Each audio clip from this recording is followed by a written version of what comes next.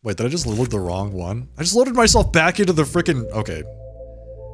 I loaded myself back into the room.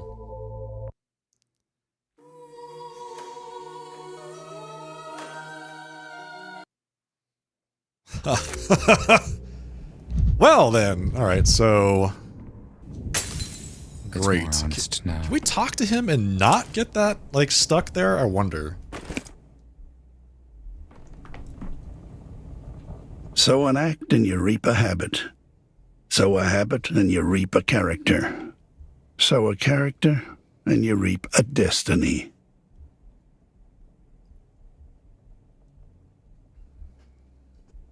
There are hardly any living left in the town.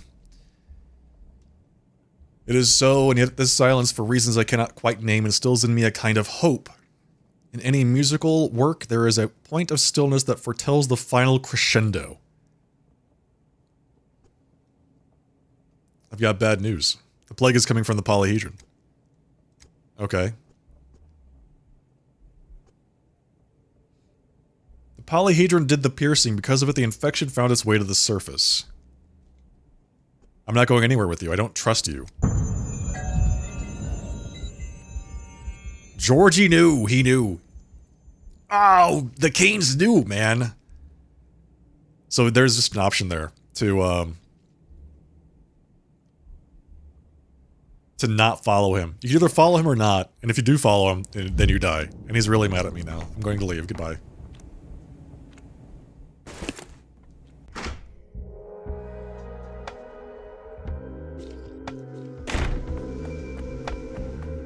Oh, that's... What does that mean, though? Did the Canes introduce the plague, like, intentionally? They did that on purpose? Like, that is to say, they built the polyhedron with full knowledge of what it was going to happen if they did that. Full knowledge. The broken ones don't lie. He pulls out a gun. I mean, there's 3 different options you have there. He pulls out a gun, and either you're in New Vegas, or you're in Skyrim, or you're in Cyberpunk 2077. Take your pick. One of the 3, right?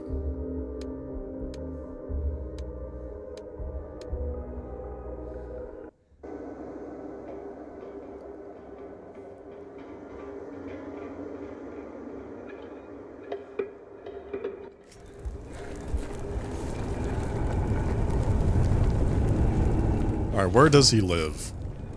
It's right here. It's this house. How do we get in?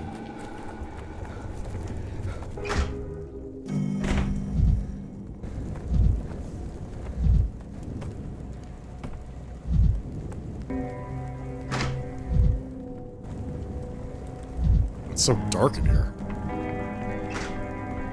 Can he not afford any lights? What's going on? Oh, Stack. He's got a gun. I'll rest when I've been buried. Why does he have a gun? He's gonna shoot me because Lara died? So you came after all. I'd begun to wonder if you heard me at all, if my words carry any weight in your world. The girl who delivered your note to me said you were going to kill me. Children can be quite perceptive. Not this time. I won't kill you. I could only scrounge up 2 bullets, and they're not meant for you. You don't deserve even 1 bullet, to tell the truth. Who are the bullets for? You know, Clara, also known as the Changeling, also known as Lara Ravel's killer. Tell me where she is. What makes you think I know that? I don't know where she is. Come now, Dankoski. I said those bullets aren't meant for you, but that doesn't mean I don't want to kill you, but that doesn't mean I won't. Answer me, where is Clara? Lower the revolver and we'll talk like adults. No. Alright, that's fair enough. I had to try. I think you'll be more candid with a revolver than with just me. I like the fear on your face. It's not fear, Ruben. It's disappointment. Mutual. I feel the same thing. Disappointment. I want nothing now. Only one unfinished matter remains. Clara, also known as the Changeling, also known as Lara Ravel's killer. Tell me where she is. don't know where she is. I'm neither her keeper nor her kin. I want justice. God as my witness, I sought a trial, some punishment, any punishment for Lara's killer. But you all conspired to shelter that little scrap. You left me no choice. If the law is silent, I will speak instead.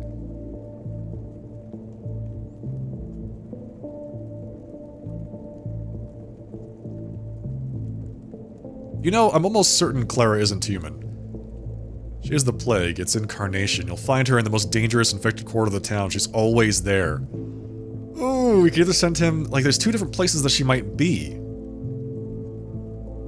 I don't know where she is. If you want to fire, go ahead and fire. You'll get nothing out of me. What did she do to earn your protection? Why is everyone defending her? At times I think I'm the only person in this town who hasn't lost his mind.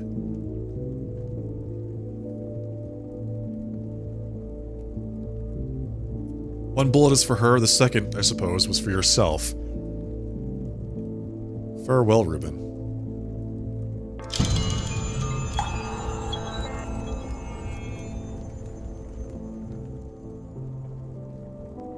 All Reuben dreams of is revenge for his dear Lara Ravel. Hatred for the killer burns him from within.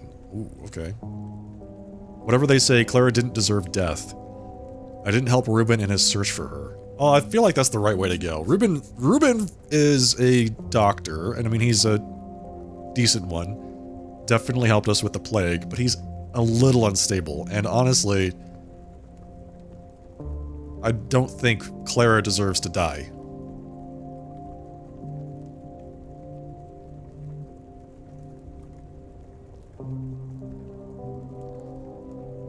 Okay, we have a few more things to wrap up. We have to do this at least one more time. Did Yulia know what tunnels they were built over? That's a good question. We haven't talked to Yulia in a long time. In a couple days at least. Did he just go to sleep? Oh, he killed himself. He shot himself.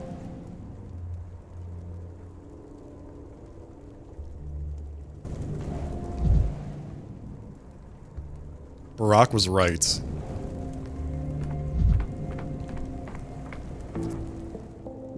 So, let me see. This keeps track of who dies when. Legrid and Yakov Little has perished, yep. Stillwater has been empty for years. Eva is gone. Lara Ravel died. I feel like Lara died. Oh, so Stack is still alive. He just put the gun down and went to sleep, apparently. So the only person that, like, whose death has been unavoidable has been Lara. Of all the people, she's been the one that is, like, the most caring. In every shard, a new me. The least deserving of death. She's the one that dies. The only person I would consider to be possibly on the same level would be Eva, in terms of that. Unfortunately, we couldn't save her either. All the town streets converge at Yulia's house. Interesting. Okay, sure. We could go talk to Yulia. There's still some time left.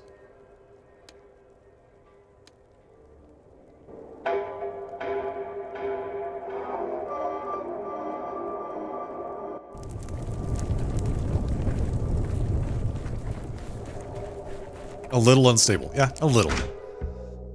What can I say? I'm an optimist. I have a tendency to understate things. Is this... What is this? I'm afraid I'm not much use now. Welcome back, Ego. We almost got shot. We did get trapped in a room for 29 days and entered the game because we died of depression. So you missed quite a lot in the time that you were gone.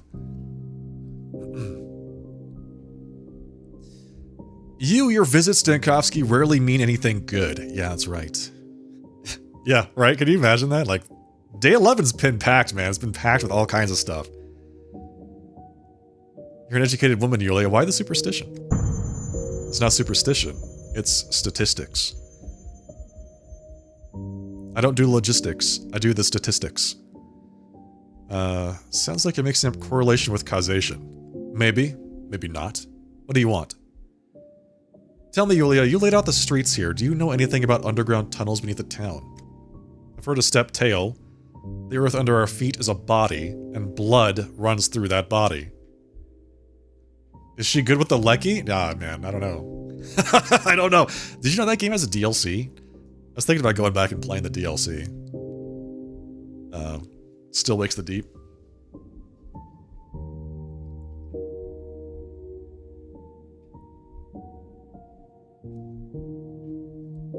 No, the grief was bad. Bad grief is the name of a character in this game. Brent, did you do that on purpose?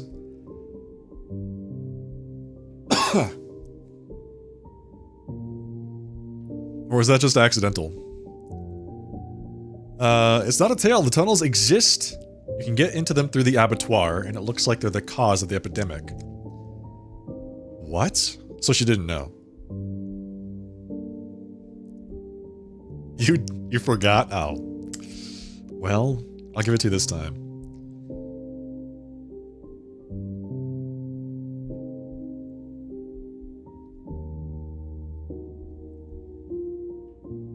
Artemy Barak went below. He found they've been draining bull blood into the tunnels under the town for years. That blood is infected. Damn it. Do you even understand what that means? I know what it means to me. What does it mean to you? All I've done these last days is scribble formulas, trying to find where I miscalculated. Why does that street in the atrium behave the way it does? Why is it broken? Why does it not work the way it was designed to? That's why. I never accounted for any underground tunnels in my calculations. What? That's crazy. I mean, it's a magic street, so I guess it could be anything. You think the tunnels could have affected the street? Psychogeography is a young science. It has too many unknowns, but some things are easy to grasp. A street is a vector of movement. When you lay streets, you have to consider the neighboring vectors. And a tunnel is a vector of movement too. Just because we don't see the tunnels, just because we don't know of them, doesn't mean they don't resonate with the system of streets. Do you see? Sounds a bit like the kin belief of lines. What an idiot I am, of course!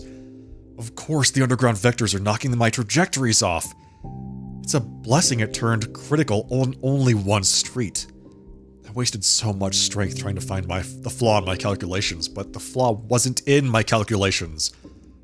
The flaw was in the ground. I hear relief in your voice. Of course. I found an answer. A terrible one. But even that is better than nothing. Better than being tormented by not knowing. I need your help about the polyhedron. Explain. I know the polyhedron rests on a long spike. It goes deep underground. It's a 300-meter spike, by the way. The tip of the polyhedron. It's basically like the length of a building driven directly into the ground. Or in this case, a hypodermic needle. Straight into the heart of the earth. And then blood comes out, gushing everywhere. It goes deep underground. It must have pierced one of the tunnels, and the old bull blood came up and infected the town. Monstrous. And perfectly consistent. I suspect that happened gradually, you know, settlement. Then the children moved in, the weight rose sharply. Yes, almost certainly. Offhand, I find that hypothesis extraordinarily persuasive. Barak is convinced tearing down the polyhedron is the best answer. If the Stamatins tower pierced one of the tunnels, then in theory we might leave the tower alone and divert the underground river, or block it, blow something up, put a sluice somewhere. It is feasible. But I need data, a detailed map. I can't offer you anything blindly. Tunnels seem to be enormously long. Even if we go down there, mapping them will take too long. The entrance is in the abattoir, you said. That's old Gimski territory, so Big Vlad must know about the tunnels. He likes to play the simpleton, but I've seen his library. I'm sure there's a map in his archives, or at least something useful. Oh, there we go. We gotta go do that. It seems like the side quest to save the polyhedron.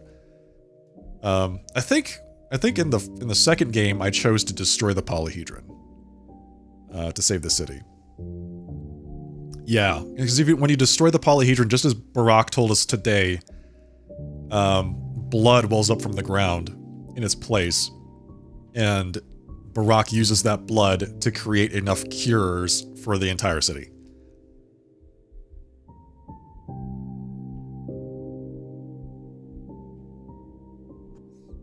Wait for me with the map, Yulia. I'll find it. I have to. If it's a way to save both people and the polyhedron. Ally. If I bring Yulia the tunnel maps, perhaps we can stop the plague with minimal bloodshed. The entrance is beneath the abattoir. Old Gimsky must know about them.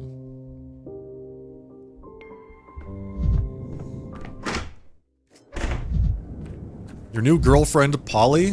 Polyhedron? Yes.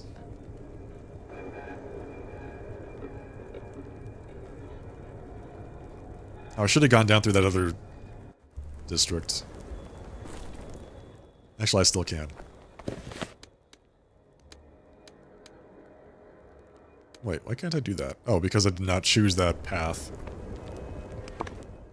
Once you lock it in, you're like committed. You have to use that path.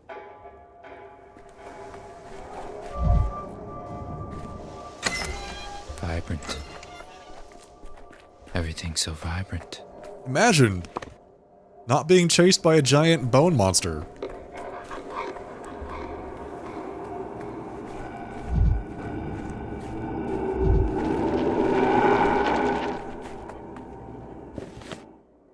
Feels kind of chill, I'll be honest.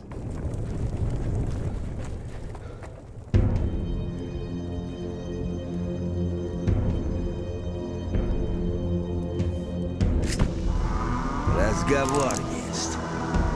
Только не убивай. Never alone. Things everywhere. Иди сюда. Goodbye. Какими судьбами? Old Gimsky, hand over your stuff. If you pay what you owe, what you're worth, you'll know. What do you still want of me, Bachelor? Have you not drunk enough of my blood? I figured out you had a hand in bringing the plague to the town. I'm not talking about sealing the termitary or that botched vaccination. So, Bachelor, I see you've grown fond of casting blame. Fond of being the Inquisitor's little puppet. He jerks the strings, 1, 2, and you gladly dance. Power warms the hands, does it not? I am tired, Bachelor. Enough accusations. Say what you came for. I found out they've been draining bull blood into the tunnels under the abattoir for years. Decades. Centuries, even. I don't know. Sometime. That's where the bacterium took root, and now it has surfaced. And what of it? To drain bull blood, is that a crime? In our trade, it is called disposal. Or do you imagine that at slaughter, blood simply vanishes? Or, of course, it is drained into the earth. Where else is it to go? I need a map of the tunnels now. We use those tunnels as a dump, a cesspit. Why would I keep a map of a cesspit? What with the habit you intellectuals have forever crawling through filth? Farkad went nosing there. And now you. What does Farkad— wait, Farkad is the guy who built the Stillwater and the cathedral, by the way. The other impossible objects. What does Farkad have to do with it? Though I suppose he was one of the town's architects, or narotects. Makes sense he'd take an interest in the ground. A whiplash caught him. That is what. I told him at once. I will not let you into the abattoir, you fool. And he raised a din. A man of many talents. But he lacked the one that matters, knowing when to be silent. So other men had to close his mouth. Forever. Wait, he was murdered? Like, okay. Wow. Why did he need it? Did he ever say? You need only know this. Farkad met a bad end. do not follow in his footsteps. Everybody's been threatening me today. This is like the third time that I've been threatened with death. Or actually killed. What did you do to him? Over an interest in the abattoir underground. My men went too far with Farkad, I'll admit it. They overreached where they should not have. It was needless. Needless. But what is done cannot be undone. And you know what? Will you haul me into court again? For old business? When new business is without end? So that's how Farkad died. He tried to get to the bottom of those tunnels. He did get to the bottom of it. In his way. I would not let him in, so he talked the king into it. Slipped about down there in Shiken. Fool. He chose the worst company. Talent and fool. Both. Do not be the fool, bachelor. Oh, I see. Huh. So someone from Shiken led Farkad into the tunnels behind your back. Seems they did. And what good did it do? I'm trying to warn you. Some secrets keep themselves. After that, it no longer matters whether I gave an order or someone else. If Farkad was in those tunnels, he must have drawn a map. He's an architect after all. So he was... do I have to go to Shiken now? Oh my god. There's no way we're gonna finish this quest by the time we get to the end of the day. I think it's actually physically impossible, because I don't know if I can get to Shiken.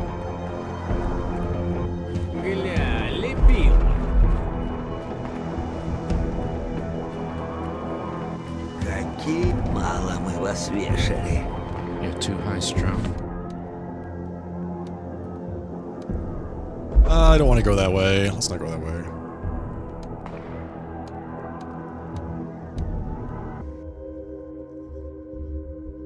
Yeah, it's 2:30. And back to the Stillwater we go.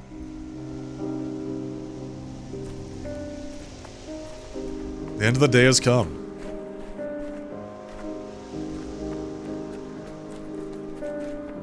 He was clearly doomed, bore all the signs of a life over. He'd achieved everything he could, every mistake of his irredeemable, every ship sailed, every opportunity missed. Nothing else to be done on this sinful earth, and he was afraid to admit it. Death forgot to take him, so he chased it, doomed. Bachelor Danil Donkovsky, a distinguished pioneer and scientist, a member of the State Medical Academy. Please move your fingers. You're covering the page. I can't read. It's just an encyclopedic article. 2 lines tops regarding our case. Even the town itself is left unnamed, see? It just says a catastrophic epidemic that's destroyed several towns in the eastern part of the country.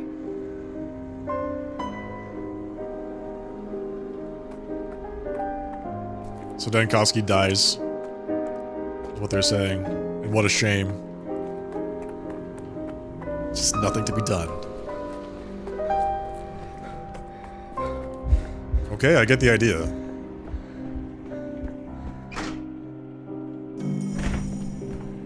We begin again.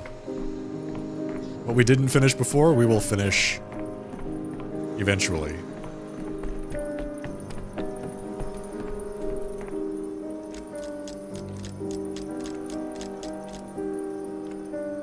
Wait, I can go to day 12? Which could be the first day depending on the perspective. So we can actually finish the game right now, if we wanted to. We can go to day 12, and I think that is like the concluding day. The Inquisitor has been killed? What? They actually killed him. Interesting.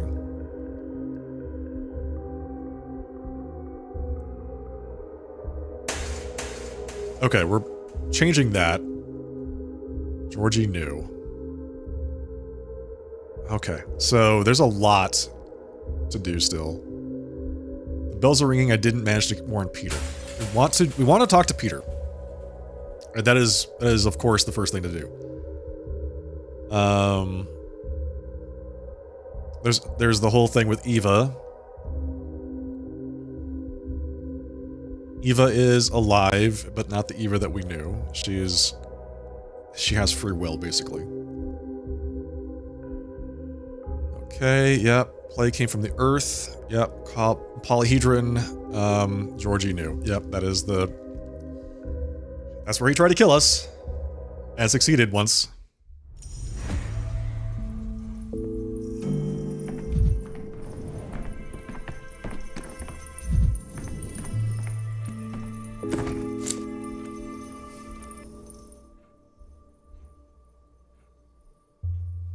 Talk to Yulia. Talk to Stamaton. Yep, we have to go talk to Peter, like, right now.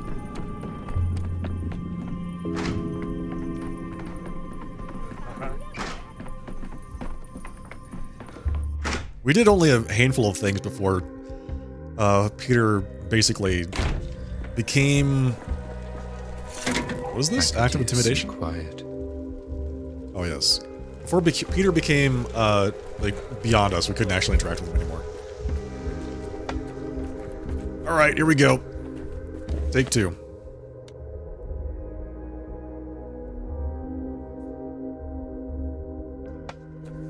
It takes me like an hour just to walk down here. Like, jeez, man. Get out of here. Alright, Peter. A guest is best when you see him less. Today it'll happen. Andrew's in the cathedral, alone against the Inquisitor, and I'm here, hiding like the worst kind of coward for 4 days now, talking to a single dead man. Andre personally asked me to make sure you didn't interfere with the interrogation. But wouldn't we be stronger together? What if he dies in there, trying to pass himself off as me? I won't forgive myself for it. If you show up, they'll know you switched. Andre's plan will fall apart. You're right. As much as I hate to admit it, I'm useless. Disgustingly useless. Oh, come on. You just have different talents. I couldn't take on Karminski and his guards by force either.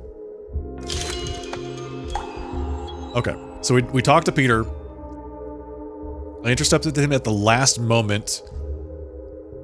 One heartfelt conversation and he changed his mind about leaving the cemetery. Here's what I bet would have happened. Is that both Peter and Karminski would have died. So now that it's just Andre is going to kill Karminski. And I honestly don't mind. So I think if you warn Karminski, A, it's a really difficult conversation to have because by the time you're done with it, you're so depressed you kill yourself. And B, I don't want to trade Karminski or Stamaton for Karminski. I think the best outcome there is that Stamaton ends up getting shot.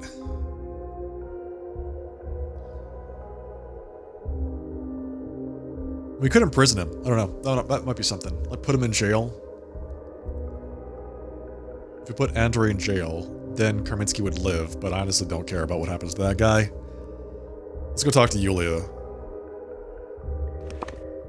The only other thing to do is talk to the military about the cannons. I feel like that might... I don't know. That can wait. That can wait.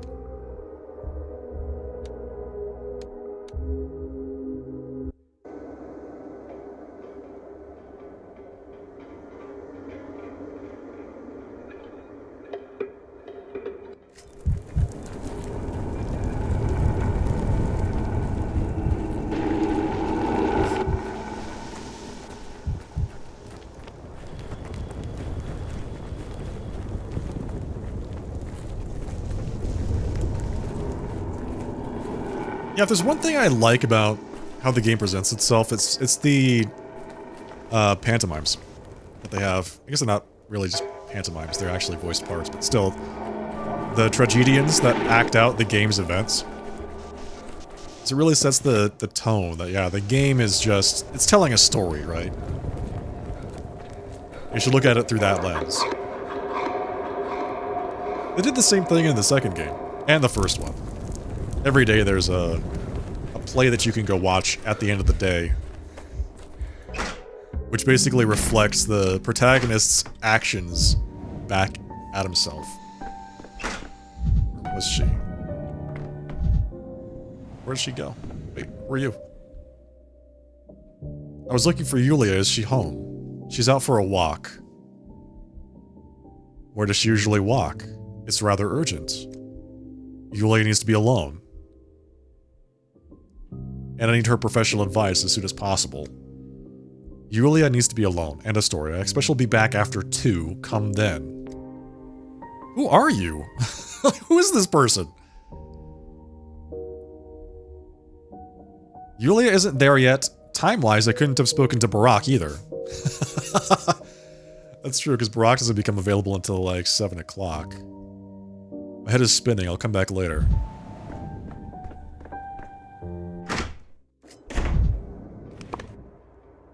Oof. Very confusing. Do I need to go speak to Barack again? Let him know that I know about the events? The source of the plague? I gotta let you know that I've already talked to you. We've had this conversation already, so... Everything you're about to tell me, you've already told me. Don't worry about it.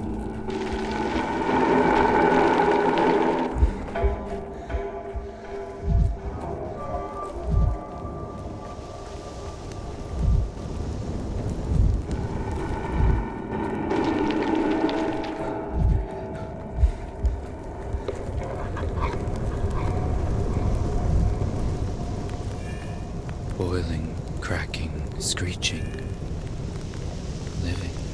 Those are neat. Yeah, I like them. Pretty cool.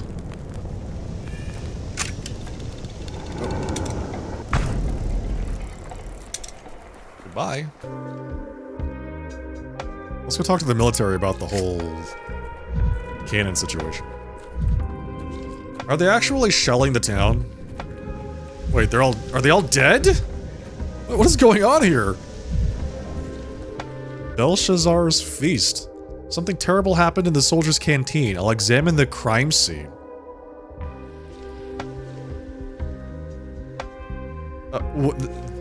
They're all dead. What happened here? Looks like they were shot. Looks like there was a scuffle. The food is bad. These are soldiers' food supplies. Quite meager, clearly from the town. The soldiers arrived without their own provisions. Crates with Olgimski's seal and canned goods. They smell bad. I don't understand. Did Olgimski give them, like, infected meat? Analysis of evidence. Let's take some evidence. Take. Soldiers' rations.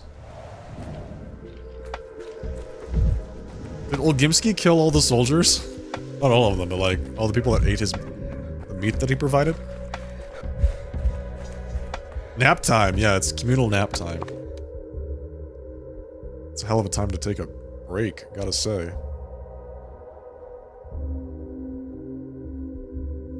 Meat, meat, meat. Yes.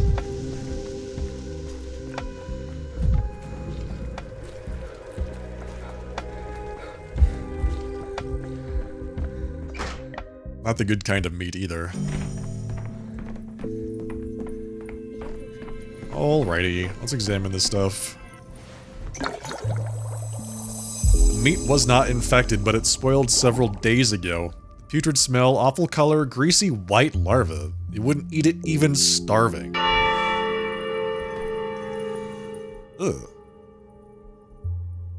The bells are ringing at the cathedral. Okay. So, what does that mean? The canned goods look terrible, might be infectious.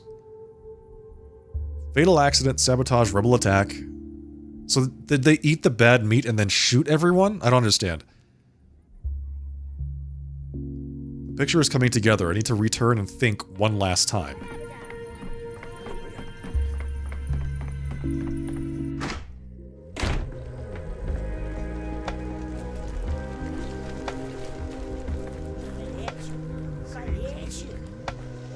So, yeah, that's weird. I mean, we might have another reason to go talk to Olgimski if that's what he did. So, not good. Is this the same entrance? No. Yes, maybe? I don't know. There are people here now. Any tobacco on you? A cigarette, maybe? What's going on here? Why were the cannons fired? How should I know? They're ranging their shots on the town, I suppose. I've been standing here since night. I missed breakfast, my gut's twisting. A cigarette used to help, but now the tobacco's gone damp. Damn thing won't light up. What are you talking about, ranging shots? Okay. This is a different side of the camp, by the way. I don't know why he gave me this entrance versus another one, but let's go talk to these guys. Hey, boys. And where are Roklinski and Maslov? Where the horned devils are they? We're called off to storm the glass tower.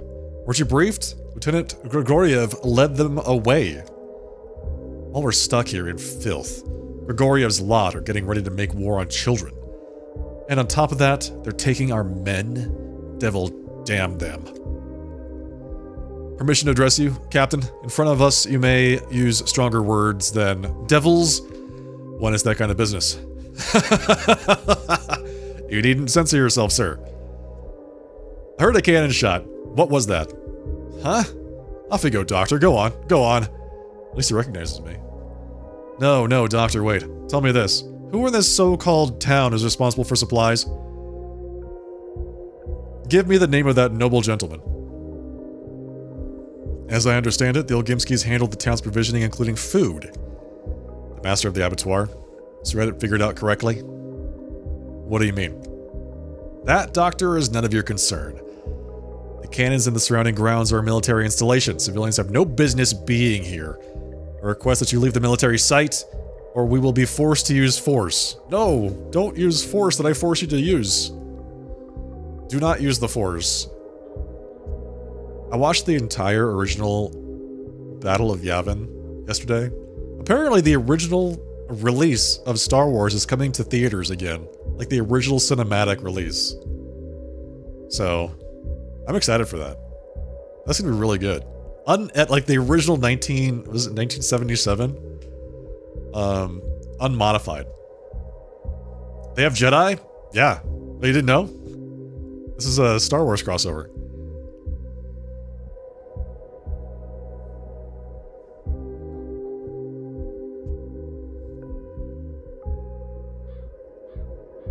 I'm not going anywhere until someone explains what's happening here. Just as I thought. Makarov, Gogolev, be so kind as to place the doctor under arrest. You have the Inquisitor's sanction to arrest the acting head of the emergency command. Captain, may I report? You can shoot me on the spot, but crossing the Inquisitor's vermin is asking for trouble. You may go. Don't let us catch you here again, is that clear? That was wise. You don't need a conflict over nothing. These lips are sealed. The gun crew soldiers rudely avoid questioning. I want to understand what happened here. Find traces or other witnesses. So that's just a breadcrumb. What is this onslaught? Soldiers are preparing to storm the polyhedron. This is a very, very, very bad idea. I'll try to assess the situation. Only a miracle will save the situation, and miracles come in different forms.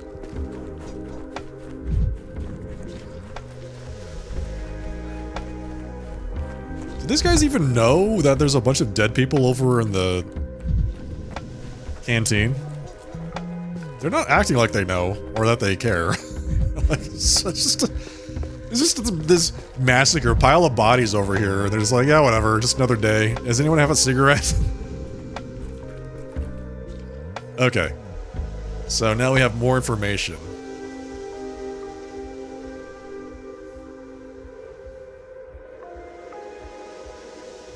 The crates aren't infected, but the meat has rotted. Seems Olgimski's workers brought rotten meat. The soldiers mutinied and shot the workers.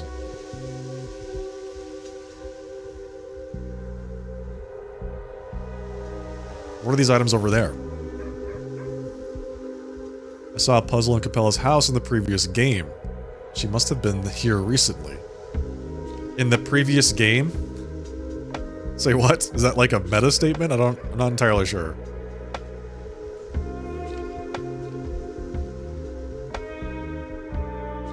You might be... Yeah, you're right. The captain did ask who's in charge of provisions. You're right. Still, like, why would leave the bodies there? She must have been here recently. So Capella came. Capella was at the canteen after the massacre. What? Okay, we're gonna do this today, because I'm intrigued. Why the Olgimskis would do that. Is this like a matter of I need to change my decrees to make sure that they have the right food at the right time? Because we can do that. We have the capacity. So... I just need them to tell me that that's the case.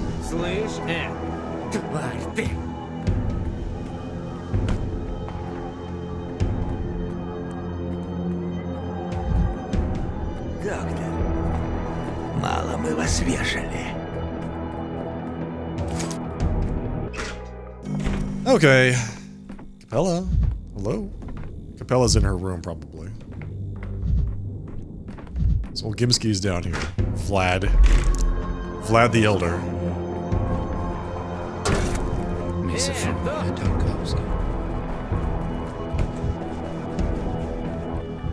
There's people back here, too?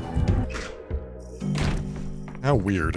Why are there people all around Vilgimski's house? Capella is not here. So what am I supposed to do with this? Oh, nothing. I'm not supposed to do anything with that. Maybe later. We just know that she was there. That's it. And there's the puzzle. That's the same thing right there. It's not a red bubble, which means it's not really actionable right now. Stop where you are. I'm not going to shoot you if you don't try to make a move on me. I'd rather not hear this.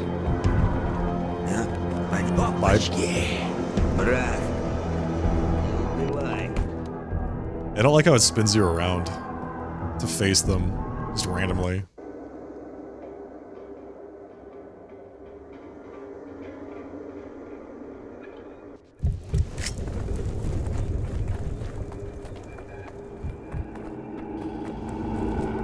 Alright, Yulia should be back from her walk.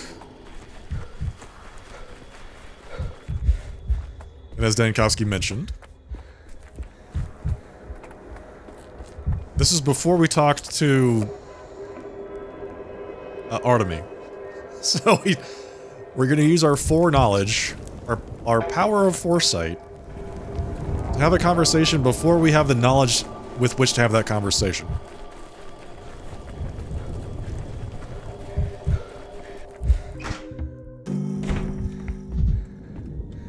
Cannot talk. The world is abuzz with mania. Give it a little bit of time. There we go. I keep forgetting the simplest things these days. Yeah, it's very timey-wimey. What I think the game does an admirable job of is keeping track of the things that Daniil knows.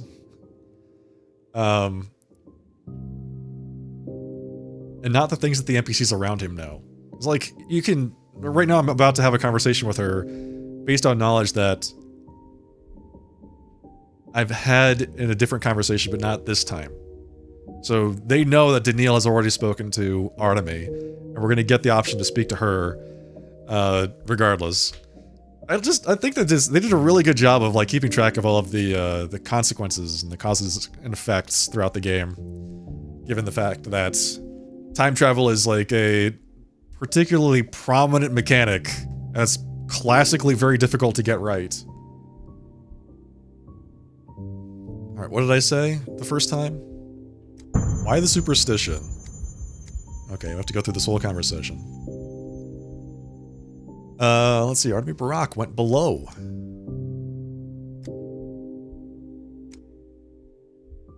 Sounds like the kin belief in lines. I hear a leaf in your voice.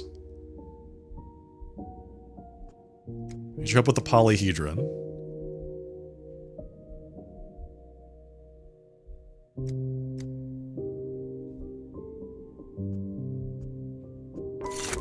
Okay. Ally. And this is where we have a conversation with, Vlad.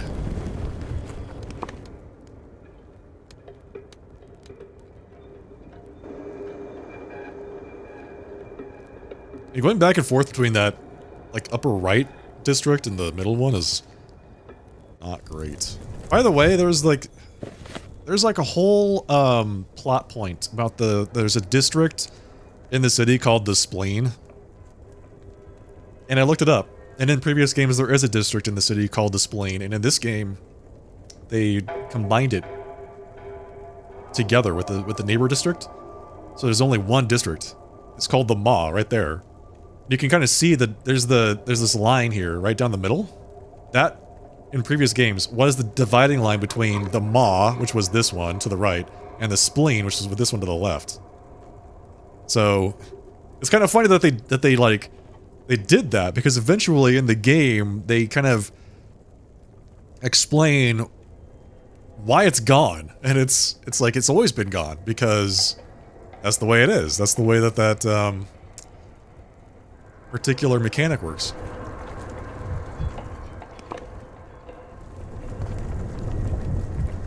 It's always been that way by virtue of the street and how it operates.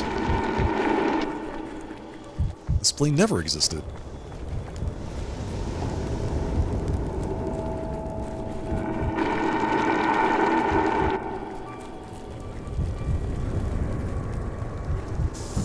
No! Oh my god! Ugh! Son of a bitch.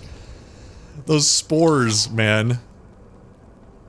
I saw it out of the right side of the camera. I looked at my health, and I'm like, I don't have enough health in case there's a spore thing right here. And sure enough, there it was. Right around the corner. Ugh. Okay, let's get out of here. Still gotta go back there. What did I do? I didn't do it, man. It was, strictly speaking, it was the Inquisitor that ends up doing it.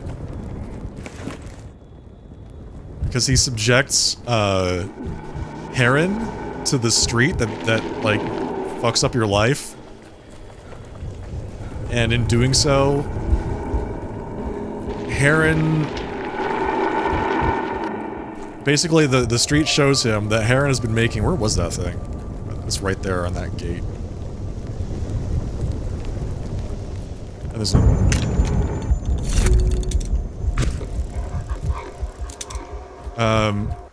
like Heron's greatest fear was making clerical errors. And so he had been, you know, making clerical entries about the Spleen for years. So the street erased the Spleen from existence. So he was like retroactively made it so that he was making clerical errors his entire life by deleting an entire district from the town. Which is actually pretty funny. Like, can a street be bitchy? I don't know.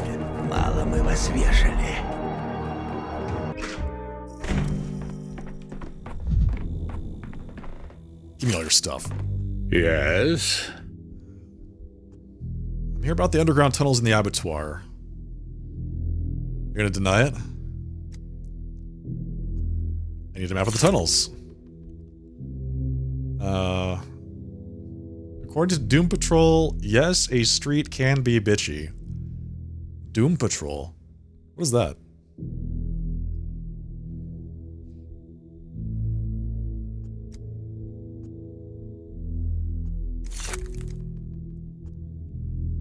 Alright, gotta go to Shiken.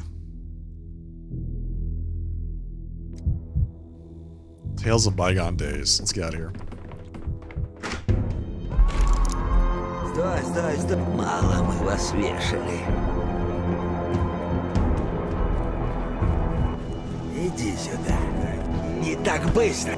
Брат, не убивай.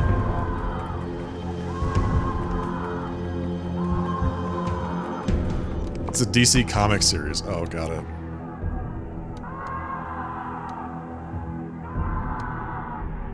A slaughter happened here. Wait, I'm still not done with that? Is there still something else to find there? There's gotta be something else to find there. Maybe Capella comes back. Or something.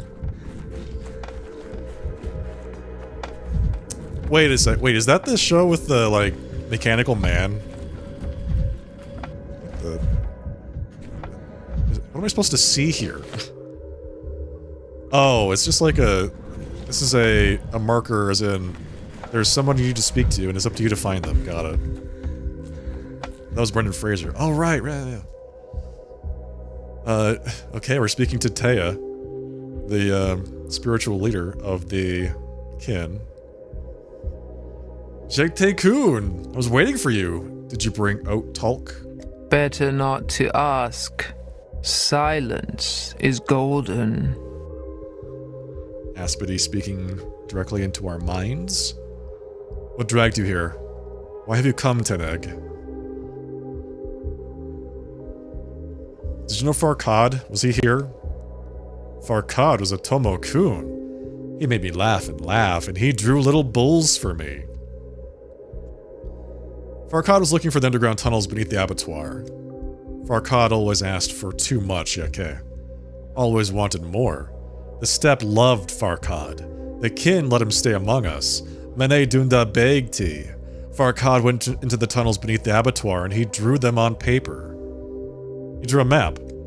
Farkad broke Uge Ugegti. He promised the underground rivers were ours alone. He was told no one must know about them. He broke Uge Ugegti, and he paid for it. Did the kin kill him? She Yushe Oil Gonogish. Farkad Alagda himself. He broke his vow. Want to know how the blood rivers run? Speak true. Yes, I do. Then close your eyes. Tenegdeigi-kun. They'll take you to the place. I feel like this is another trap. Are we about to die again? Farewell, Jekte-kun. Farewell, girl. I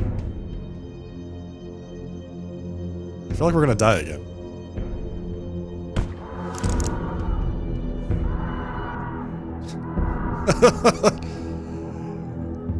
Now you will see Yolongo Mshen. Jump! Horeke! How long has this pit been here? I can't even see the bottom. Wanted to know the sacred paths in Bado's belly. You'll see them with your own eyes, Mshen. Do you have a map at least? How am I supposed to get back out? Your heart will point the way out, Mshen. If you are Tabimar, you will find the true path. You take me for a fool, don't you? Tieme Beka, jump or we'll throw you in by force. No, after you, I insist. Oh boy, we got 1 hit point. That's right. It's a big ass hole.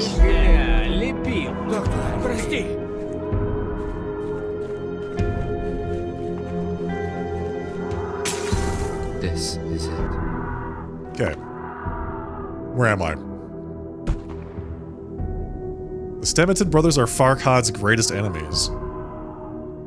So they did try to kill me. Why is everyone trying to kill me? I feel like I did nothing but try to save this town. And all the people in it.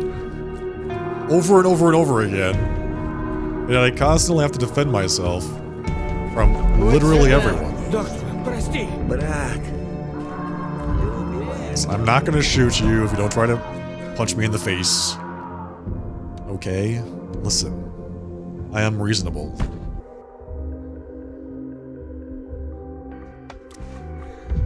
Wait, who is here I need to speak to? Peter.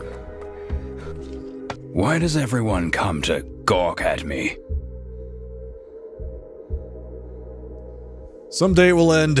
Sooner, I hope. I can't bear it anymore. I have no strength left. This guy is getting on my nerves. He's so depressing.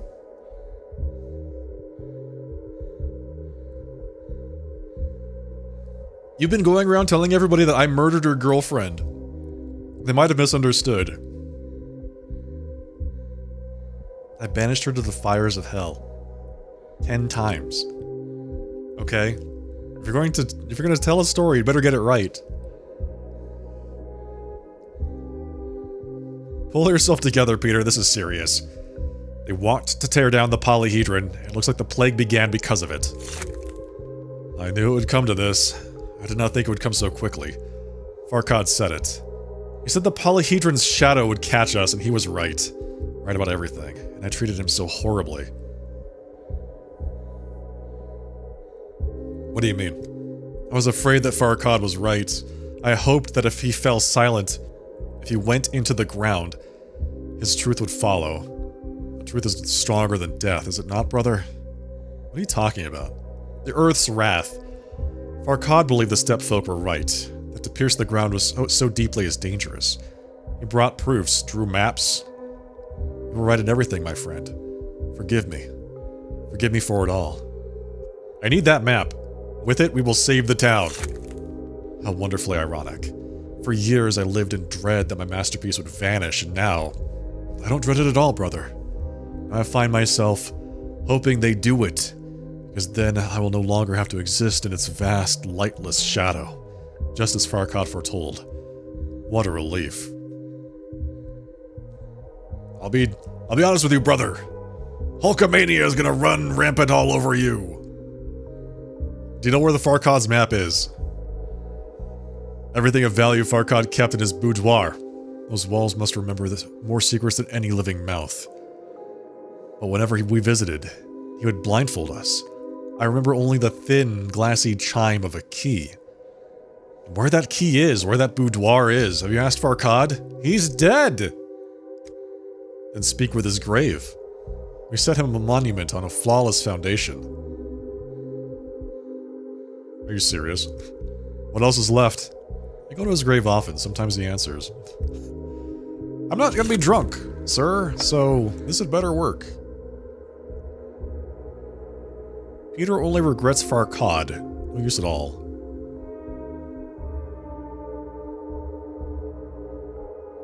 Okay. Olgimsky clung to the family project like a vice, but he told me the maps were made by the now-deceased architect Farkad, with the help of steppe people in the settlement.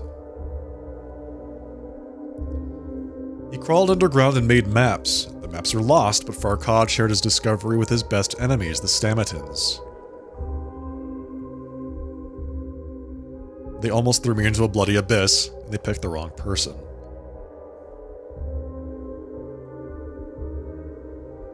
Farkad's creation. Today, Andre can be found at the cathedral.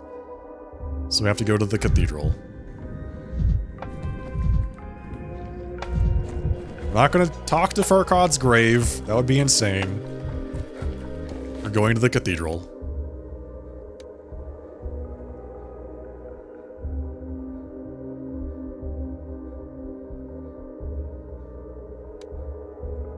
God, I want to do this one too, but I also want to... Oh, it's too much to do. Not enough time. It's a good thing we have enough infinite time, huh?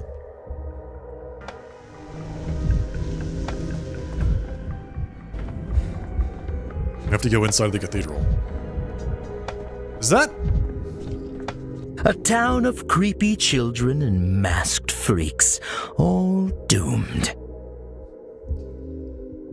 It's Mark! Well, look who it is, Bachelor Denkovsky, a proud cinema apologist. I'm afraid I have no two-dimensional images pressed on a strip of film for you today. Today, I'm selling tickets to a proper performance. Something real and alive. Or not really alive, if we take into account the condition of one of the participants. He was dead. What? You want me to spoil the story for you? You must be one of those vulgars who first turn to the last page of a book just to see who was doomed before reading any of it. Step into the cathedral. I don't want you to know. I want you to feel, and hear and think. I already know who is doomed. All of us. I'm tired of feeling. Mark?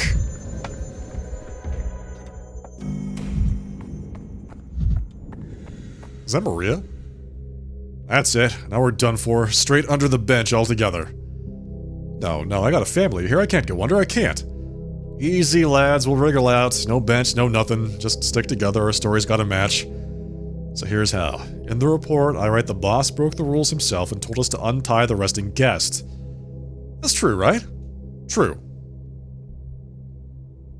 What happened here? Well, I didn't even blink and the boss was already gurgling blood. Rogov, where were you looking? Can't even provide rest properly? Or you were told, don't take your eyes off the guest. I'm telling you, if we fill the reports right, we'll slip out. Worst case, no leave, a smack on the head, a demotion, no big deal. Why are you acting like kids?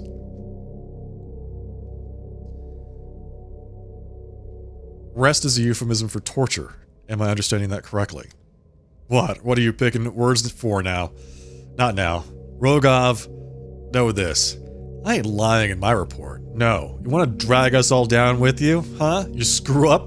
You're a mess. What screw up? Lads, you what? Throwing me under the bull already? We're all in this. Gotta stick tight. It's not murder. She's still alive in hell. Yes, that's where she comes from. That's her home. I just sent her home. I'll write it plain. You were told to watch the resting guest and you stood there picking your nose. I'll write it just like that. You saw the guest, right? Scrawny thing, an artsy bookworm. What was there to watch? It was clear as day in his file, a softy and a drunk to boot. Who could guess he'd jump like that? Smash the mirror mid-leap, grab a shard? It takes skill, that. The boss himself told us to untie him. Don't shove it on the boss, that's low. He's paid already for his slip-up. Now we'll pay too. Do you, Rogov? Most of all. Gentlemen, kindly explain what happened here. And what's it to you? Who are you for us to answer to you? That's Stankovsky, lads. The boss brought him to the team when he arrived. Kept calling him in too, all the time. They'll ask him what happened here, sure as death. Yeah, right. All the more reason to tell him the right version of what happened. Glad you understand that yourselves. The boss called in that architect, Peter Stamitin, for questioning. We brought him. Interrogation started. And the boss himself ordered him untied. Said it'd make him talk better. And you, Rogov, were ordered to watch Stamitin. You, not us. That's what I'm saying, Dankovsky. Boss's orders. Stamitin was sitting there like he'd fall off the chair already, hardly breathing. I just turned to get him some water so he wouldn't croak. And then he jumps straight for the mirror. Mirror shatters. He grabs a shard. And to the boss in 1 second. Like a tiger. Like a tiger. Tight. Like a tiger. Did Karminski die instantly? Did you try to attempt first aid? Of course we did. We're trained to do that. But that wound, like Stamitin was trained too, in stabbing. He was trained in stabbing. We don't deny our responsibility, everyone except Rogov. Lads, maybe to hell with the report? Maybe we bolt to the step, eh? Better than paying for this. You were just convincing everyone you'd get out of this. Changed my mind. Started telling it and realized I won't talk my way out of this one. Lads, let's run. Curse Stamitin in reports. Main thing now is wait till the crowd clears the square, then slip out quiet. Rogov, no, they'll find us anyway. I got a family. I vanished, they'll come for them. Though, if I can reach the telegraph, warn them to leave. Karminski is gone and all your bravado is suddenly gone as well. How amusing. So, that's interesting. That is very interesting. Because all those mirrors are placed in this cathedral by Maria, with Stamitin's permission, by the way. Not Stamitin, Karminski. Karminski's permission. And the mirrors were unbreakable. They could not be shattered. Because they were only able to be shattered by the person for whom they were hung. So, that means that Andrei was the actual intended person for all those mirrors. It's like this perfect storm of murder, you know? Maria taking vengeance on Karminski for lobotomizing her father, Andrei killing Karminski for nearly murdering his brother, And then Karminski apparently being completely unaware of the whole thing somehow. We already had suspicions that he knew that Andre was actually who was there because he and Peter are twins. So I don't know how he was caught off guard exactly. Maybe Andre is just that good. Won't break. Hello, Maria. The rain. This goddamn rain. Will it ever end? Pouring and pouring and pouring. I foresaw that the death of the hanging judge. Hello, Madness Combat Agent. Welcome. The death would come from mirrors. He was an entomologist. I felt that he would want to take our creations apart down to their atoms and lock them away in the mustiness of a museum. I thought he would poke his nose where it did not belong and end up lost among the facets of the polyhedron. They are mirrors too, after all, and yet, as it turned out, oh, how ironic was that? So she had this whole plan to, like, use some kind of optics to harm Karminski, and it turns out that the whole thing was a bit more mundane than that. Did you foresee it, or did you deliberately create the situation? You consciously stirred Karminski's interest in mirrors and in your family's designs. Several days ago, on the night before the 9th day of your arrival, I had a dream. An iron heart fell upon the face of mirrors, but it was the metal that shattered, not the fragile glass. From the heart, real blood poured forth. At once I understood that the dream was about the death of an inquisitor. I only misjudged the particulars. And you interpreted the mirrors literally? I would have taken them rather as a metaphor. Of Simon's deeds, or of the Kane's grand idea as a whole, for instance. Which is precisely why you are not the mistress. What game is this? Pathologic 3. The third entry in the series. Touching as your attempts may be to catch the glimmers of prophecy, you see, I erred in the opposite direction. Toward excessive metaphor. I thought the mirrors symbolized the polyhedron, and sometimes mirrors are simply mirrors, and they kill simply, with just a sharp edge. If you knew what would happen, why did you not warn me? If you knew what would happen. Well, I already knew. I knew what was going to happen.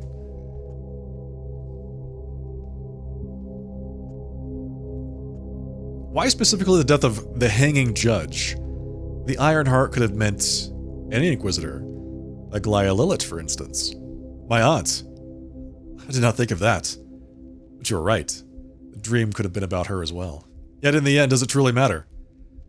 When Inquisitors don their iron hearts, they are stripped of faces and names. I like how she's just kind of like rationalizing all of this. Oh yeah, I definitely foresaw this coming. Yeah, trust me, I can see the future 100%. Each Inquisitor acts on their own. I believe I made the right decision. Everything fell into place in the best possible way. Some events must neither be delayed nor hastened. They must be allowed to occur at their proper hour. You wish to take revenge for your father, whose mind Karminski destroyed, am I right? Death is ugly. Mother always said that a seer does not spill blood with her own hands. Blood is simply spilled, where it needs to. How convenient. You are evading the answer. You wanted revenge. If I had merely wanted it, the dream would have not come to me. The gift does not obey petty desires. No, in this dream there is beauty and harmony of a higher order. There is certainly irony in it. Do you think me a heartless witch? That is not so, but I will not pretend that people are equal. We are all born with different talents and different hearts, yet not all possess the strength to find themselves and be polished into glory. To equate simpletons with geniuses and talents like Simon, my mother, yourself, is simple mockery.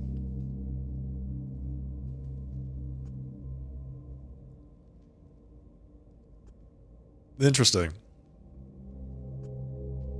So simpletons can be killed without mercy. Death is not the worst thing that can happen to a person. To lead a meaningless, miserable existence is many times worse. Ooh, how fatalistic. I hope you will go with our family to build the town beyond the river. It will happen very soon. and it will be far more interesting than this town. This town is interesting enough for me, thanks. Honestly. This town and its fate are what concern me now, so... You dreamed of mirrors, and you stirred Karminski's interests. He filled the cathedral with mirrors, placing a weapon in the killer's hands. Prophecy. From the 8th day to the 9th day, Maria had a dream. Mirrors threatened the Inquisitor. Maria deliberately seduced the deceased with optical wonders. That's why the office is decorated with mirrors. And then Peter just capitalized on it. Jesus! Look at the size of this! I love glass, old boy. Everything good comes in glasses. Did you just see the size of those mirror shards? They're like 6 feet long. Ah, Dankovsky. Come to admire my new masterpiece. I've always said, can't have true poetry without wounds. And here's the proof. Even an Inquisitor can be turned into something beautiful. You only have to introduce his throat to a shard of mirror. Well, what do you think?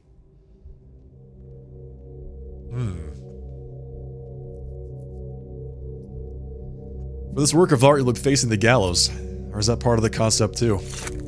I'll be honest, I doubted you, thought you'd betray me. And you even talked Peter out of coming here, thank you. No need. This is not the place for Peter. Karminski loved my and Peter's works so much that now he has become one of them. He even prepared my brushes and paints covering the cathedral in mirrors. For no reason at all. I never expected such luck. Look how beautifully the shard glitters in his throat. Do you think that kind of visual effect is easy to create? It takes skill and inspiration. It really is beautiful. Now Karminski belongs to me. His body is my painting. No, a fresco. More fitting for a cathedral. I just need to choose a title. I'm torn between two. Lessons in Throat Singing or The Unbearable Mirrorness of Non-Being. Which do you like better? They're both pretty terrible. I have to be honest. This guy is... He may be a great artist, but he sucks at naming pieces.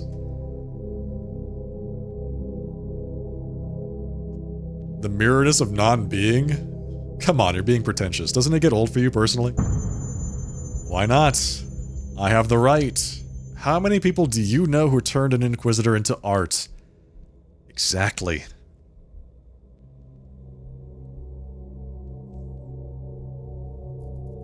Thank you, Andre. Karminski was worse than the plague. His death is a blessing to us all. What are you talking about? You think I'm saving the town? You're funny. If I saved anyone, it was my brother. Oh, really? Okay. Don't tell me you really think you created some kind of art. Your hard work. Look, there's a thing called context. You see a body, that's the text. What happened to it and why? That's the context. And that's what matters. Context turns dead flesh into art. Do you follow?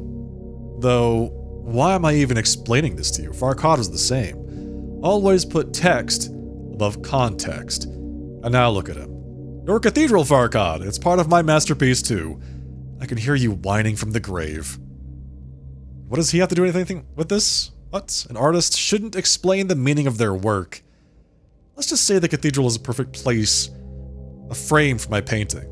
It used to be clean. Now it's stained with blood. Desecrated. A proper frame is half the work, you know. I'm satisfied. You could say I slit 2 throats with 1 shard. Farquaad is long dead. It doesn't matter to him. You disappoint me, Dankovsky. A person cannot die. Especially an artist. We live in our works. In our art. Even if that art is the opened throat of one shameless piece of filth. They'll hang you. You understand that? What's this, Dankovsky? Am I hearing you right? Are you afraid of death? I'm only afraid of insane artists. Andre pretended to be Peter and killed the Inquisitor. This is an act of art. Karminski is dead. He was killed by Andrew's quick hands and Maria's sweet talk about mirrors. And that's that. The final conclusion. Yeah. That's it. I can't take it anymore. Today, I'm going to get properly drunk. Come along, Dankoski. We'll toast my latest masterpiece, eh? I'm here about the old one. Barack wants to tear down the polyhedron. Your masterpiece is the cause of the plague. You do know how to spoil a man's mood. I'm tired of hearing that nonsense. How long is this going to go on? It's Farkad's fairy tales, that's all. Barack, you say. And how would he know? Farkad really did tell you about the underground rivers. Of course he told me. He was delighted to. Farkad spent years yapping that our verticals were heresy and that one must build the Farkad way, outward. Then one day he comes in and says our masterpiece has punched its spike through some tunnels and that it'll end badly. And it did end badly. For Farkad, that is. Why is everyone saying that they killed Farkad? What did you tell him? I told him that the polyhedron punched through some tunnel. Maybe they all did. Maybe they all did kill Farkad. It was like some kind of like Murder on the Orient Express thing, you know?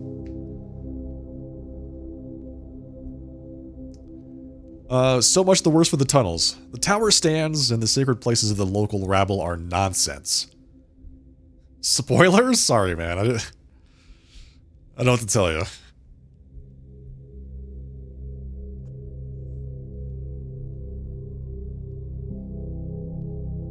So what then? Farkad died, and you and Peter decided to do nothing. Leave it as it is? Just accept that the polyhedron damaged the underground tunnels? First of all, nothing has been proved. It's Farkad's fairy tales. I'm sure he made them up to smear Peter's and my work. Even drew his idiotic map, thinking I'd believe he'd been down there. He botched it, of course. If that map were real, the whole town would have collapsed into the earth long ago. Where's the map? How should I know where it is? We didn't bury Farkad with it. Try asking Farkad himself. Peter's always yapping at his grave, swears the grave answers back. Thanks for the advice, but I'm not quite that desperate.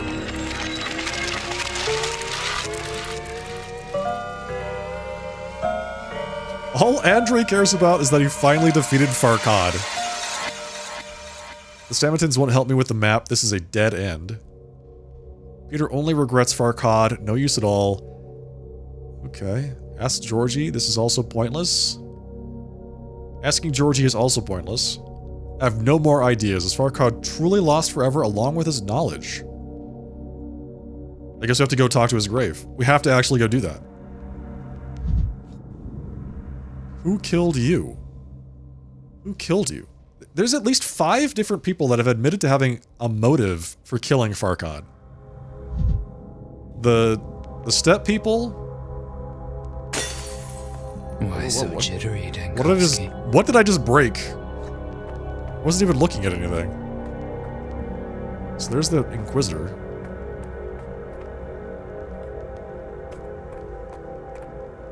I feel like Stamatin didn't so much cut the Inquisitor's throat as he just like crushed him underneath in a ton of glass. A gigantic mirror.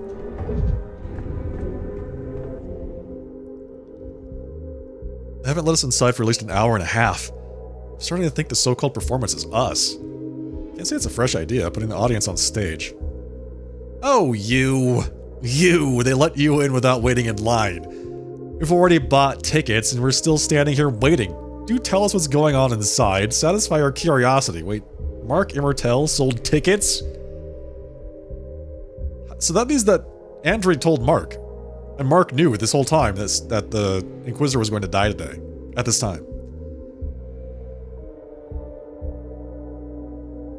No comment. Wait for official statements. Get lost. Get out of here.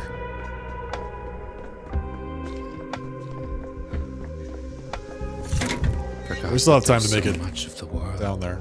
I have to go talk to the children while I'm here.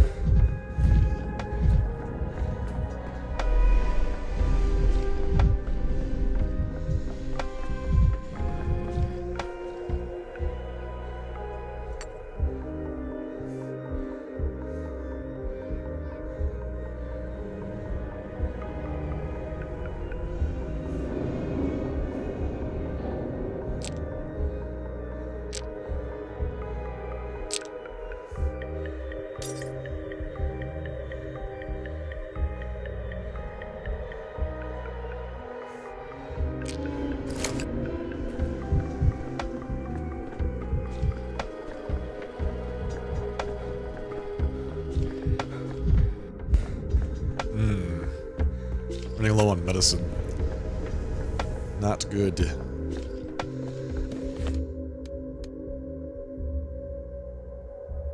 We still have that mystery about the... Like, why did the people die? That is really a head scratcher. So that's right, the soldiers found that the food was rotten and then killed all of the workers. That's what it seems like happened. And somehow Capella was involved? You. Give me your most expensive recipes.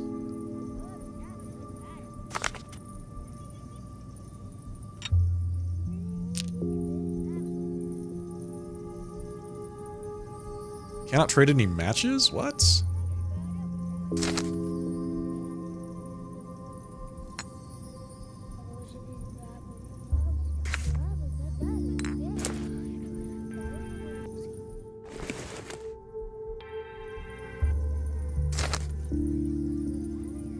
$15.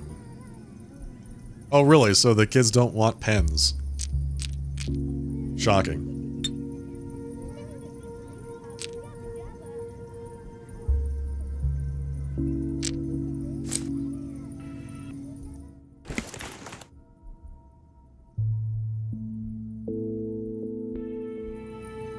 Learned heavy dose of strychnine.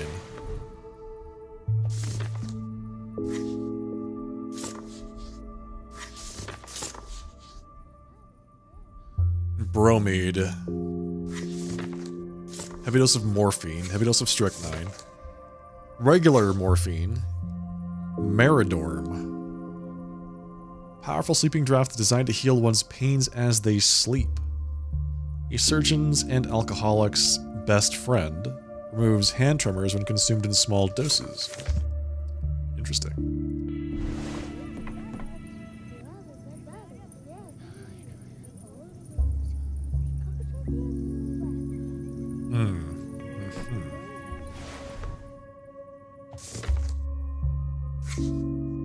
Water. Oh, we need more. We need water. Okay, got it. Well, too bad. Do you like pens? You do like pens. Do you have water? You don't have water. Well, that's too bad.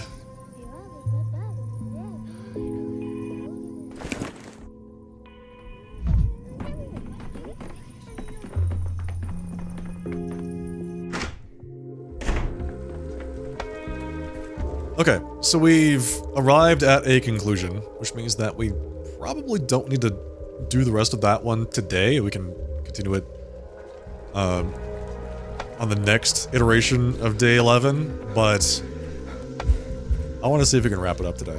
We have a couple hours left. If it's just go to talk to his at his grave. Wait, is that his grave right there? That giant thing? The dead know no greed. Hello, Grace. It's so quiet today.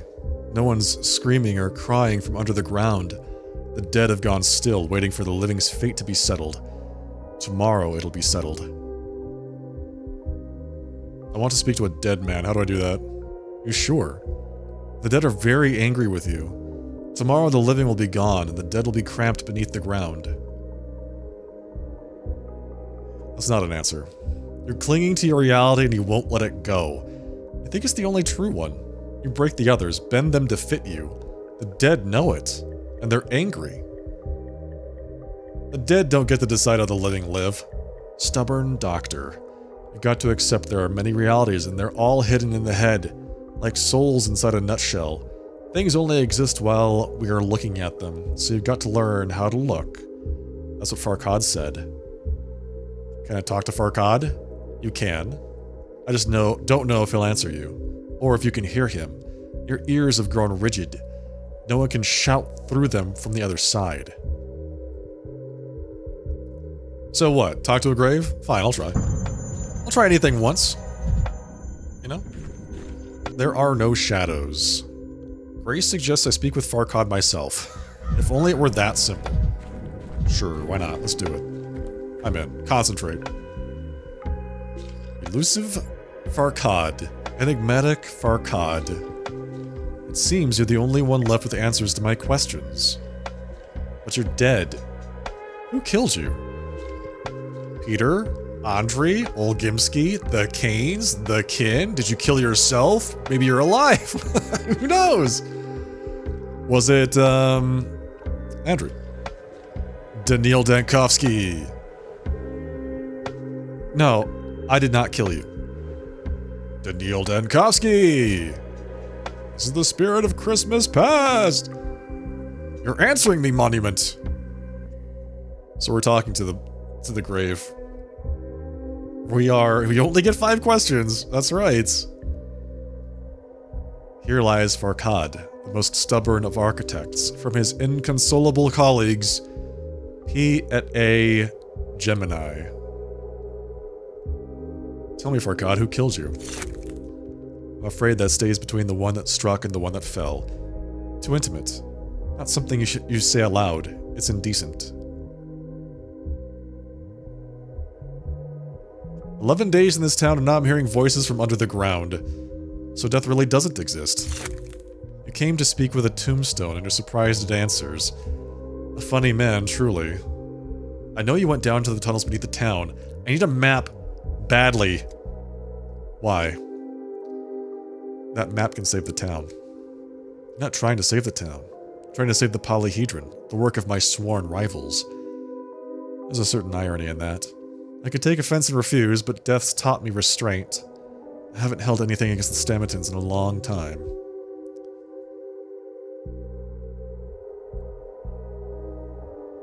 It's not about the polyhedron itself. I care about the town. The whole of it as it is. With all its cruel miracles. You'll find the tunnel map in my study. You can reach it from the Stillwater. And the key is the moat in the Stillwater's eye. Go. What is he talking about? I live in the Stillwater. There's no eye there. Everything has got an eye. Even this grave, see? It's shaped like one. I do. Good. I'm glad you can... Wait, where did this guy come from? I'm glad you can see it. Even though this time it's different. It does look like an eye in another telling of the story. In every telling, Farkad's grave changes. What are you doing here? You wanted to speak with Farkad, didn't you? Farkad is absent. When he was alive, he let me speak in his name whenever he was absent. So I speak. So we were talking to the caretaker behind us the entire time. Oh, thank goodness. I remember some of what he knew. So you know where Farkad's study is and where the key is. I'm the cathedral caretaker, not the Stillwaters. I have access to Farkad's memory, but not to his study. A dead man's memory is a delicate and brittle matter. When I think of the key, I see images, an eye and a moat within it. The Stillwater's eye. Find it, and you'll find the key. If only evil were alive. Cemetery prank. I like how all of the superstitious, like, supernatural things that happen in this game, most of the time they have very mundane explanations for what happened. More precisely, the Joker caretaker answered whom Farkad once hired for the cathedral. The Stillwater is Farkad's creation. One of the locked rooms is Farkad's study. The key to it is a speck in the Stillwater's eye. Okay. Who knows what the hell that means? Guess we'll just have to go find out.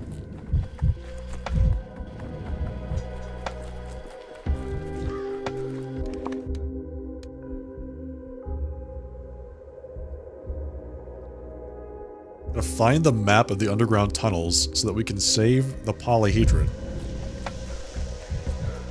And all the children within it. Speck in the eye. Who are these people? Hang on, what's happening over here?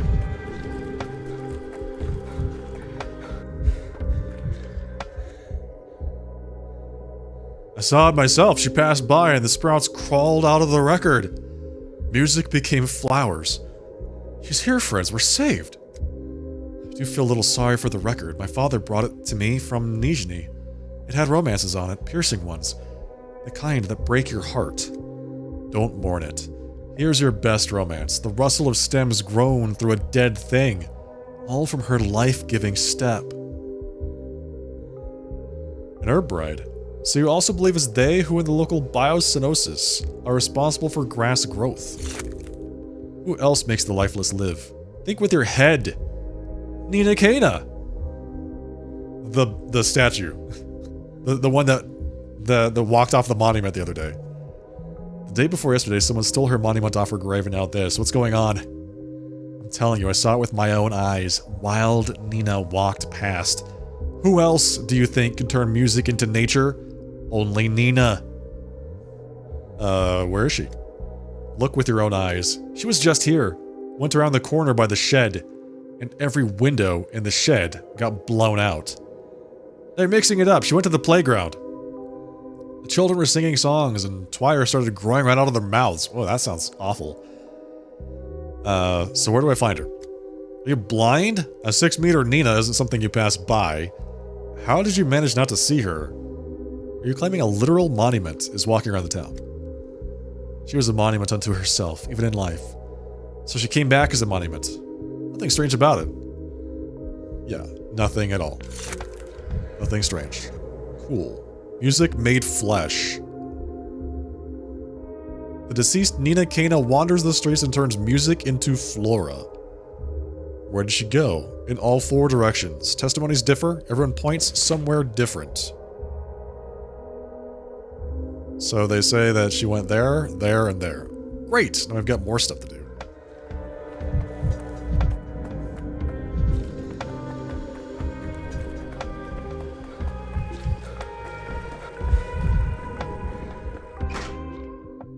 To find the... Locked. It's a speck in the eye. Take glass key. Well, this is it. We got some colored glass shards. So there's something happening here. Oh, that's the house that the kids prepared for the refugees from the polyhedron.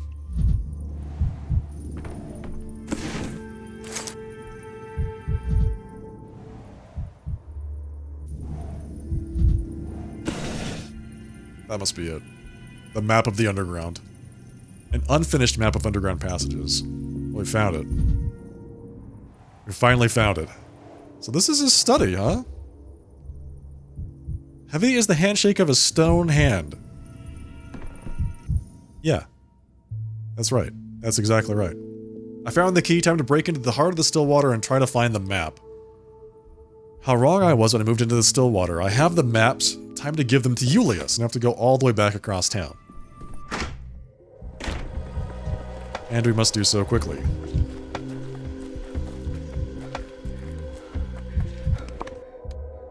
I don't know if I'm going to make it. It's an hour to get there. 36 minutes to arrive. Okay. Should be fine. If it only takes us 36 minutes, we'll have plenty of time to talk to Yulia.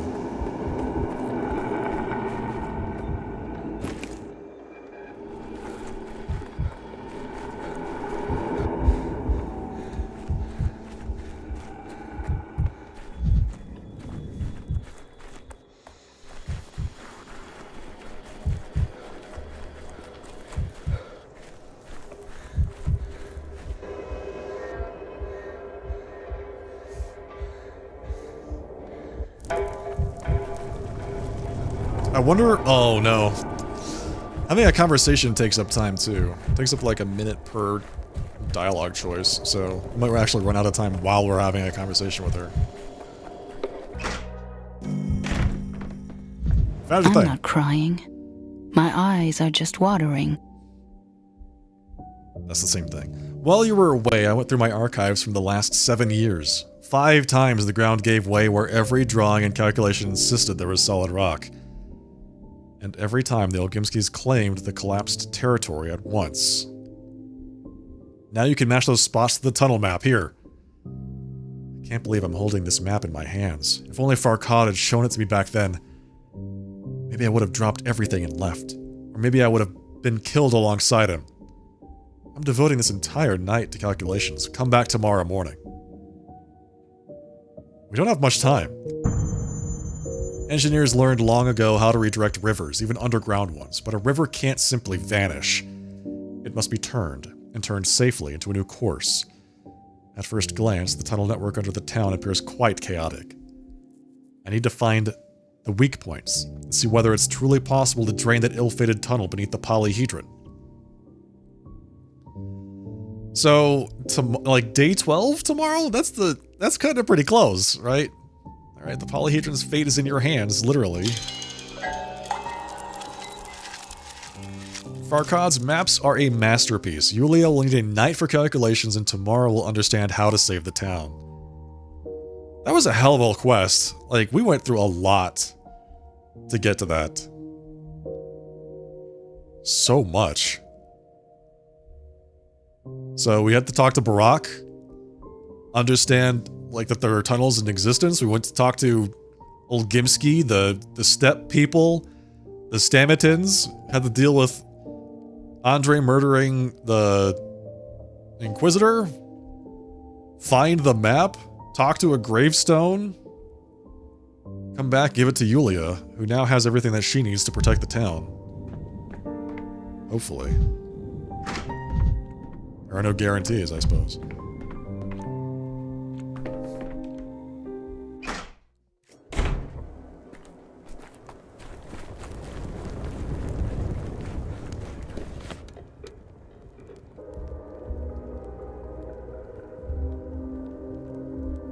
The next time we go through this, I want to do two things. I want to solve the crime. This is to say, like, the murder of all those people. Get to the bottom of that.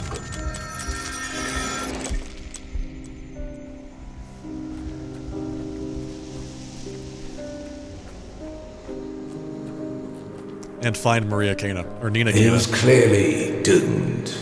Bore the signs. Yeah. Daniil Dankovsky was clearly doomed. Listen. He did a lot, alright? He did a lot.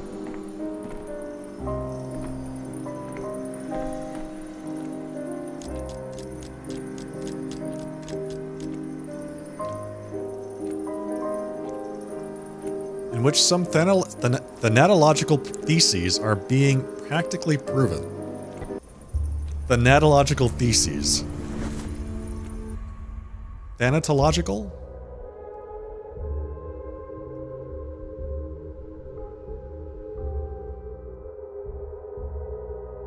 This all started with Aglaya Lilich, too.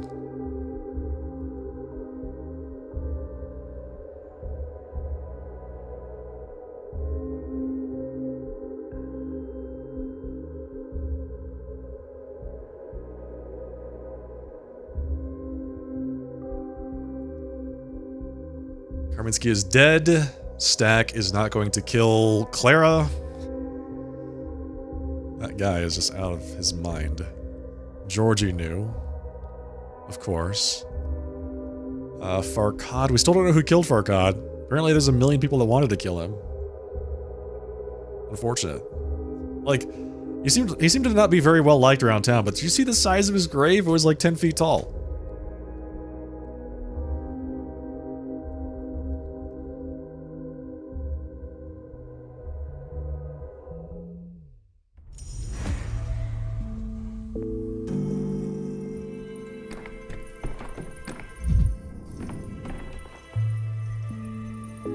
Meanwhile,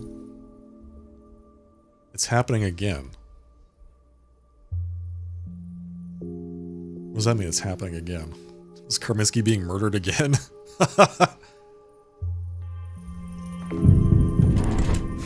Boy, that seems really bad, if Karminsky's being murdered again, actively.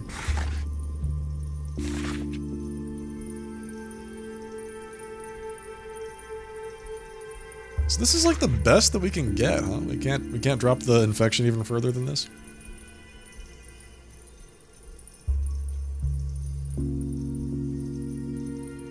The grave is a bit contradictory. I mean, clearly somebody cared enough about him to build something so ornate.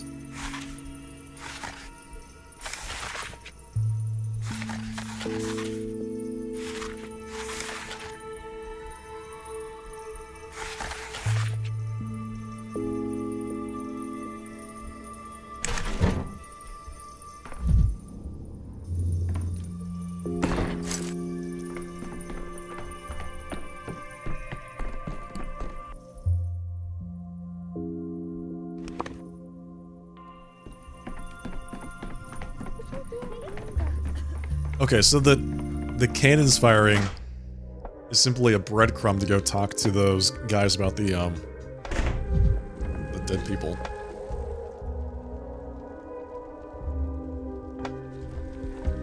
Discover that whole mystery. Alright, so you folks said you saw Nina Kana, huh? Tell me more. Because she is dead.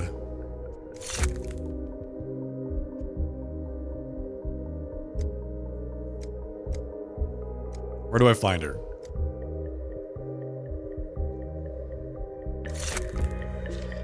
Music made flesh.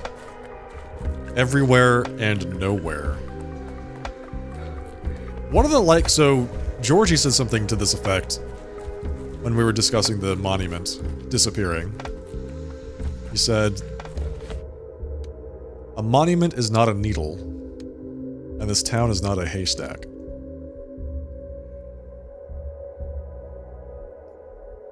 To some extent, he's right. It's a 6-foot tall stone statue, so hopefully we should be able to find it without any issues.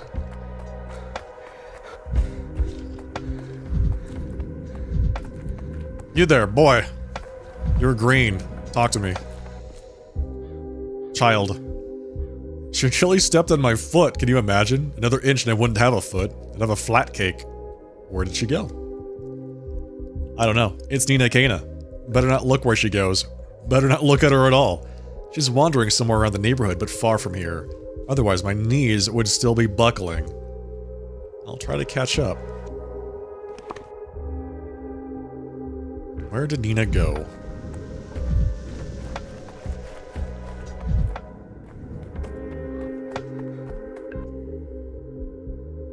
It's the same thing. So, the kids are seeing her? Be curious, if you're so brave, she's left here, but hardly gone far. My breath seized up, and I still can't get it back. We're playing, like, hot and cold here?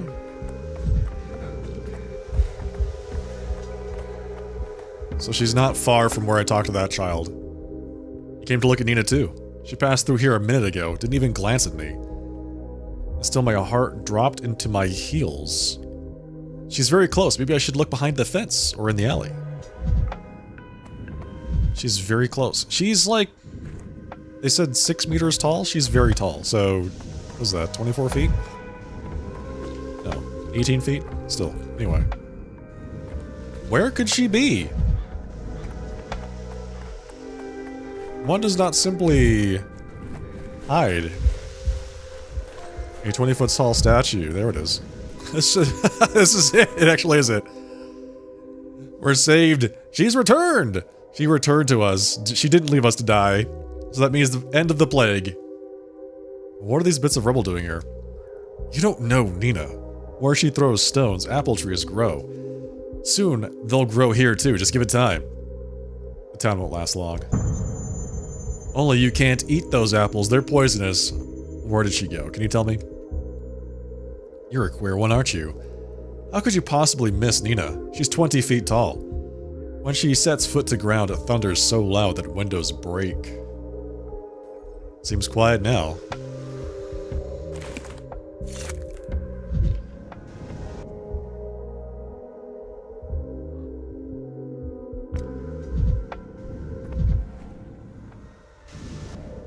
Okay, so that's that one. I guess we have to find Nina's statue in every part of the city.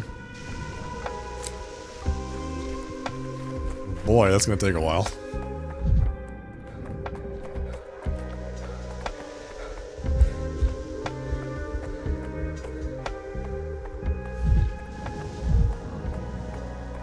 Okay, well, off we go to the next place. At least all the places that we need to look are not plagued districts. Well, hello.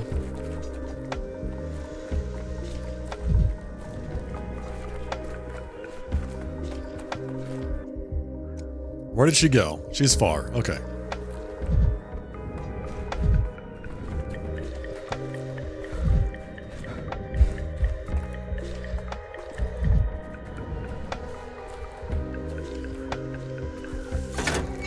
As if things are animated. She's hardly gone far. Okay, she's closer. Closer? Is that Victor? Victor is with his wife? Where are all these dead people? Are they napping? A soul moves like a slow spring. The harder you stretch it, the faster it contracts when released. So Victor, oh that's right, Victor's body contains both his and Nina, his wife's soul. You meet my gaze with such boldness, human. Not afraid you'll be struck blind? Even so, you've earned a measure of respect. It's been long since I've seen anyone who wouldn't look away. Who are you and what feeds your audacity? Victor, you've come to again, so the Inquisitor's punishment isn't quite irreversible. I was gone a long time. The town has changed. People in the streets, dust on the houses, everything is different. Have they really forgotten me? So quickly. So few years have passed. Okay, you can't have it both ways. Either you were gone a long time, or it's only been a few years. Which is it?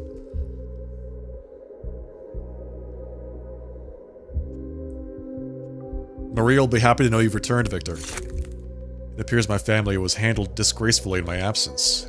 Victor has been expelled from his own body. Absurd.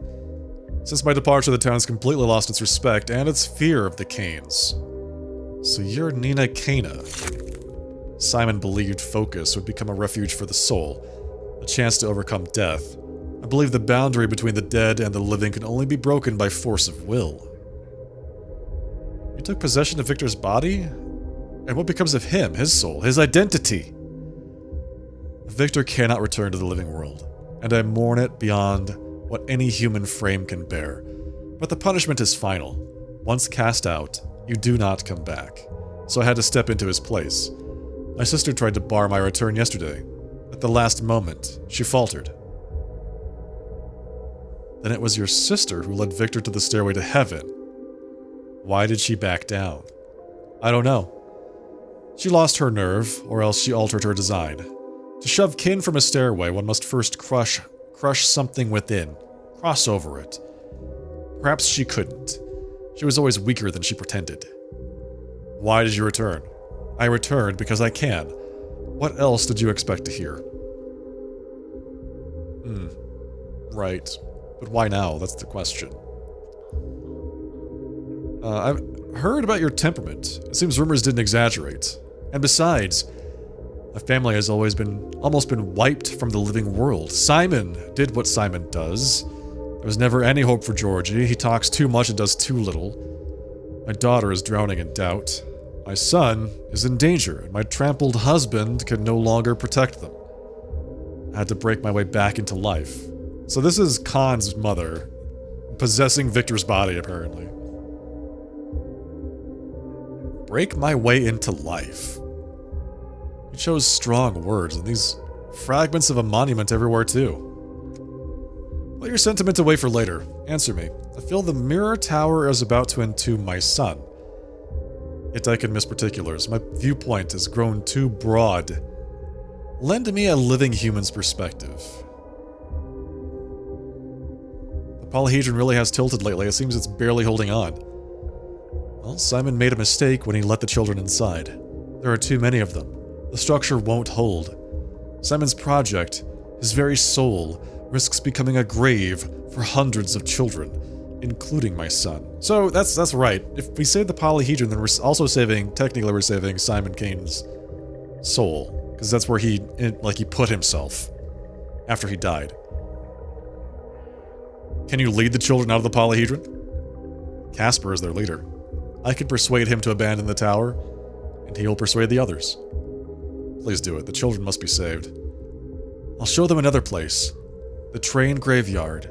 There's power there too, and the chime of wonders. Reality there too. Twitches under a film of haze, but in a different manner. They'll be far better off there than in the cursed glass tower. When the tower falls, it won't touch them. Thank you, Nina, but what about the polyhedron itself? It's dangerous, isn't it? The polyhedron is Simon's cruel toy. He believed the tower would preserve the soul and overcome death. There's only one small omission. A mere trifle. The tower will bring death to everyone who stands near it. That is the price of any utopia. Any miracle. Interesting. Well, that's pretty cool. Nina seems to know a lot about what was going on. Like, this is great. Answers a lot of questions. What are you implying? Did Simon know this would end in disaster? Yes, he did. He did know that. He did. Poor naive child. You still don't understand. Everything always ends in catastrophe. Miracle and misfortune are two sides of the same coin. Deep down. Alright, there has to be a way to save both the town and the polyhedron. Here we go. Because that's what we're doing. Abandoned tower. Has the polyhedron really emptied? Hard to believe until I see it with my own eyes. Nature abhors a vacuum. Nina's spirit filled her husband's body. Now they're together until the end of days. I don't know if together is the word I would have chosen for that.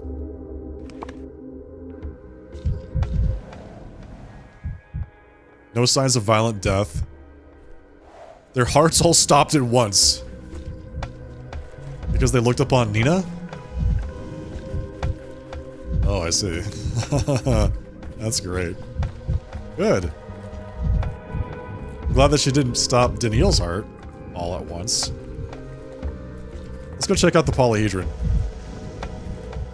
If it really is empty of children, then we don't have to worry about the soldiers and the kids having some kind of, like, weird confrontation. So this particular path of events would have been impossible if we didn't convince Khan to come back and take leadership of his gang earlier in the game. So doing that was critical to this. If we had not done that, then Khan's character would have taken a completely different path. And we would have had to, like, figure out a different way to resolve this conflict. Because the kids in the polyhedron would have had no leadership. They would have had to figure out the entire thing themselves. So the soldiers are here, they're just here. Okay, can I go up there? Oh, Virgin! Where have you been? I told you to report back as soon as possible. Where's Noskov? Noskov, that's just it, sir. We went into the tower, and it seems he fell through a wall. I didn't even know what it was. He touched the wall, and it, well, sort of sucked him in. I take it the polyhedron has been evacuated? This damn place is driving me spare. My men have all gone mad. Do you know what they're saying? They say one of the Canes came, called for his son, and spoke to him in a woman's voice. But that's what happened, sir, I swear. I heard it with my own ears. That empty-eyed man opened his mouth, and a woman's words came out, and the boy called him mother. This place is cursed. God help me, but it is. Have the children been evacuated from the town? They have? I was told they were put up at the train graveyard. Whatever that means. I should go check on them. Standard at the summit. Like industrious ants, soldiers scurry up and down the stairs. The army took the height, without a single shot. Is this what I wanted? Yes. Khan was unable to disobey Nina's word. All the children of the polyhedron moved to the train graveyard. Growing up. Can I go inside?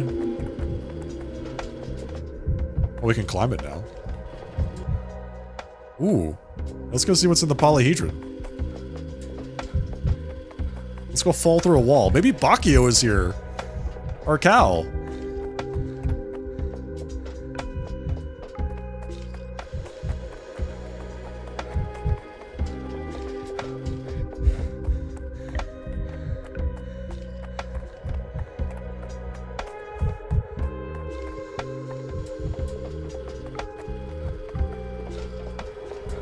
This place is huge. And there's still more. I'm only like halfway up. It's gonna take me all day just to get to the top of this tower.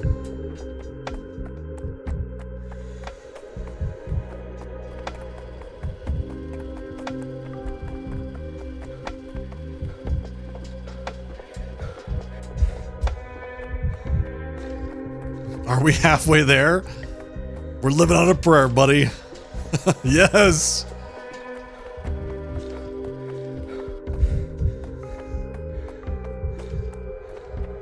Thank you, Bon Jovi, for all of your contributions to music and the zeitgeist.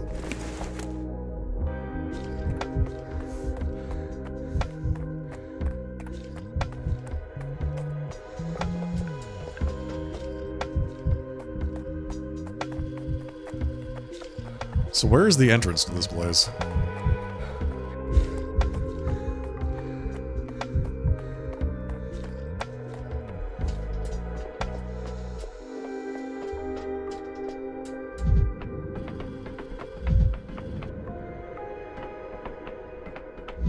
Okay, well, this is it. We made it. This is the top. And there's nothing here. There's nothing here. Okay, cool. Maybe we're not supposed to be here yet. That's fun. Can we jump off the tower? Oh yeah. Oh yeah.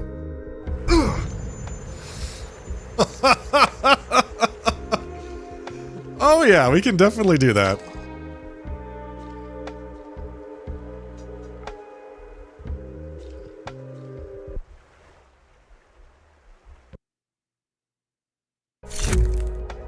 Nice. Very good. Very good. I don't know why I didn't save the game when I went up the polyhedron, but it did not.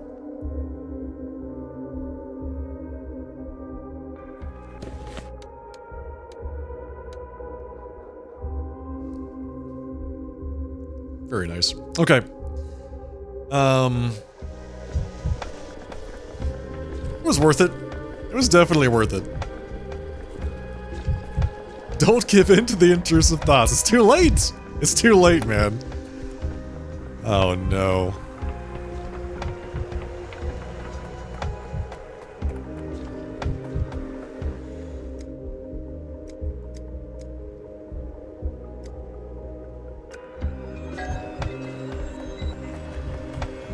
Growing up. So I wonder what that means for Khan.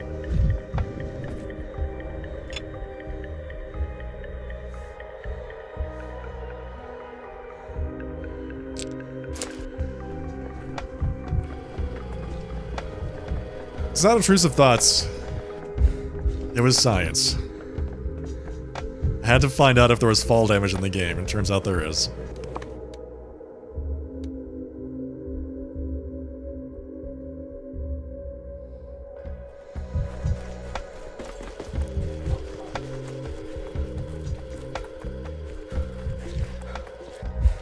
It's walking a fine line. Ah, yes. There is fall damage in the game, by the way.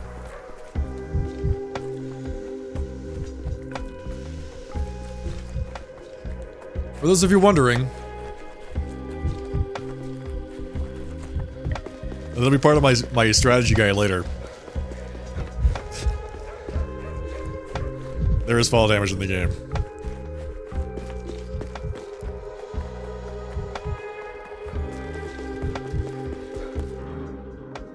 The official sharply dressed man. Pathologic 3 strategy guide. Hello, Khan. Every dog has his day. Bachelor Denkoski, you finally come at the right time. That's good. Isn't this place beautiful? Very much so, though the sheer quantity of trains here still puzzles me, and they're in such weird angles too, like they're up on hills and like on top of each other. Uncle used to say that all big creatures do this. Take elephants, for example. When they sense that their time has come, they go to a special place and die surrounded by their ancestors.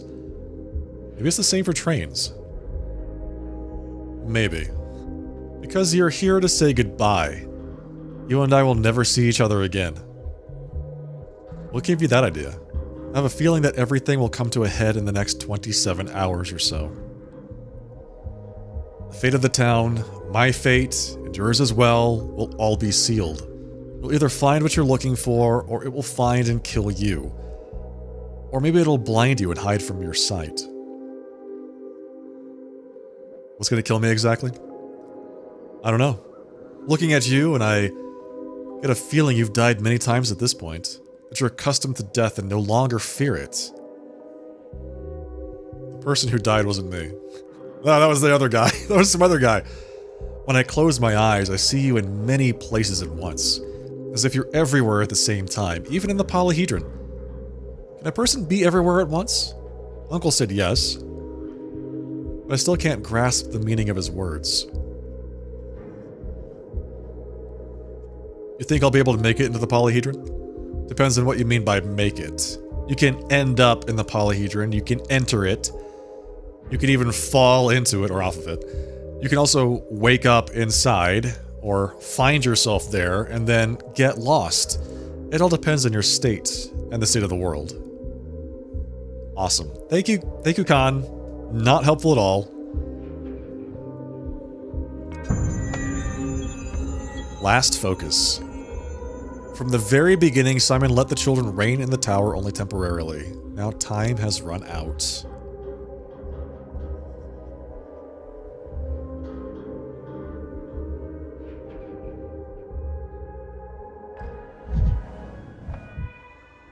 This is fun. I'm sure this will be fine. So where to now? Oh, that's right, we have a mystery to solve. I almost forgot about that. Okay, so that's the whole deal with Nina, Kana, and the monuments. I have a couple things to do, actually. Ooh, we've got more things than I thought to do. Oh god.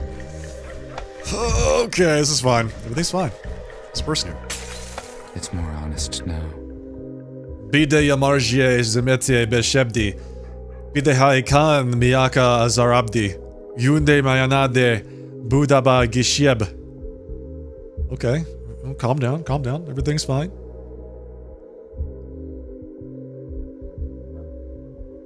You need to be taken to the hospital. Go. The Maya Amgalan Taiban Ukekemni Boltolgoy. I will not harm you, I want to help. Tedener Bultien Allah Kun Bukien. Tigid Tede Namaya Allah. I don't know your language, but I'm trying to understand you. You are the only witness. Your words may be crucial to sort this out, to punish the guilty. The puzzle, the mistresses, is lost. Find it.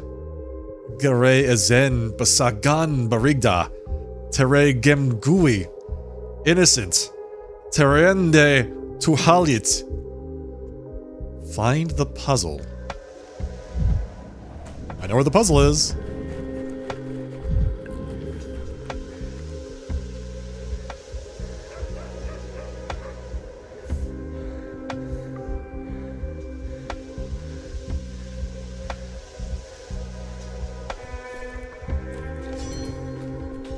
Too bad I can't, like, skip this part where I've already analyzed the food and I know that it's not infected, it's just rotten.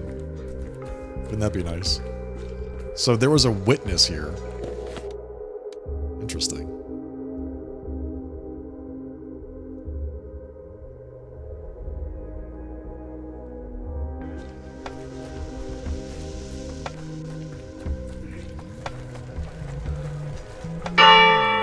Oh!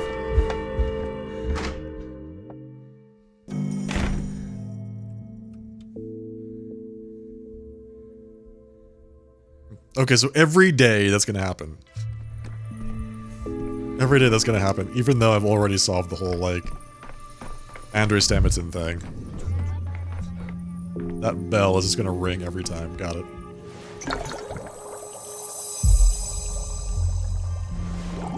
Worms. Back to the scene of the crime.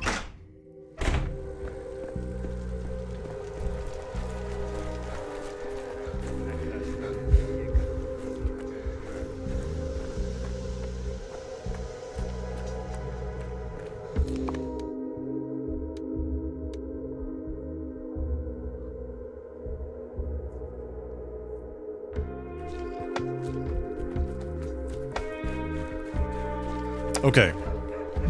Find the puzzle, he said. We can do that.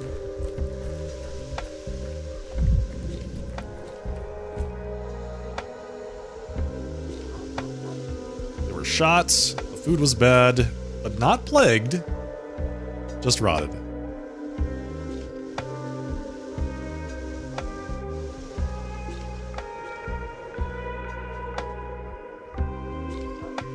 I saw a puzzle in Capella's house in the previous game. She must have been here recently. Last rites.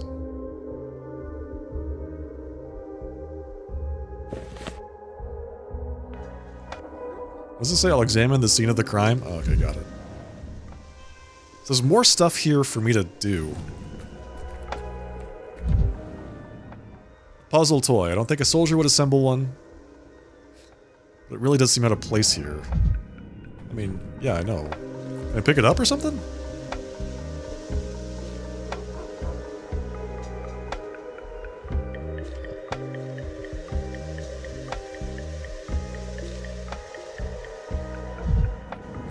Okay, do I have to talk to that guy again? Maybe I did this out of order. Oh. Will survive if he seeks help today. Blood leads here. Wait, what blood? What? Excuse me? How was I supposed to find that guy?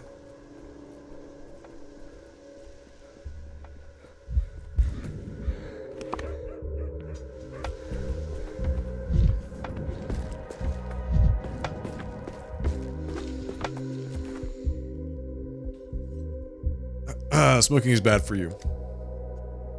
Oh god. Why am I so depressed? Weird. But tolerable.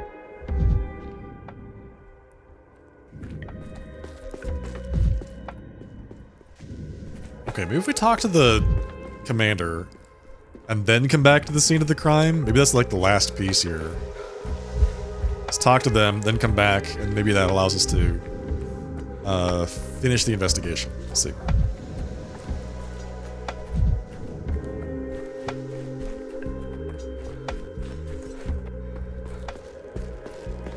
Hey, boys. I feel like every time we talk to the soldiers, the officers are looking for other soldiers. Like, where's so-and-so and such? Where are they? Where? Oh, that one fell through a wall. It's the weirdest thing.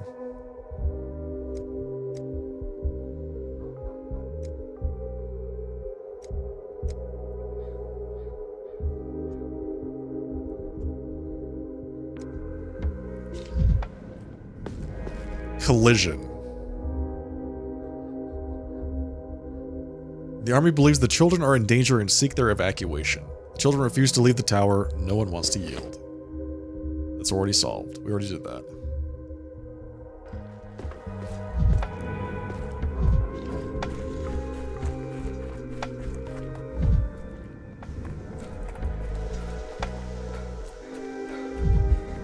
We evacuated the children's. You don't have to worry about them anymore.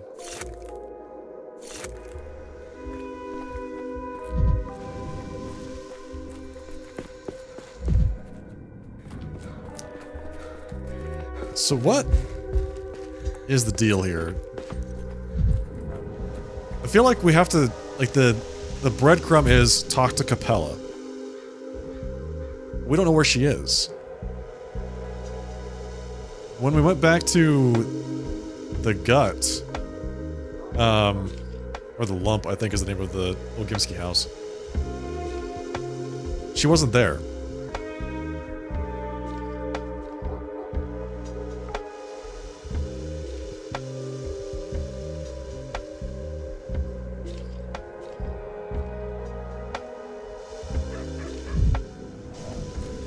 So Capella was here recently. Maybe she's still here. Maybe she's actually still here. Somewhere. And the whole thing is like, you have to find her. Should be weird. But that guy was like hidden behind a house, so it wouldn't be the weirdest thing to happen with this little mystery that's going on.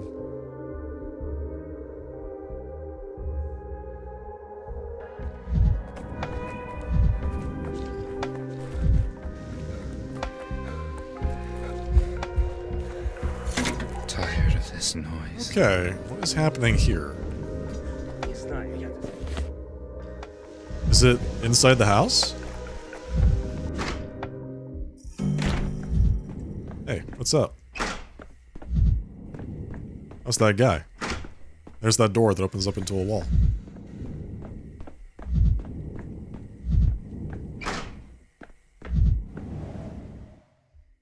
Look, Polkon, that's him, our benefactor. He gave us this house to loot. I did not do that. I gave you this house to use as a shelter, not to loot it. I mean, you can loot it, it's yours, so whatever. How many times do I have to say it? It's not Polkon, it's Polycarp. And keep your voice down, he'll take it back. What looting? What do you think you're doing? Nothing? Honest? Don't listen to him. He just talks too much. Tell me, Doctor, we're not going to be thrown out, are we? Who would throw you out? Anyone! A gang of vampires, maybe. Or ghosts. Vampires can't enter a house without permission. Don't let them in. Forehead.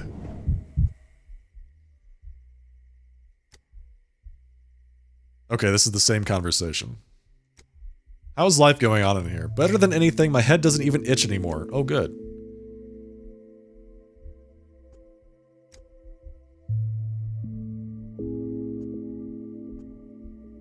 There's only one vampire in town. He's in the cathedral. What was it? It's like the totality of what to do here? That can't be all, right? Superstitions aren't real.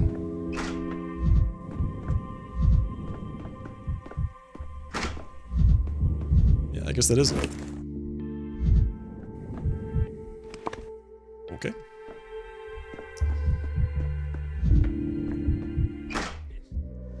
So that was the whole thing, was to just go check on the kids and see how they're doing.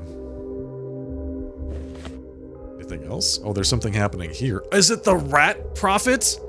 Is he back? Oh, buddy. No way, the Rat Prophet is back? He did say that if we didn't kill the rats in the town, then he would reward us. Is it time? Is it time for the Rat Prophet's reward? Oh man, I am excited about this. You couldn't tell. I like the Rat Prophet. I think that is such a cool character. I'll be honest. He's neat.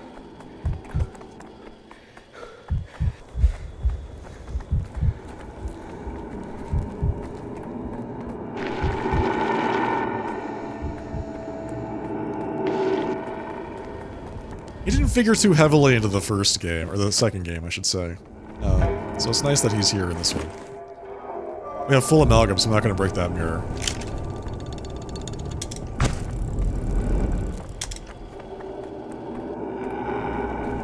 It's kind of weird having full amalgam, I'll be honest. Amalgam is such a rare resource in this game. Being maxed out and actually not needing it right now is it's a little bit weird. It is the Rat Prophet! He's back! It is Clara! Okay. What is it, human? You've never heard bone music? You two seem to have found harmony. Why am I not surprised? Unlike you dull-minded doctors, Clara is capable of much. She can hear, for instance. It all breaks wherever you go. Whenever you go. Things, people, time. Can't you feel it? Just stay in.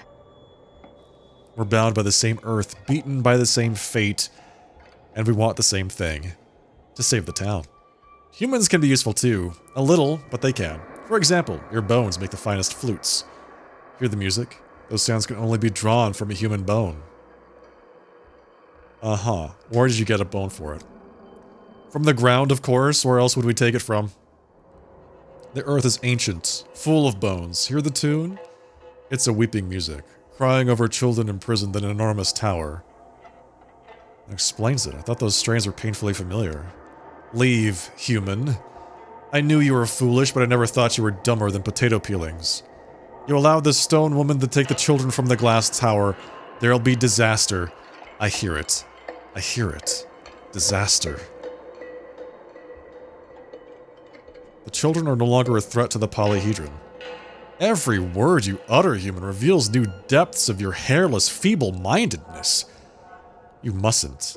You mustn't trust stone women. In general. Just don't trust them in general, okay? I could have helped you. I could have led the children out of the tower to safety. I could have saved them, but now it's all over. That is Russian. I assume. I don't know what language that is. Next time I'll turn to you, Prophet. Advocates of Cunning. Interesting. Okay, so there's two options here. Clara and the Rat Prophet would like to offer me help in an important manner. They believe I'm unlikely to manage without them. The pair of tricksters wanted to help me evacuate the children from the polyhedron, but I've already found another way. I hear curses at my back. I mean, I don't think that either one of these is different. I think they're just two solutions to the problem. If I had to guess. They both get the children out of the tower.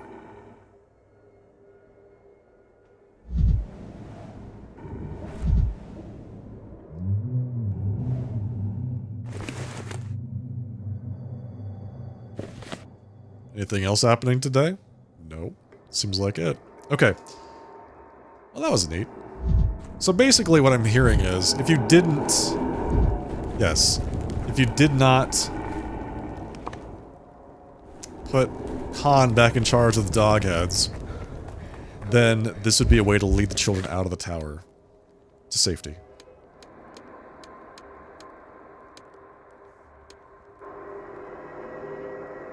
Which makes sense. So there's two options there.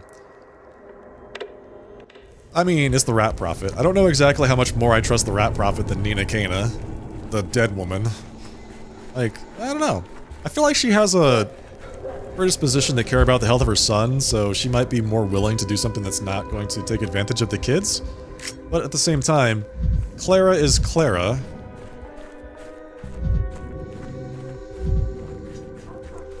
She, even though she has different ways of achieving things, generally seems to be on the right side. So, who can tell? Alright, so is she still here? Is she in this building? No. It feels like there's something still... Oh, there's blood here. Got it. So that's where the blood was. Wait.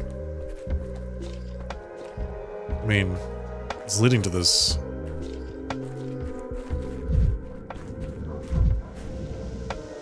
The blood leads away from the puzzle. It leads to that shed. And the guys are on the back of the shed, so that's...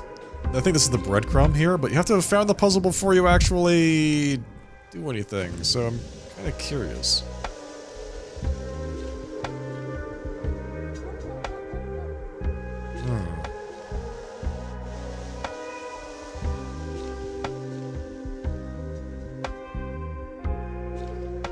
I saw a puzzle in Capella's house. She was here recently. Okay, well, let's go back to the... Let's go back to the gut.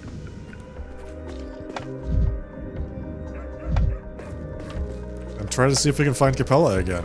Maybe she was just out last time.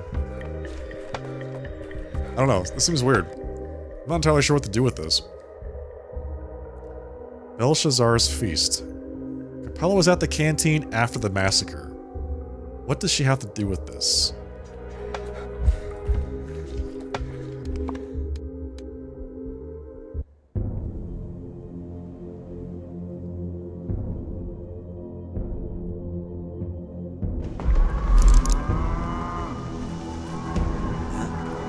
Только не убивай.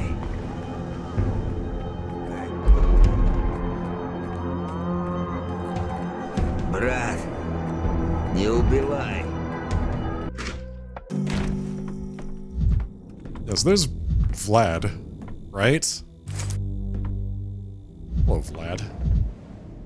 Owner of the Bull Enterprises, known as Big Vlad. Capella's not here. I don't know. I don't know where she is. Like, I'm scratching my head here. I have no idea. Вот не ждали. Только не убивай. I'll check our quarters again. I doubt anything's gonna be different. I'm depressed again.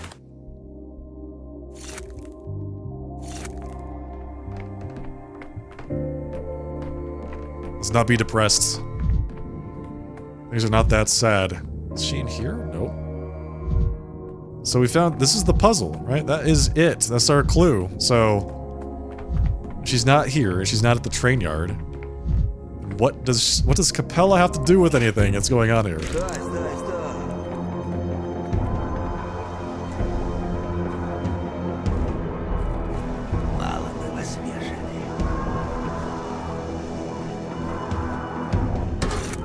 Every creak, like a gunshot.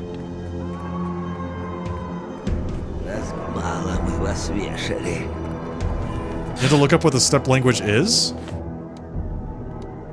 What do you mean? Is it like... While containing some invented words, the language borrows many words from Buryat and Mongolian, as well as Tibetan. Oh, that makes sense. That's interesting. So... It's kind of like half invented, but based on enough to make it sound sufficiently grounded. Ah, that's pretty cool. I like that.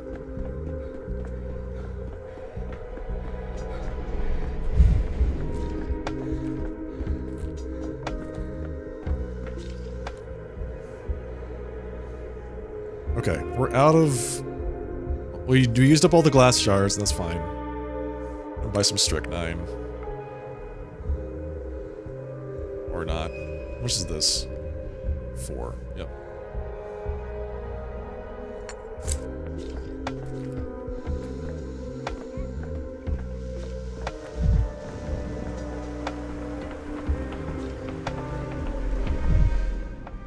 Okay, so I was given a breadcrumb to come here, but there's nothing here to do.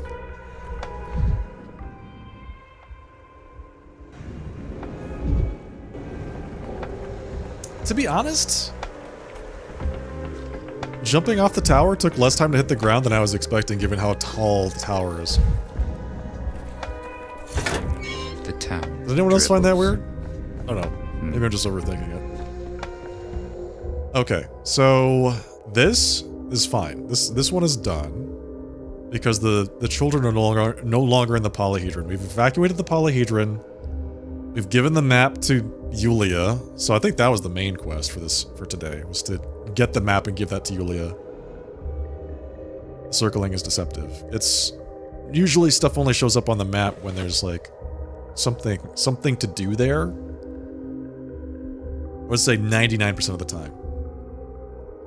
But we already know, like, that we've already investigated the cathedral. We know that the children aren't in the polyhedron anymore. I just came by just to see if there wasn't something I missed. So we did the Rat Prophet stuff. Now, oh my god, dude, the Rat Prophet is like the inverse of the Pied Piper, right? So the Pied Piper leads all the rats out of the town, and the Rat Prophet leads all the children out of the polyhedron. What do you think he was gonna do with them?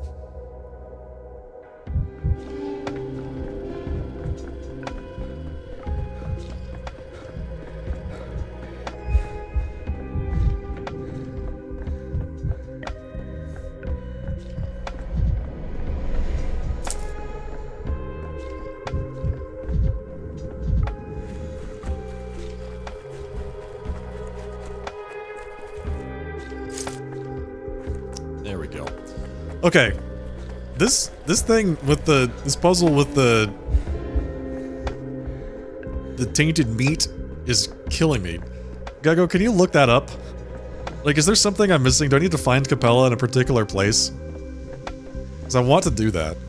But at this point, I don't know where to go. And it's not at all evident.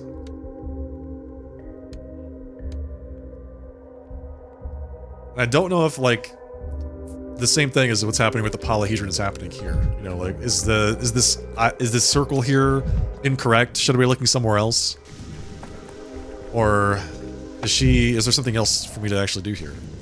Because I can't proceed with the concentration. This is day 11. I've already found this guy here behind the hut, the shed. It doesn't really seem to do anything. And I think I might have done it out of order. I think I should have done this investigation first and then talked to the guy. We can probably just do that. It's getting late anyway. Let me reset the day.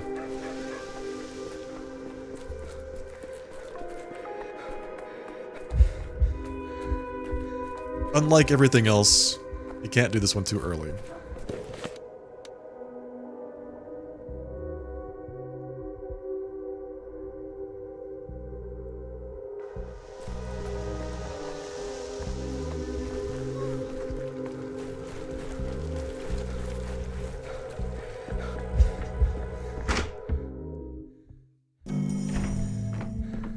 One more time through day 11. I think this is the last thing that we need to do today, and then we can go on to day 12, and that's going to be it. Last bit. Copy paste a Reddit post, let me know if it makes sense. Okay. Okay, got it.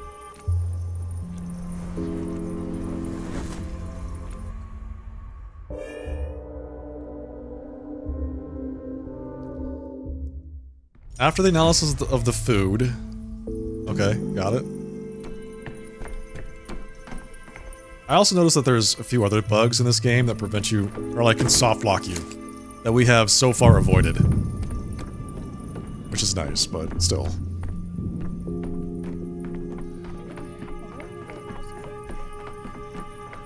Find the sole survivor of the massacre. End question. Okay, so that, alright, that might be enough. It might be that I just did it out of order. Let's go do that first. As if things are animated. Find the food. Examine the food. And then talk to the guy. Not the other way around.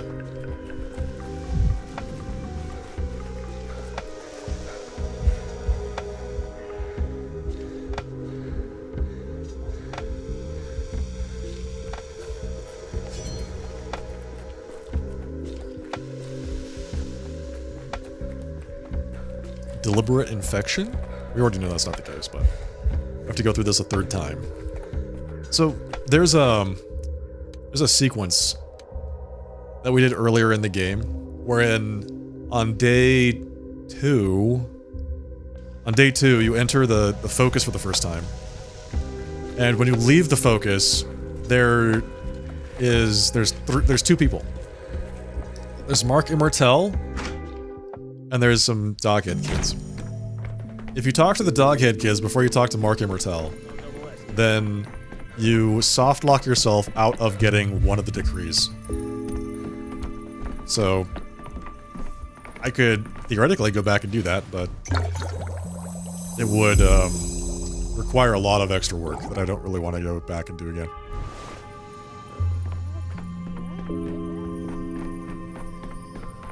It sounds like Capella is a dead end. It's a red herring. Got it. Okay. Interesting that they... So, it's interesting that they, like, say she was here. What is she up to?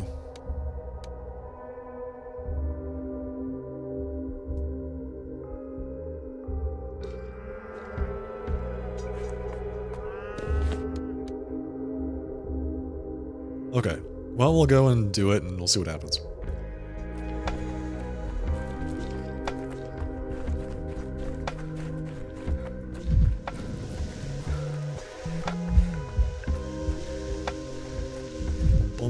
Just leave these bodies out in the middle of the ground. They were shots.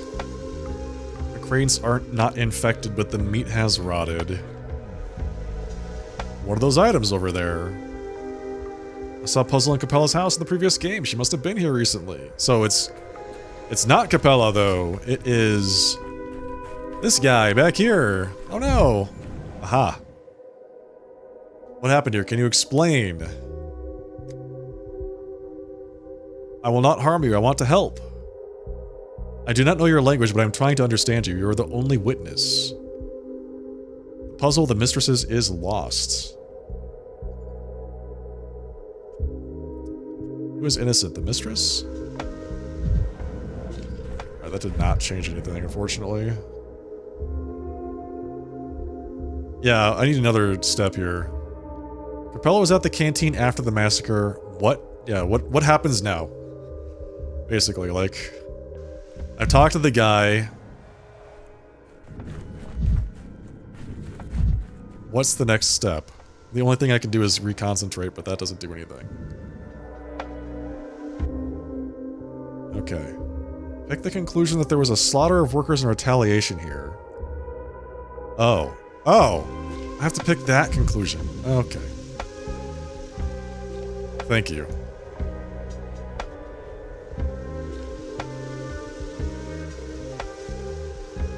That makes it a lot easier. The hunger riot spread and someone fired the cannons. I think that's how it all went down. Got it. Okay, so... yeah, I just had to choose this branch instead of the other branch. Humanitarian catastrophe. Thank you for helping. The locals brought rotten meat. The soldiers mutinied, killed people, fired cannons into the air. I'm ready to return to the gun with facts. Oh, I see. Got it. So the soldiers thought that the townsfolk had done this intentionally and were firing their artillery at the town in retaliation.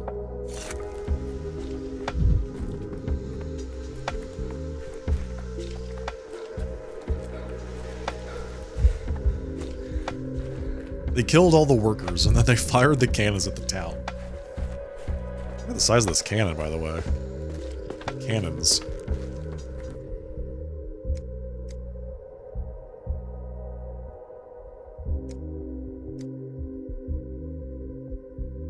Shouldn't be here. I know what you did. Don't even understand what you're talking about. You executed the people who brought you crates of food.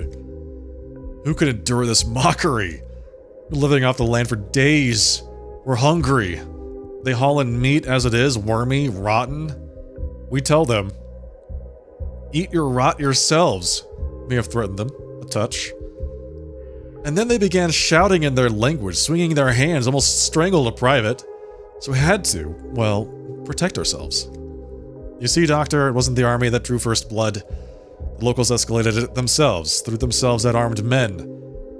What were they thinking? If the meat had been decent, everyone would be alive. As I understand it, your provisions were supplied from the Ilgimsky Enterprise. We'll sort that out, find them all, punish them all.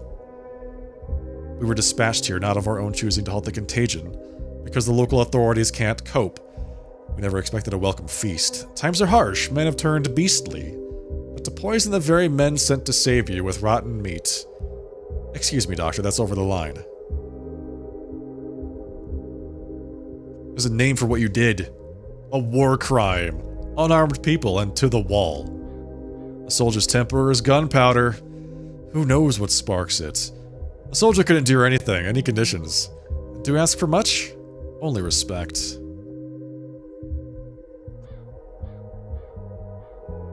That much is clear to me. Only one thing isn't. I heard a shot. Cannon, howitzer. I can't tell. What was it and why? The army does not shoot at a town without an order. Those rounds landed in the steppe. Still, all who were involved received an army message. Any more questions? What will your general say to that? The general will understand, I'm certain. To him, honor and respect come before all else. What the general says is none of your concern, Doctor. He was informed long ago. Okay, got it. Sounds good. I'll inquire after his opinion myself. When the opportunity arises. Soldiers are starving, there's no food in town. Soldiers are dying from the plague, soldiers are angry, it will get worse.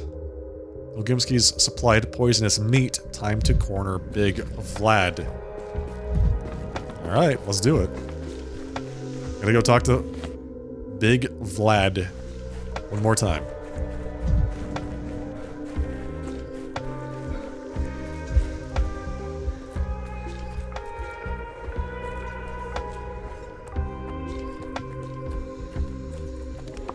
Okay.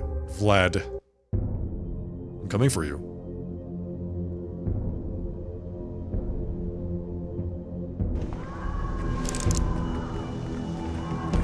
I'd rather not hear this.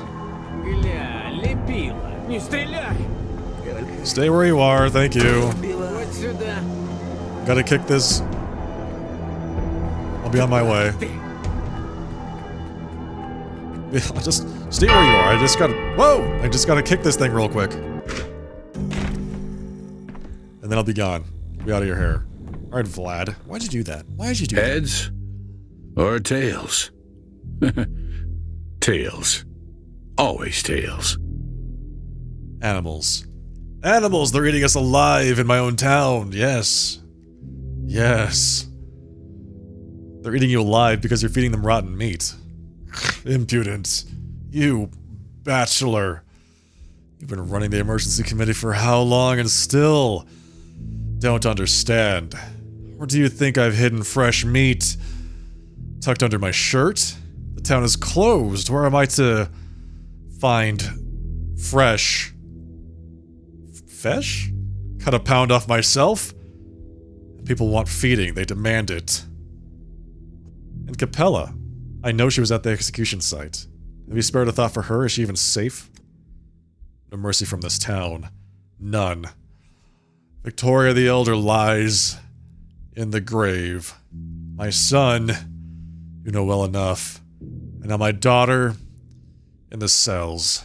They mean to eat my whole family. Brought us down to nothing. And you're pleased, Bachelor. You feel like a winner? Capella's in a cell. I didn't know. She took the blame on herself. But it wasn't her. It was me. I'm a bad father, it seems. I brought misfortune down on both my children. It never occurred to you to surrender in Capella's stead, if she is not to blame? You don't understand. If only they'd let me in there, but they're tormenting me on purpose. Leave me, Bachelor. Just leave me. As you wish. Come out, man. The army is holding Capella in prison. Okay.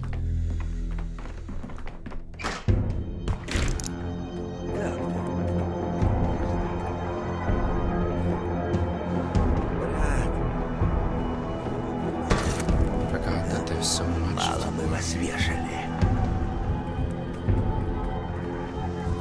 Только не убивай. It was quiet in the night. Don't worry, I'm not going to shoot you. As long as you don't try to punch me in the face. I feel like that's a fair trade.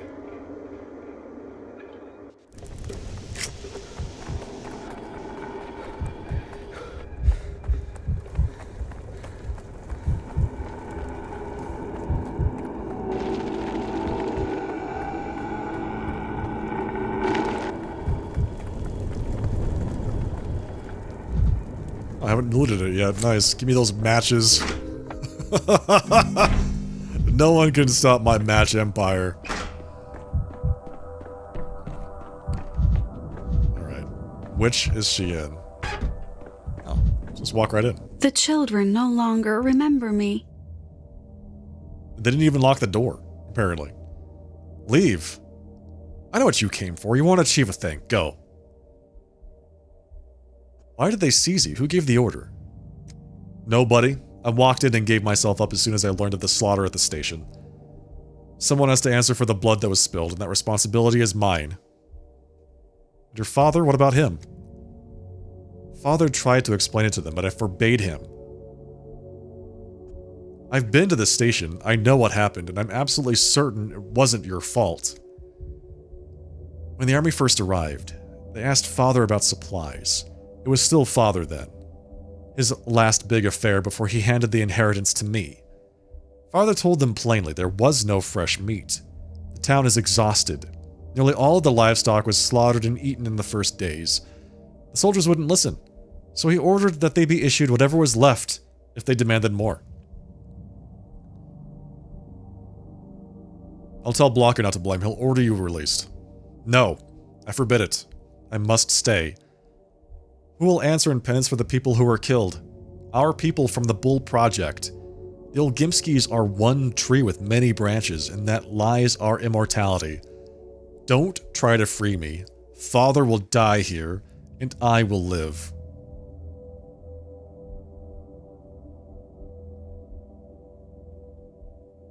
Better ask your father this. Can he live with his daughter going to jail for him? Father only looks big and strong. I know better.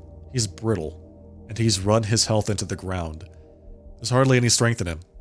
This prison will break him. It won't break me. I'll endure, and I forbid you to question that. Ooh. Okay then. Big forbidding. My doubt is elsewhere. Was there really nothing to give the soldiers to eat? Could the bloodshed at the station have been prevented somehow? I learned everything before I let them lock me in a cell. The soldiers were supposed to live on army rations, but the very first night they arrived, the rations were stolen. Every last bit. Yesterday we delivered the last of the good meat. Today they were given rotten meat, and blood was spilled. You've helped me a great deal. The rations, that's the key. If the rations had not been stolen, none of this would have happened. Okay. Where the meat is buried. Army provisions were stolen from the warehouses, causing unrest. Are Grief's men involved? Oh. Okay, perhaps Capella is better off in prison. The Ilgimskis are no more. Not only the meat is rotted, the entire Bull enterprise rotted. So if Bad Grief did have something to do with stealing the army rations, we can go back and stop him. In which case, that would cause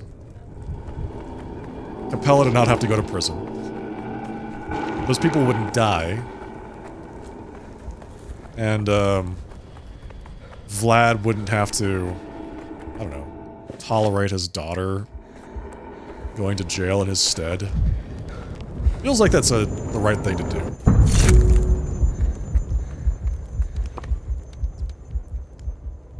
Feels like that's what we need to do here.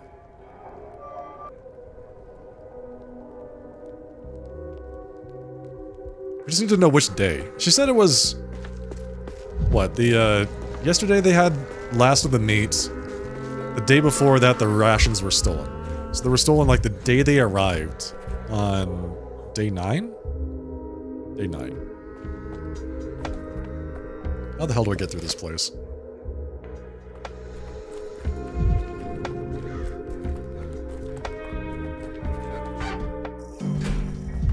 Grief. Buddy. Hal. How you doing? Lose an hour, and you won't catch up in a year. Gee, look whose presence is illuminating my dark corner. Denkowski, how did you know I was back? Or had you been checking every day? Hey, you haven't been restocking your wares with contraband, have you? In breach of the quarantine? Nah, I got sick of being holed up at old Isidore's place, that's all. Wanted to have a good time while it lasts. See my people, make the office feel lived in again. I may not get another chance. You look suspiciously pleased, Grief. What happened? I'll complain when I'm dead. You see, I ran into certain, complications, which have now resolved themselves in a most unexpected ta-da. It's a thing of beauty. A win-win for all. Or should I say, an eat-eat for all, including the people of this town. But not including the soldiers. They received rotten meat for breakfast this morning. Serves them right. That's what you get for barging in like you own the place, sticking Mosins in our confused mugs, and cleaning out the town's stockpiles. You'll teach the motherless dogs not to get ideas above their station. Interesting. So he did steal it, basically. I knew it. It was you who nicked the stored army rations, wasn't it? Do you have any idea what you've done? Theft is when you leave traces. If it's clean gone, it's sorcery. plus here, a minus there, and a bunch of well-fed people somewhere. Catch my drift? Those soldiers shot unarmed steppe people dead for bringing them bad meat. You call that leaving no trace? Don't you pin the army's sins on me. I'm feeding the people of this town. The soldiers can chew gunpowder for all I care. They're just petty troublemakers who wouldn't dare to stand up to their general and mean it. You're feeding the people free of charge? Oh, don't worry about me. I ain't footing the bill. You want to have your cake and eat it? You want everyone to have their cake? But there are only so many cakes to go around in this town, so it's between starving soldiers and starving townsfolk. And I say, starving soldiers? I can live with that. The soldiers arrived 2 days ago, and you must have prepared your surprise the same night. What, you want to formally and officially rat me out? Okay. Shall I give you the exact time and location for your report, or will you sniff the details out on your own? On the contrary, I want to negotiate with you. You've been staying at Isidore's house, you say? Root cause. The theft of provisions was the trigger of it all, so that was on day 9. Alright, so I have to go meet Bad Grief at Isidore's house on the 9th day. So we can prevent a massacre. The only thing is, it's like, well, we have these decrees, right? We can claim food early on and then redistribute it later. Feels like that's what we're supposed to do.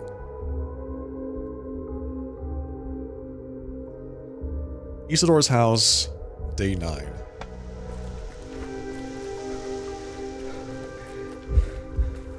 Yeah, that makes sense. Because day 7, the Inquisitor arrived.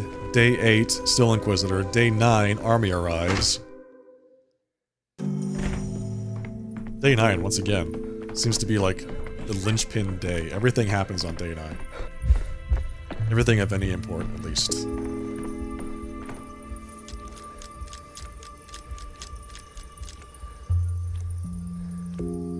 Day 9.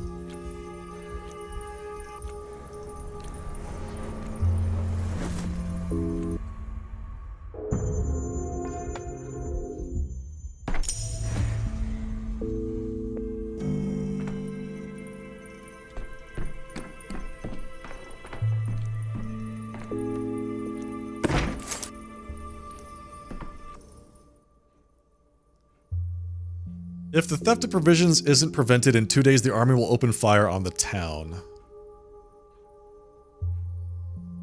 Supposedly the Sebarovs' adopted daughter sunk to murder. Yep.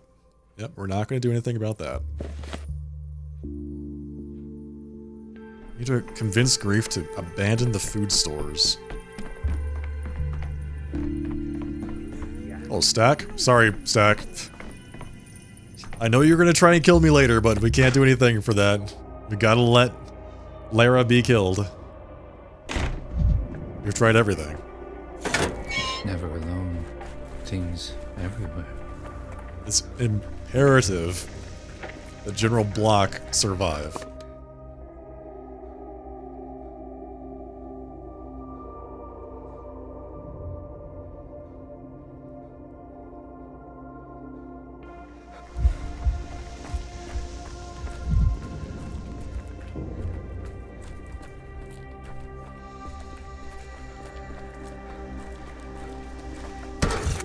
I could use some quiet. So I wonder what he's gonna bargain with. What is he gonna come back as his request for not stealing the food?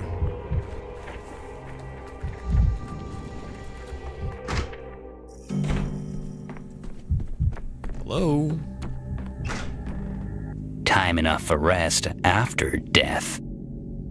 Dankowski, come in, make yourself comfortable. Can I even say that? I guess hear myself, obviously, and a low-lying one, too. So, apologies, but don't expect a set tabler for 2 and a samovar. $1 million? Gotcha, Quack. I know what you're planning, and it will end in disaster. I have more plans in my noggin than the sky has swifts.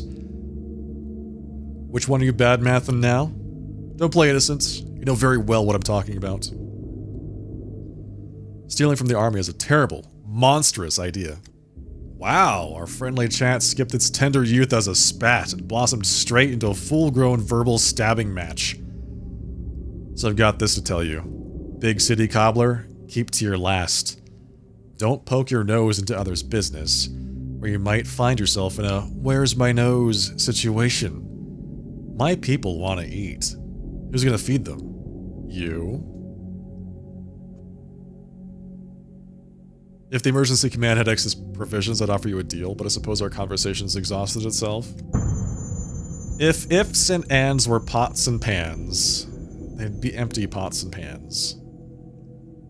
So may the wind be at your ass, and don't let the door squash you on the way out. There's just one thing I don't understand. Who talked? My people keep mum about our little operation. Could it be someone found the key? Ugh. I wasn't expecting this to be easy. So, what's the deal then? Is that it? Let me try changing the provisions. The, decrees for today and see if that helps.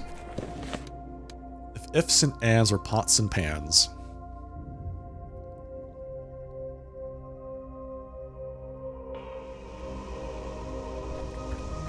You hate when you find yourselves in that kind of situation? I know. The I don't have a nose situation? Where did my nose go? Not good. Buy stack.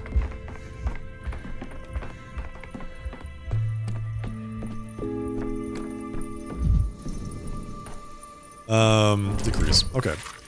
Day 9. We need food distribution on day 9.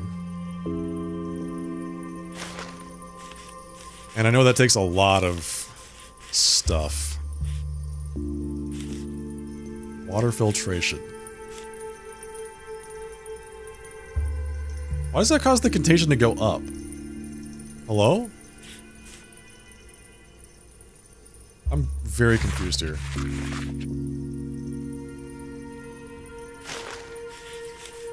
Why does water filtration cause the contagion to, like, max out? Because of the increased unrest? That's so weird.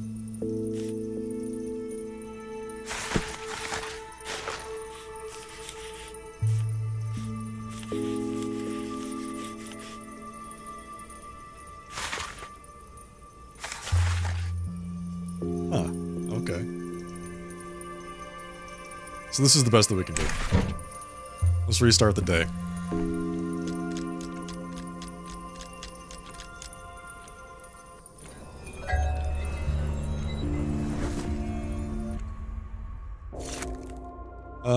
Yes.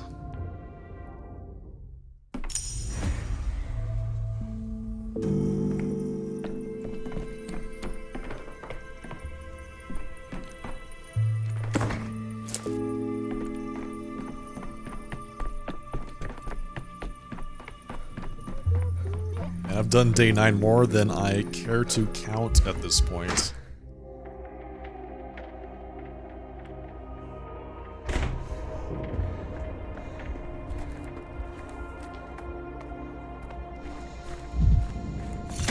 Every creak, like a gunshot.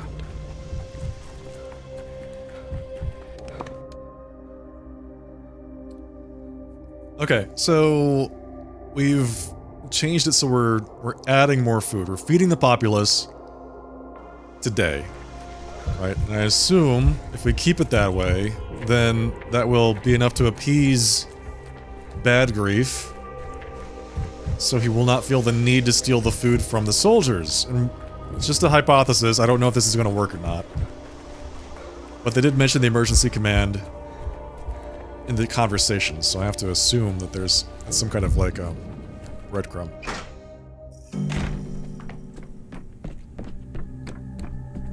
Hey, bud. Wisdom's good to possess. Better still is cleverness. Let's go to the chase. You're looking to steal army rations. Don't.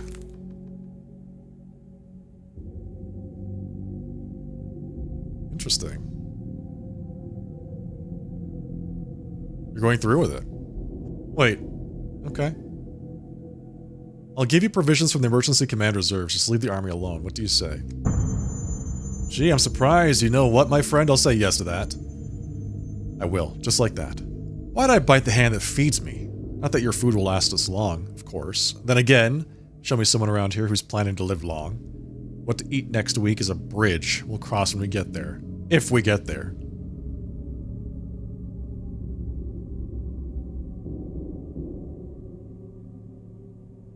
Okay, so... did that do it? Not the worst option. Minus 100 rations. Okay, that's fine. Is that all that was required? For better or worse, I took measures. Yeah, that seems like a good trade. 100 rations for... or I should say 100 provisions for, like, people not being murdered by the army? And, Capella finding herself in prison? Seems like a worthy trade.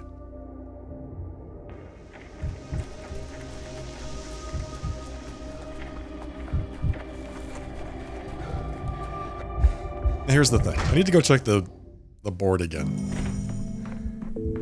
Because what I just did had nothing to do with my decrees. Had nothing to do with that. So our provisions are 0. That's fine.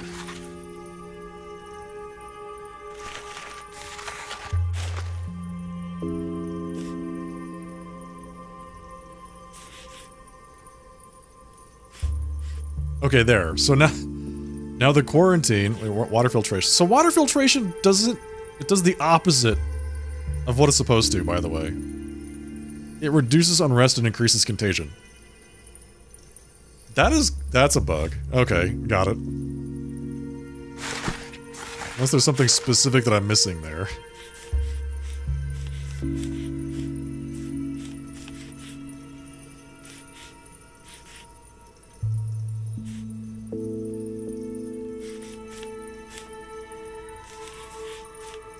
So if we do quarantine, oh, that reduces contagion quite a lot. Now, I understand that folks aren't going to be super happy about that, but hey, you know what? That might actually be worth it.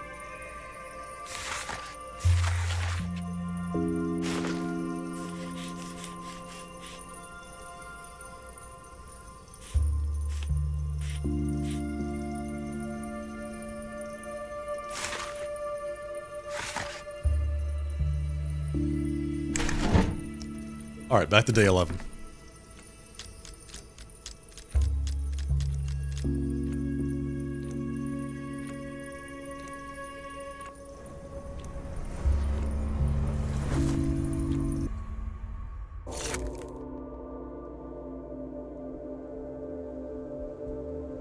Hello, Ichikasi.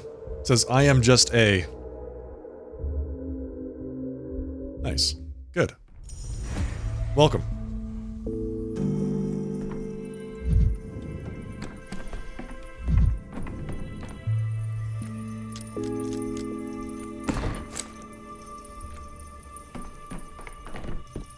Okay, I didn't hear the cannons. So that whole thing just goes away. All that just goes away. Wait, what? Did I need to reset something? Oh, there's probably something here I need to reset. For today in the morning. Let's take a look. I don't know exactly which one it is. But there's nothing there now, so... we'll see. Where was that?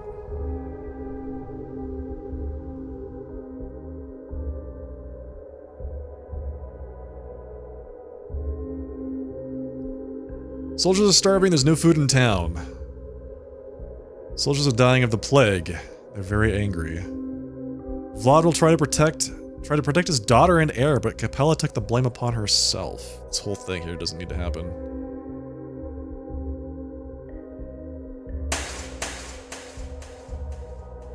Yeah, there we go. So if we stop that, reset that whole thing. We'll see if anything happens here.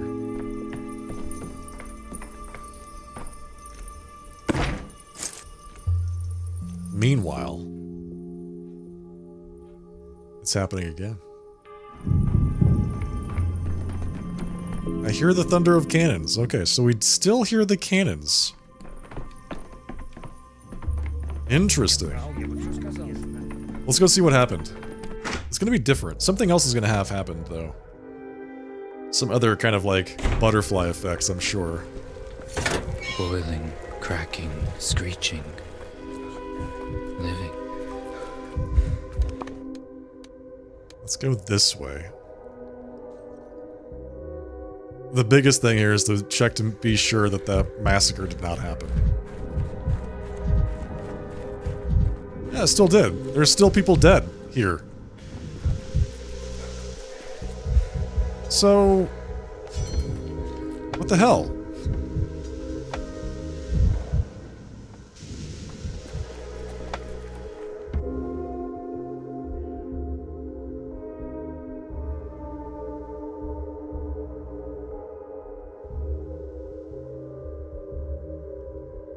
Where was that? It was up here, right? Yes. For better or worse, I took measures. If the theft of provisions isn't prevented, in 2 days the army will open fire on the town. And... did Bad Grief still steal the food? Because I mean... why not take both? Why not take the provisions I give him and the provisions from the army? Right? Why not take both?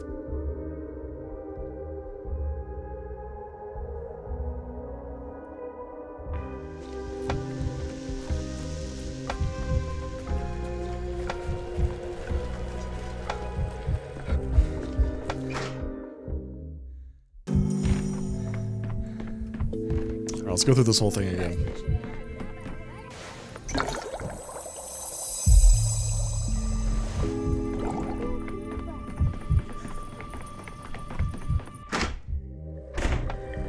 So what that guy was saying about Capella... he was saying Capella is innocent. The step guy that was hiding behind the little shed there. And he's right, Capella is innocent. But she's taking the fall anyway. Because she thinks she must.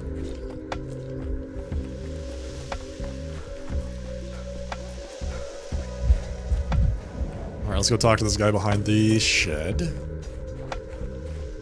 Hey, buddy.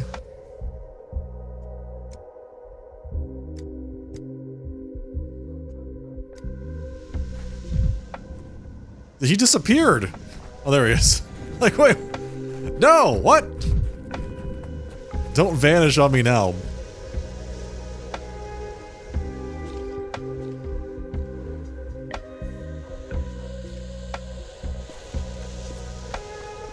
Humanitarian catastrophe. So this whole thing happened again.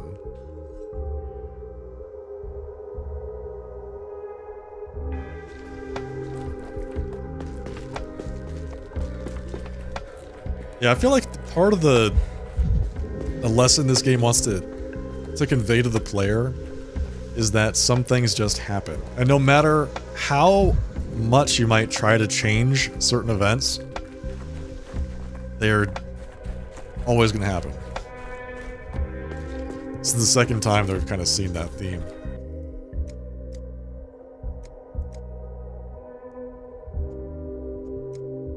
I know what you did. You executed people over the food from Old Gimski.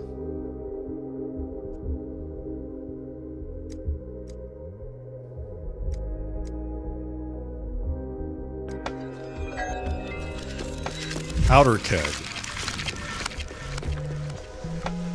Let's go talk to Vlad again. And then we're gonna go talk to Capella, and she's gonna say, listen, I need to stay in prison, yada yada yada.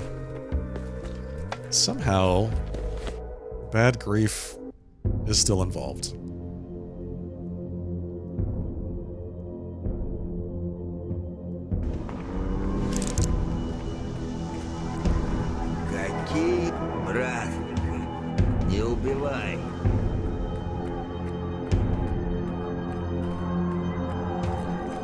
вот не ждали. Только...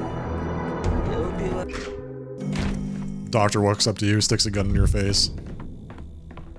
The most important part of a barn is a good lock. Okay, let's see. Want to understand what happened.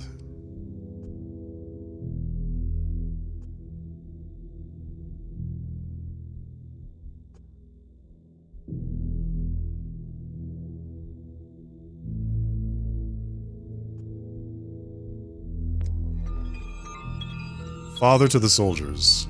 General Block must learn the results of my investigation. Oh, this was a different outcome.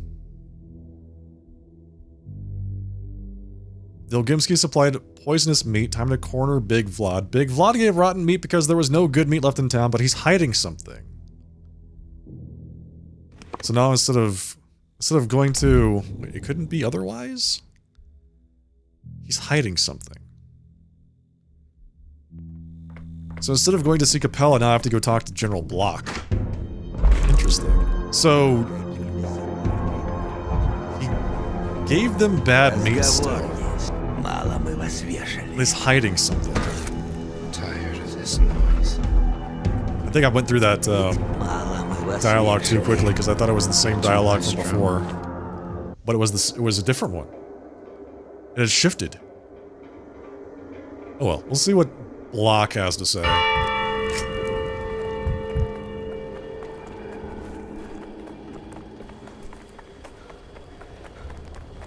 Alright, sounds good, Gego. See you in a bit.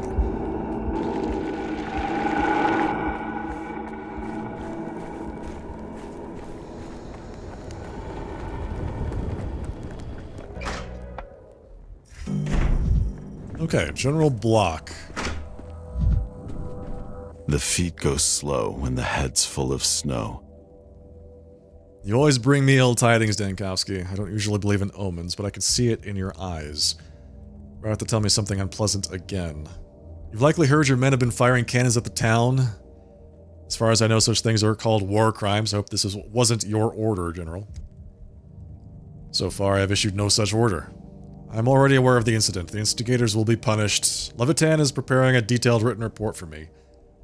A starving soldier is a dangerous soldier. It's becoming harder and harder to rein them in. What happened? Again, I'm expecting a report from my subordinates. All I know is that the unrest was caused by inadequate supplies for the troops. I can't speak the details. A decision will be made once I've read the report. And besides, Dankowski, am I really obliged to report to you? With all due respect. If you can't rein your soldiers in, can you even be called a general? Oh, damn. You're striking a sore spot. This town is a trap for me as well, just as it is for you. I even have suspicions our supplies were cut deliberately. It happened days before we were ordered here. We're expendable pieces, and the dead, civilians and soldiers alike, don't even rate as pawns. Even so, this could have been averted, I just don't yet see how. The guilty are under arrest, but this won't bring back the dead or calm the soldiers. I missed something. I should have searched better. I should have interrogated better. Okay, well, we have to do this again, apparently.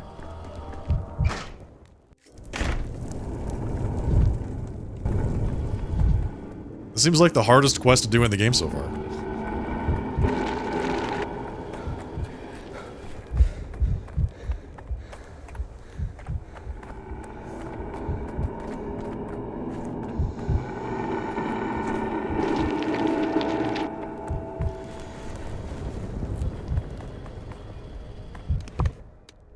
Okay, so let's start again.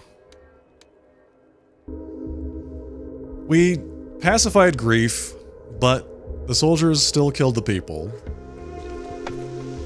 And I think we don't have to restart the entire quest line, we can just go back to, Vlad. Everything up until that point was the same. It's hard sometimes to distinguish between what is intentionally the same and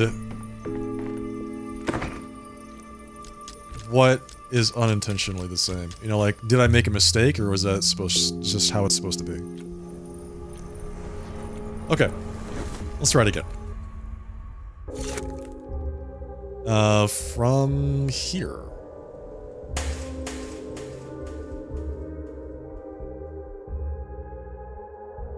Big Vlad gave rotten meat because there was no good meat left in town, but he's hiding something. We got to interrogate Vlad better. So we can go straight to Vlad.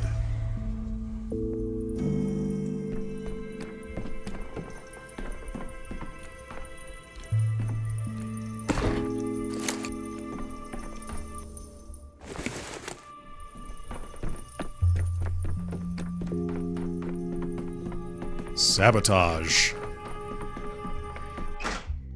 So Vlad did something. Intentionally. We took care of the whole actual source of the problem, which is that we ran out of food. He says that there's no meat, but I bet there was. I bet he's making that up.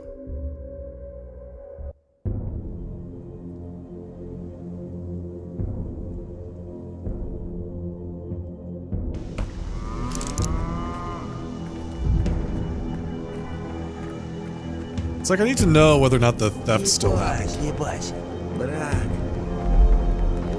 That's really the crux of it.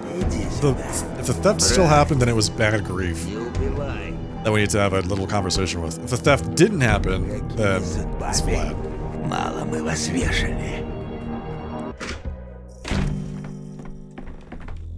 In any case, let's see what he has to say this time. Hello. Money is the sinews of war. And love, too. Let's do without harsh words. Kindly explain yourself about the army's rations. You've been running the emergency committee for how long, and you still don't understand? Or you think I have hidden meat tucked under my shirt? They're looking for someone to blame. I'm not with them. I'm not hunting for culprits.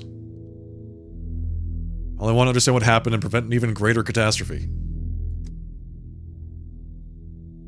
So you came to mock me. Interesting. So did I mess up this conversation again?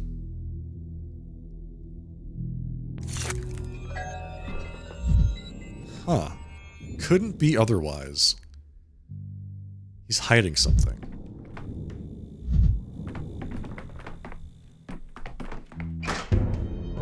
Is Capella here now? Can I just go talk to her?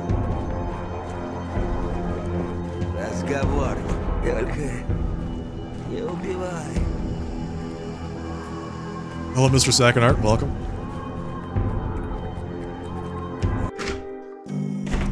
I wonder if I could just speak to her now. We'll see. She's very rarely where I expect her to be. Yep, she's not here. She is just not around.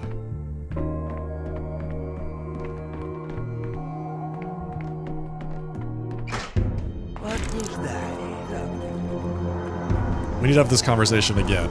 There's like one good path through that dialogue, and I need to find it. Misophonia Dankowski.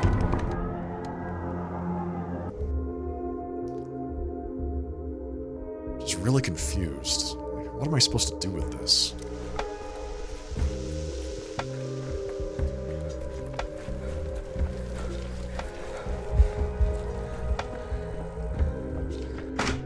Maybe we should be a bit less blunt.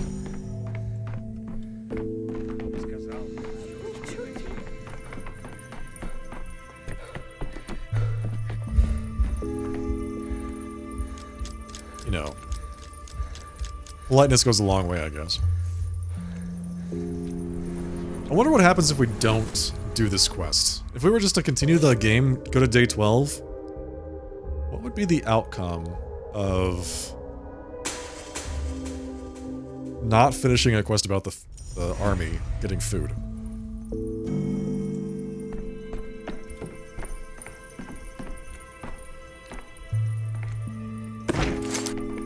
The fact this has to do with, like, it's a main quest. As soon as you walk out of your room, you hear the cannons, and the cannons are being fired because the army's starting. Right? So that means to me that's a bit more important than, say, some of the other things in the game.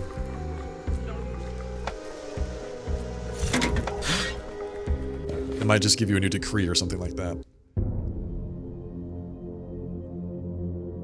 I wonder if it's possible to use that clock in their house to reset the day too, so we don't have to walk all the way back. Just in case it goes wrong.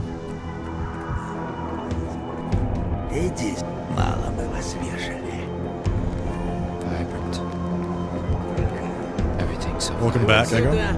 Доктор, прости. Please don't shoot me, Doctor.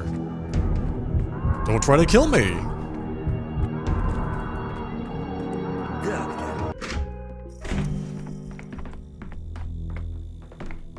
Swine. Beasts. I should never have indulged their whims. They're eating you alive because you're feeding them rotten meats. Now because of that spoiled meat, the soldiers have risen up. They've killed people already. They're looking for someone to blame. This is it. Okay, this is the better conversation path.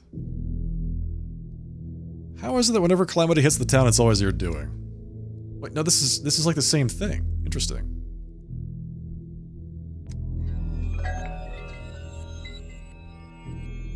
It couldn't be otherwise. Big Vlad gave rotten meat because there was no good meat left in town, but he's hiding something. Maybe we go talk to Grief. What is he hiding?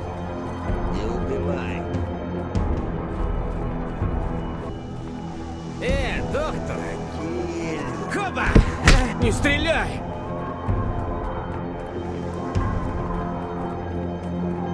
I don't know what these guys think that they're gonna get out of me. I have a gun.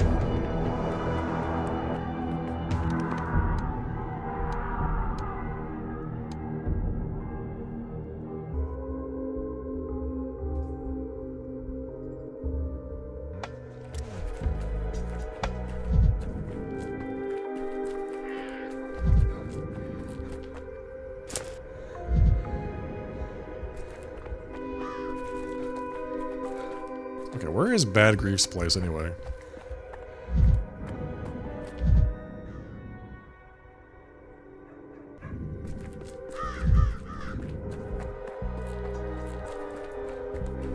Oh, it's more north.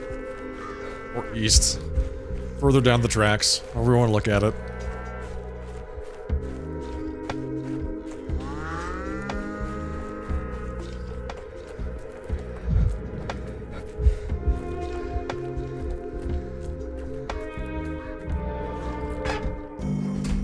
Okay, we cannot talk to him. What's up, buddy? His real name is Grigory Filin, head of the local bandits, Artemy Barak's childhood friend.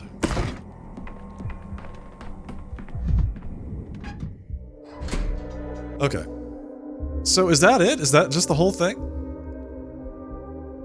Couldn't be otherwise. Big Vlad gave rotten meat because there was no good meat left in town, but he's hiding something. He is hiding something.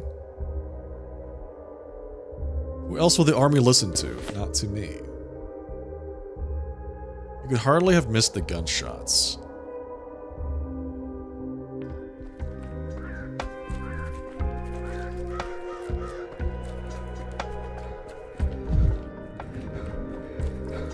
Hey Gecko, can you go back to this day and look at this quest here?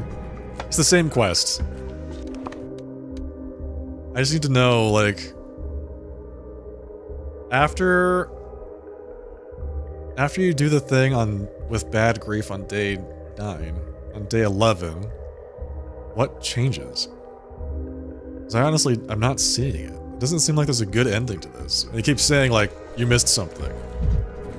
But I don't see what I could have missed.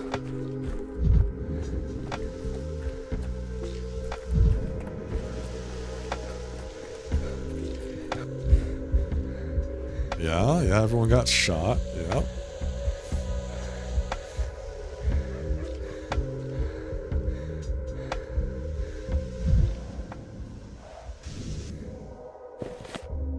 up?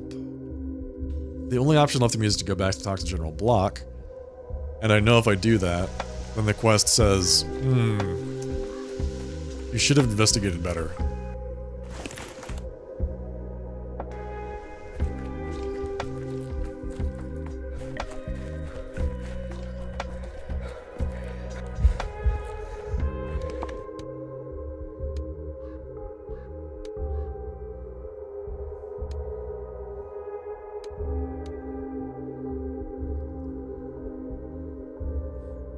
And maybe that's just it. Maybe that's all there is to it. You can't save them.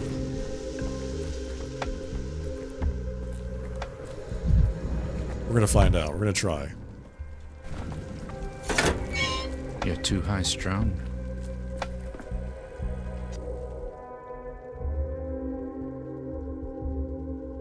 Okay. I'm absolutely right, but the story isn't over. The soldiers are starving. There's no food in town. Soldiers are dying from the plague. Soldiers are angry. It will get worse.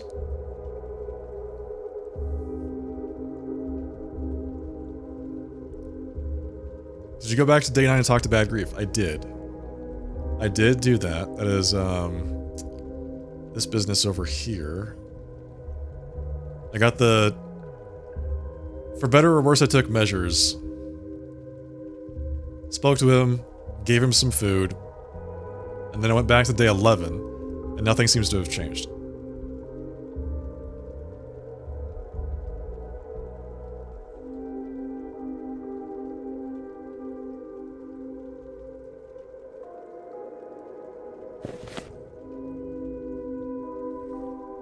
Okay, so we go to Belshazzar's Feast, Deliberate Infection, Worms, Humanitarian Catastrophe, Powder Keg, and I've already reset this whole quest line back.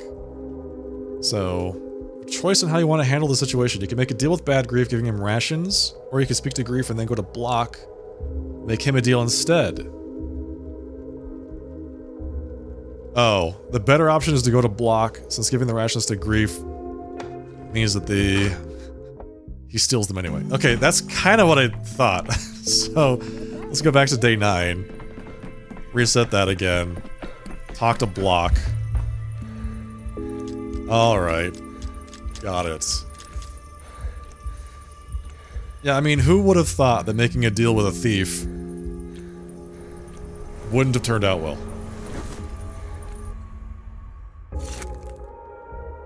Yeah, so we have to reset this. Start the day. Don't give the rations to Grief, because if we give rations to Grief, he's just going to steal the rations anyway. Go talk to Block. Did that show up as an option on the map? No. So that's something you just have to do. You just have to know about that? Oh my god, how many other options are there in the game that I didn't know about?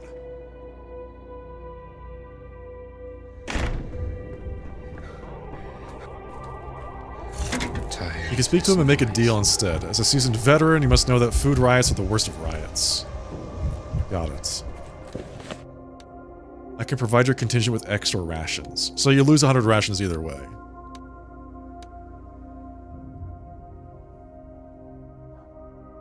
Thank you for the summary there. So we lose some, like, provisions, or supplies, or whatever you want to call them. But we save everyone's lives. That's good. Thank you for looking that up. This is like the last thing I wanted to wrap up with the game. Alright, Block. We need to get back to the front. As a seasoned veteran, you must know that food riots are the worst of riots. Your timeline direct. Officer material, really, I'm listening. The town is being ravaged by plague and, as a consequence, hunger. There's a conspiracy to steal the soldiers' rations. What are you suggesting? Should I dispatch some soldiers to deal with it? It'd be a sensible decision from your point of view. Step into my shoes. Every man counts, and this town is like a powder magazine set ablaze at several points. Trying to show you where this blaze has gotten dangerously close to the fuse. You should tighten security around your food storage, General, before it's too late. Let's turn this around. You hold some sway in this town, do you not? Can you suggest a course of action? I just did. Actually. I suggested that you tighten up your security. If not, can you please go back to being direct? Tell me who, when, what. I want names. I cannot trust rumors. Have to know what I'm preparing for. Okay, so we have a choice here. We can either give him food, or we can tell him his grief. Yeah. I can provide you your contingent with extra rations. Even if you don't prevent the theft, the soldiers won't go hungry. This would be very noble of you. Anything else?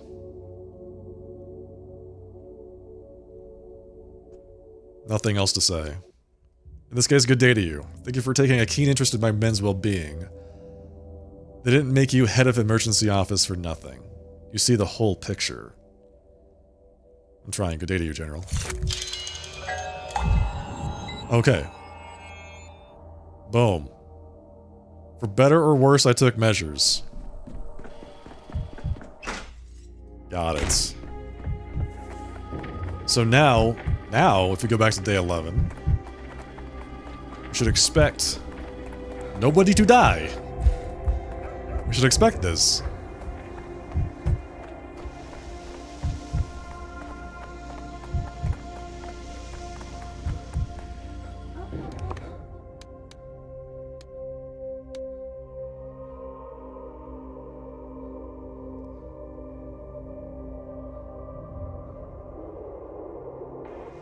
And the way I'm interpreting that choice there, yeah, you either lose 100 rations or 15 patrolmen.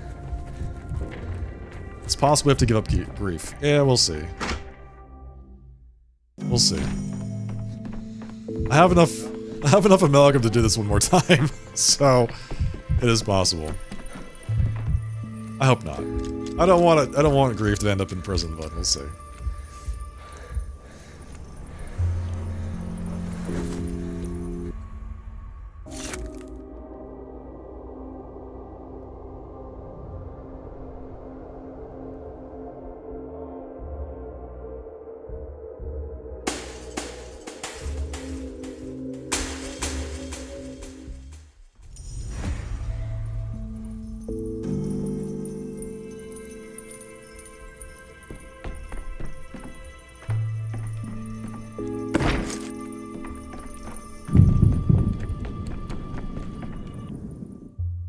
They're still shooting. Okay, yeah, you might be right. You probably have to give up grief. If that's the case. I was really hoping we didn't have to do that. But you might be right.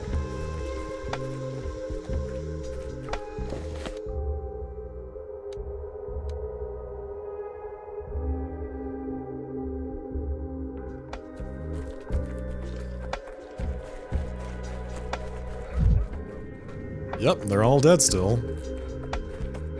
Are you kidding me, man?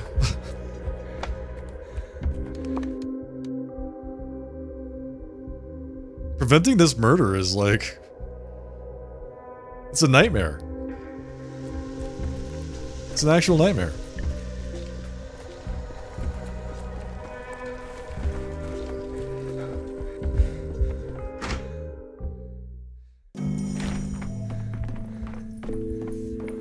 Okay, I think I see what you were saying, because I saw those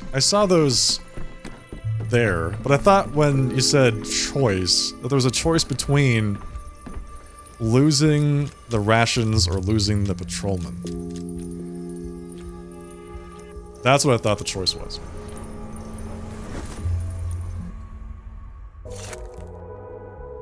Hey, Roswell. Weird neighborhood? Yeah, tell me about it. Better or worse, I took... measures.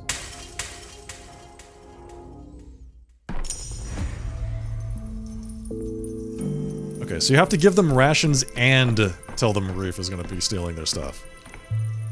Got it. Otherwise, he just takes more rations. Because you give them more rations and then he just steals them. He steals everything. Grief, you're making my life so difficult.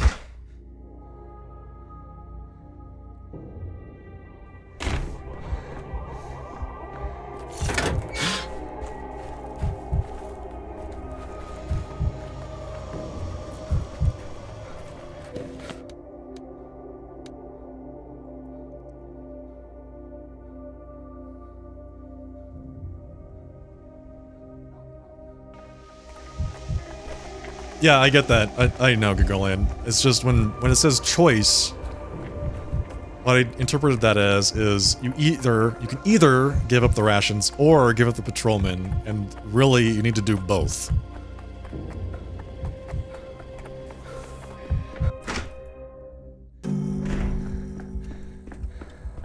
You have to do both. What? Okay, food riots are the worst riots. Trying to show you this.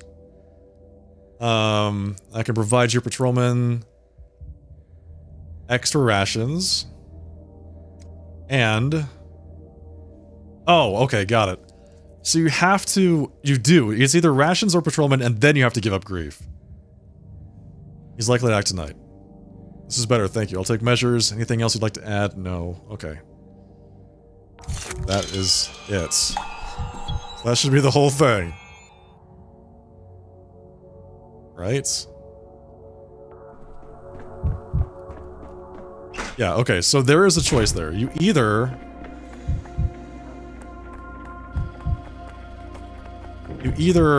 do the patrolman, or providing block with rations, patrolman, and choosing whether or not to give up grief, you can successfully stop the massacre from happening and keep Capella from being locked up. Yes. On another channel, you got timed out for 10 minutes for every time you told a dad joke. For some reason, I don't think that's the only thing that got you timed out for 10 minutes. Were you breaking the rules of the channel?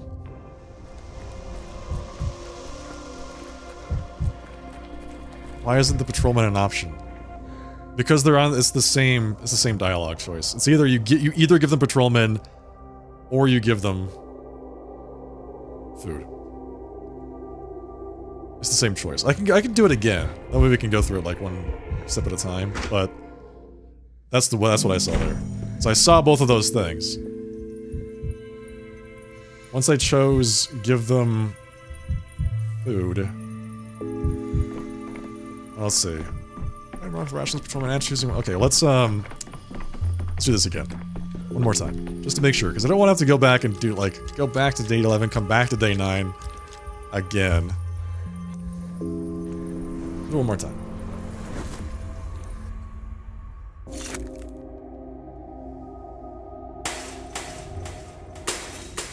It might be even a different, this is where it's hard to tell. It might be a different name for the outcome. Because right now the name for the outcome is consequences.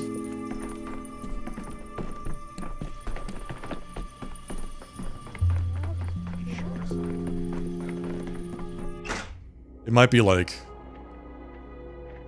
this is the right outcome. You know, something like that. Something clearer. That I actually prevented the thing that I'm planning to prevent. Prevent Capella from getting locked up. Yes. That's what we're trying to do.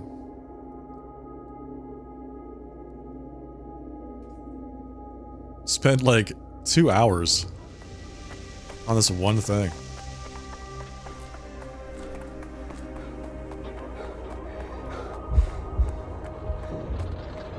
Most of the quests in the game have been very self-evident in terms of what the next steps are. This is interesting because Block isn't even shown as an option to go speak to, so you have to know you can speak to him. War consumes a man like no other occupation. Okay, so Roswell, did you think that being timed out in that other channel meant you could come here and start telling dad jokes in my channel? Is that what you the conclusion you came to from that?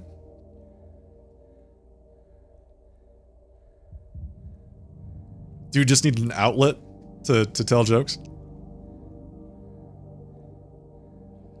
Let's see. There's a conspiracy to steal the soldiers' rations. Alright, so you can slash tell... Oh, what's his name?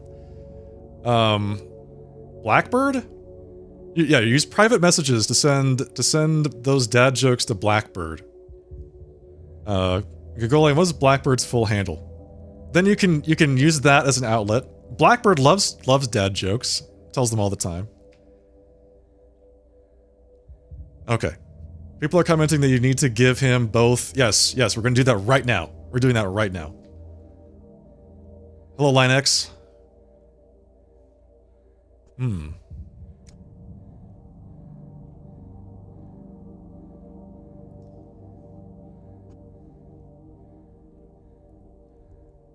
Wait. So, I don't see an option to give him patrolman. I do not see it. If I choose this is the only thing I have. Oh, is it because I don't have patrolman to give him? Oh my god. I've got to actually like have those patrolmen ready. Got it. Yes. That's why it is. That's why I don't have that option. I need to adjust my decrees so that I have patrolmen spare. Otherwise, the option doesn't appear. Got it. Wow. Man, now I'm thinking about like how much other stuff in this game did I miss just because I didn't know who to talk to at the right time and I didn't have the right, you know, conditions met to make things possible for me to do that. That's crazy. That's it. That's why it's not showing up.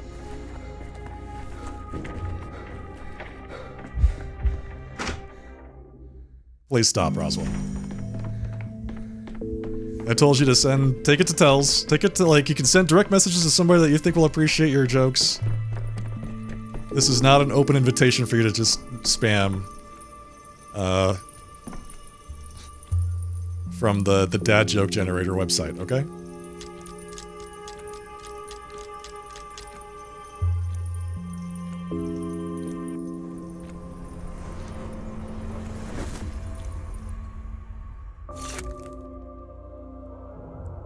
Okay, so let's reset this. Yes. Adjust our decrees, so we have, what is it, 10 patrolmen?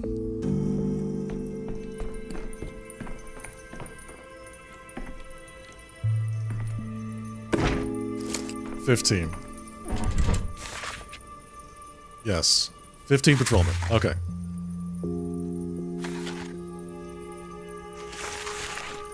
So I have to get rid of those two.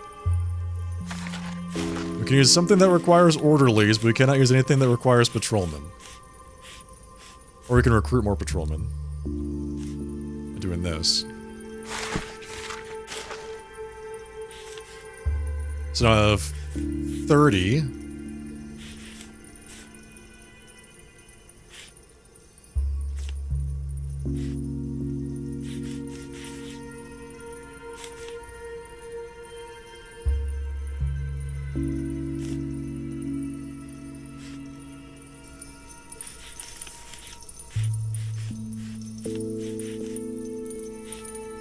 Why does it say I have 0?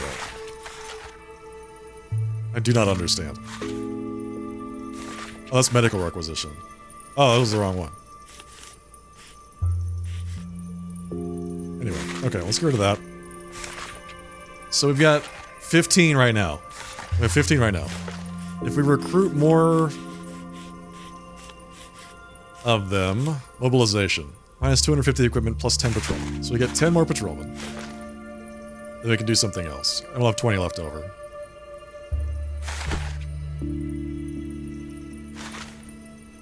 Okay. There we go.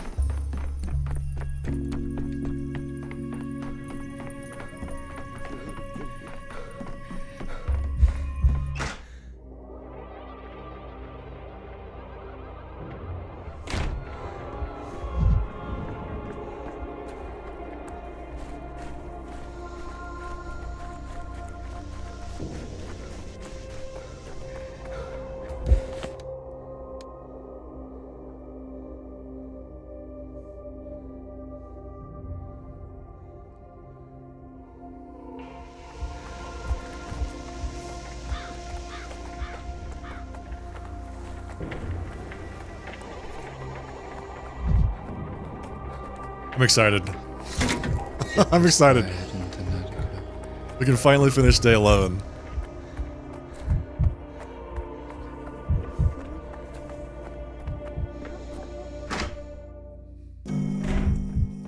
Man, saving these people's lives is not easy.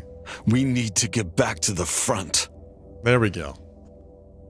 Provide you a contingent of rations and patrolmen and its grief.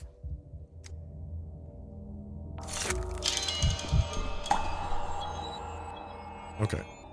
So what is the name of the conclusion here? Consequences. It's still the same thing.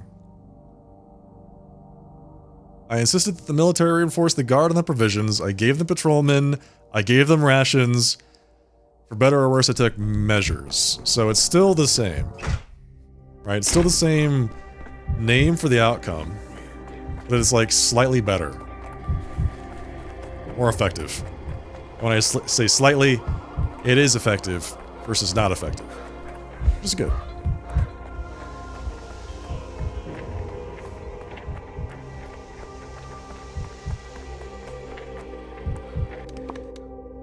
Okay, back to day 11.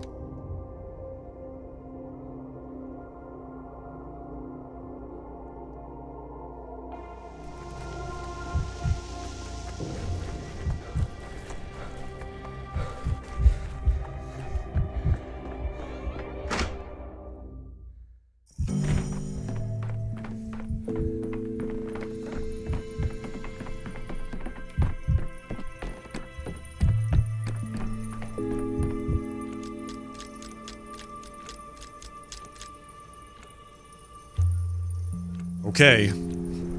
Cross your fingers, everybody. So that should remove that entirely. Right? Yeah, that whole line of investigation is gone. Or it should remain gone. Like, we don't want that at all. Because if it stays gone, then we're good. Everything is happening on day 11 as we want it to happen.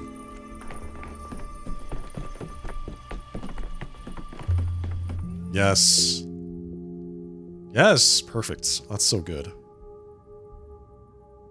Okay. So, things we learned today. Do not make deals with criminals. Make sure you have enough resources from your emergency rations to be able to pay for all the stuff that you plan to do. For the conversations you want to have. That's the second one. Third one is make sure you've got plenty of amalgam, otherwise you will find yourself stuck on a particular day. There you go. That's it. That's it. We got all the kids out of the polyhedron. We gave the map to Yulia, who needs until tomorrow morning to figure out how that's going to do anything. I don't know what's going to happen with that. Wow. We did it. We finished day 11. Let's go to day 12. It's like the last day. 17. Can I buy this?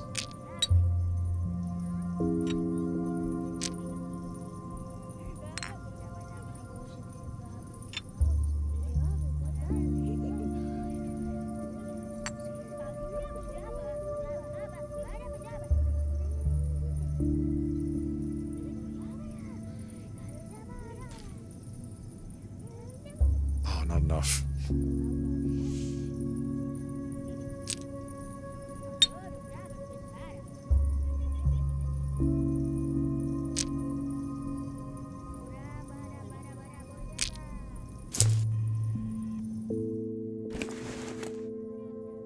There we go. That's what I wanted. I got an achievement.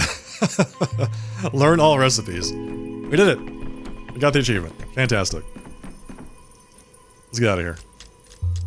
So Capella is not in jail. The army's fed. Everyone's fed. Everyone is good.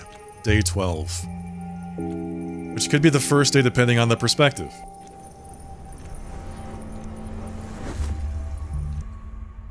This is the beginning of the end.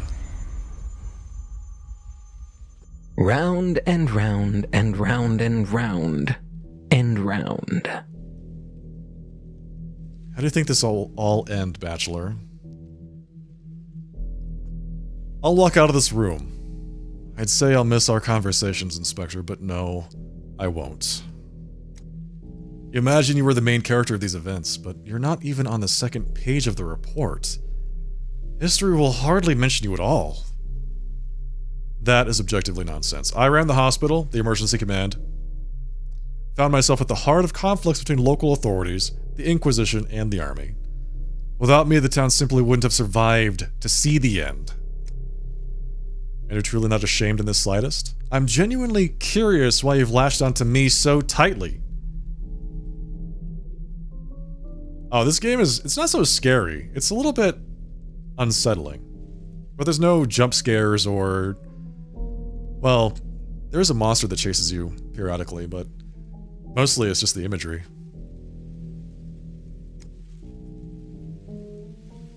As if you personally need to destroy Bachelor Dankovsky. Why am I such an obsession for you? Are you my rival? Envious of me?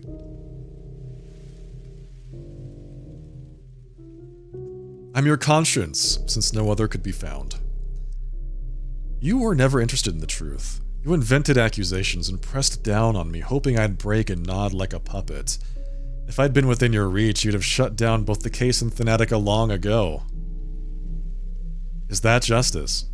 Good news, all of my VODs are on YouTube. That's true. If you want to see it from the very beginning, you can find them all on YouTube. And they're preserved forever. And there's my channel link. And subscribe. And like the live streams. Yes! Turn on your notifications. Yes! Join me for all of my future broadcasts. In both vertical and horizontal formats. Let's see. Are you interrogating me? Why not? Let's say I'm not a queen. Let's say I'm a bishop. But you're nothing but a pawn. And if I don't leave this room, if you crush Thanatica, that will still be taking a piece. But if you don't leave this room, they'll simply replace you with another just like you. Another round-headed one.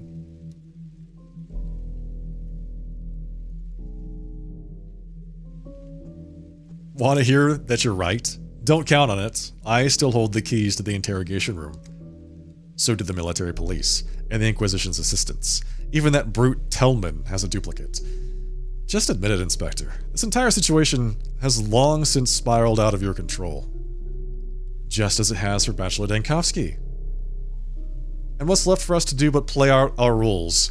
Yours, the tragic doctor whose word on the 12th day could decide the town's fate. Mine, the nitpicking but fair investigator. Exactly. I'll finish my story, and I'll make you learn the truth.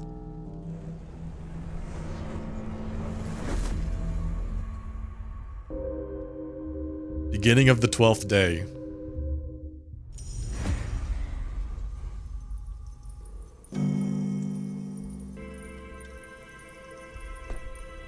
Which could be the first day, depending on the perspective. The broken ones don't lie. Time to say goodbye.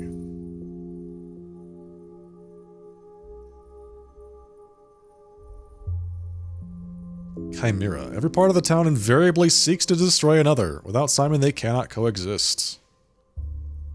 Alternative. Yulia and I came close to a solution. It is possible to stop the plague without sacrificing anything after all. Today, everything will be decided. Many of my decisions in the past, my successes and failures, my knowledge and ignorance, all can affect the outcome. My last chance to enter the Polyhedron. Perhaps today luck will smile on me. Oh hey, we can actually go to the Polyhedron today. The judge said that the facets would open for me only at the very end. So the decree board is now unavailable. Locked down.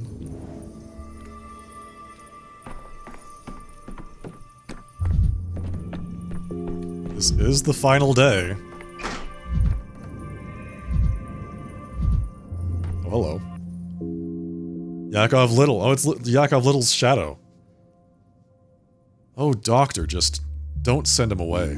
He'll linger a little while now. Then he'll go back to work. No. Go, just go. What work is there now? Your little shadow. Stay as long as your heart desires. He liked it there in Stillwater. You know, he even envied the other assistants a bit, being here with you, just a little, not in earnest. He wouldn't have traded the hospital for anything, such responsibility.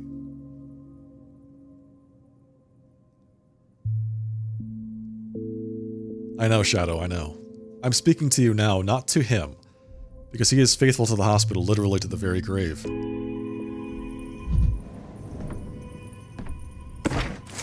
So, let's take a look at the town.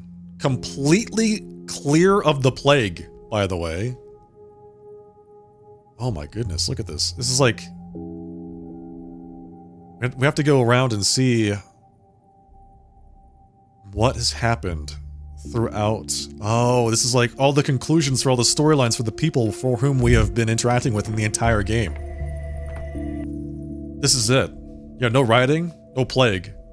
It's just enjoy the day, understand the consequences of your actions, do what you want, and then bring it to a close. Did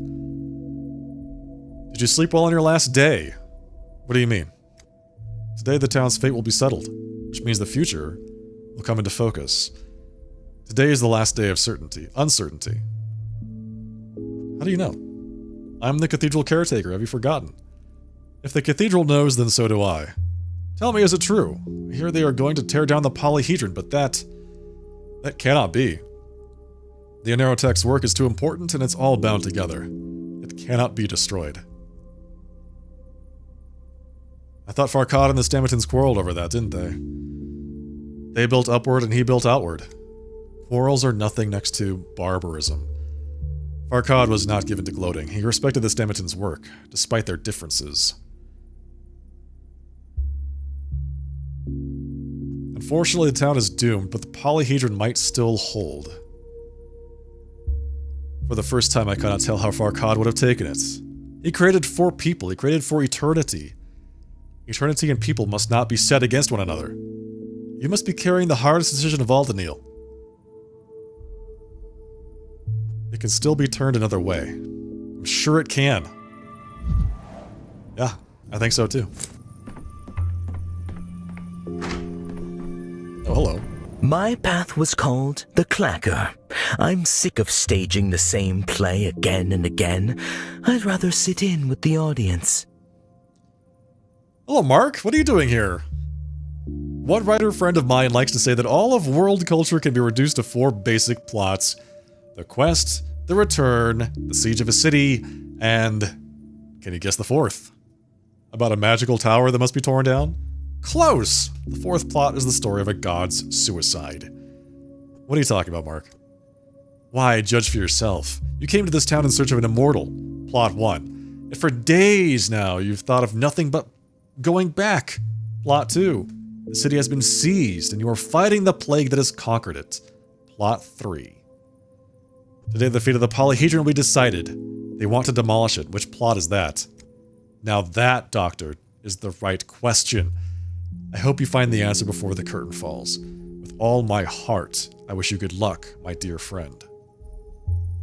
The 4th plot, that's Simon. Do you truly expect an answer? I'm a director, not a prompter. Giving hints isn't my job. Provoking is. I like you, Mark. I always have. Pity you don't care for cinema. My path was called the Clacker. I'm sick of staging the same play. I know. I know. I got some funky music. Never alone. Things everywhere.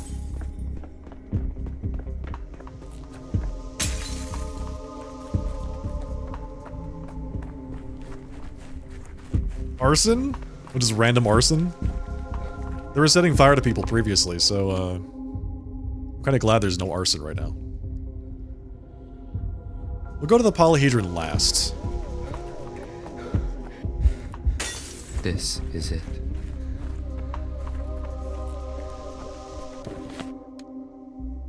Let's go talk to the army first.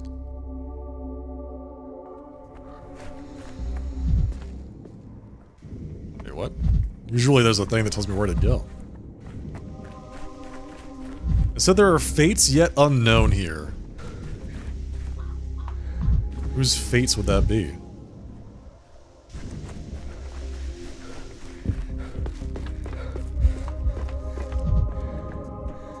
Oh, it's Eva!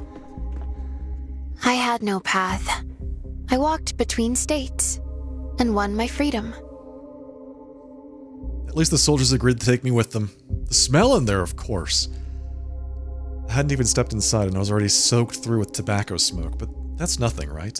The officer gave me his word. No one will lay a hand on me. Are you still cold? Where I'm going, it'll be exactly the same. Of course it will. It's the same everywhere. Change the terms, the sum stays the same, and so on. You don't need to explain it to me. Still, at least the scenery will be different. What are you going to do next? I'll become a telegraphist, or a seamstress. Something like that, where quick fingers matter and where you're useful in any town. But don't question me anymore. I don't want to talk about myself. People are better off as strangers. It's less stifling. I'll never forget you. So off Eva goes. Stack, are you leaving too? And the rain. The goddamn rain. Does it ever end? Pouring Farewell, Dankowski. Pouring and pouring and pouring. Are you done, Stack? Anything else? You want to talk about the rain some more? Buddy? Can I talk now? Thank you. Farewell, Dankowski. I could say something crude. I don't want to end on that note. After all, we won't see each other again. And what makes you think that? The world's smaller than it looks. And why do you think I'm standing here? I've signed up as a volunteer with the army. As a doctor, naturally. Patching men up under shelling is a nobler kind of work than whatever this is.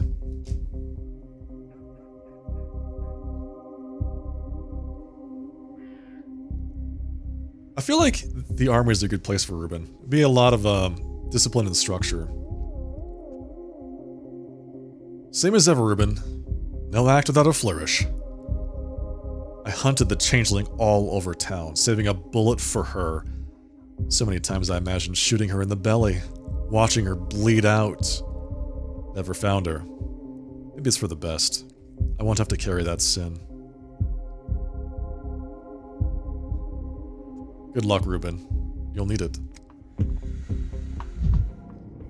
He joins the army. Like I said, I feel like that's probably a good outcome for him.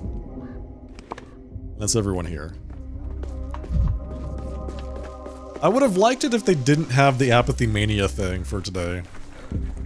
That would have been nice. If I didn't have to balance my attitude.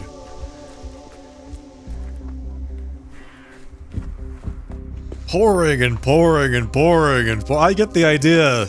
Ruben, buddy, please spare me. You're killing me here, man.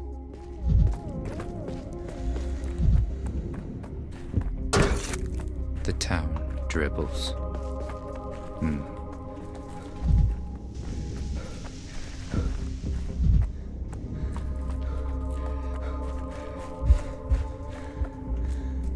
So Eva goes off to live her life as a free person, not bound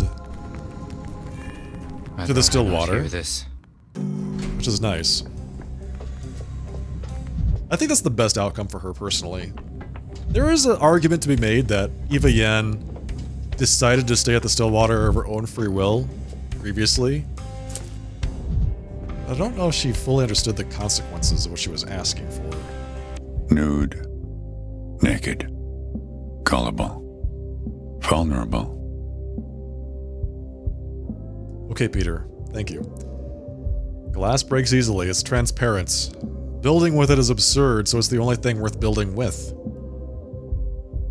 What isn't fragile shouldn't exist.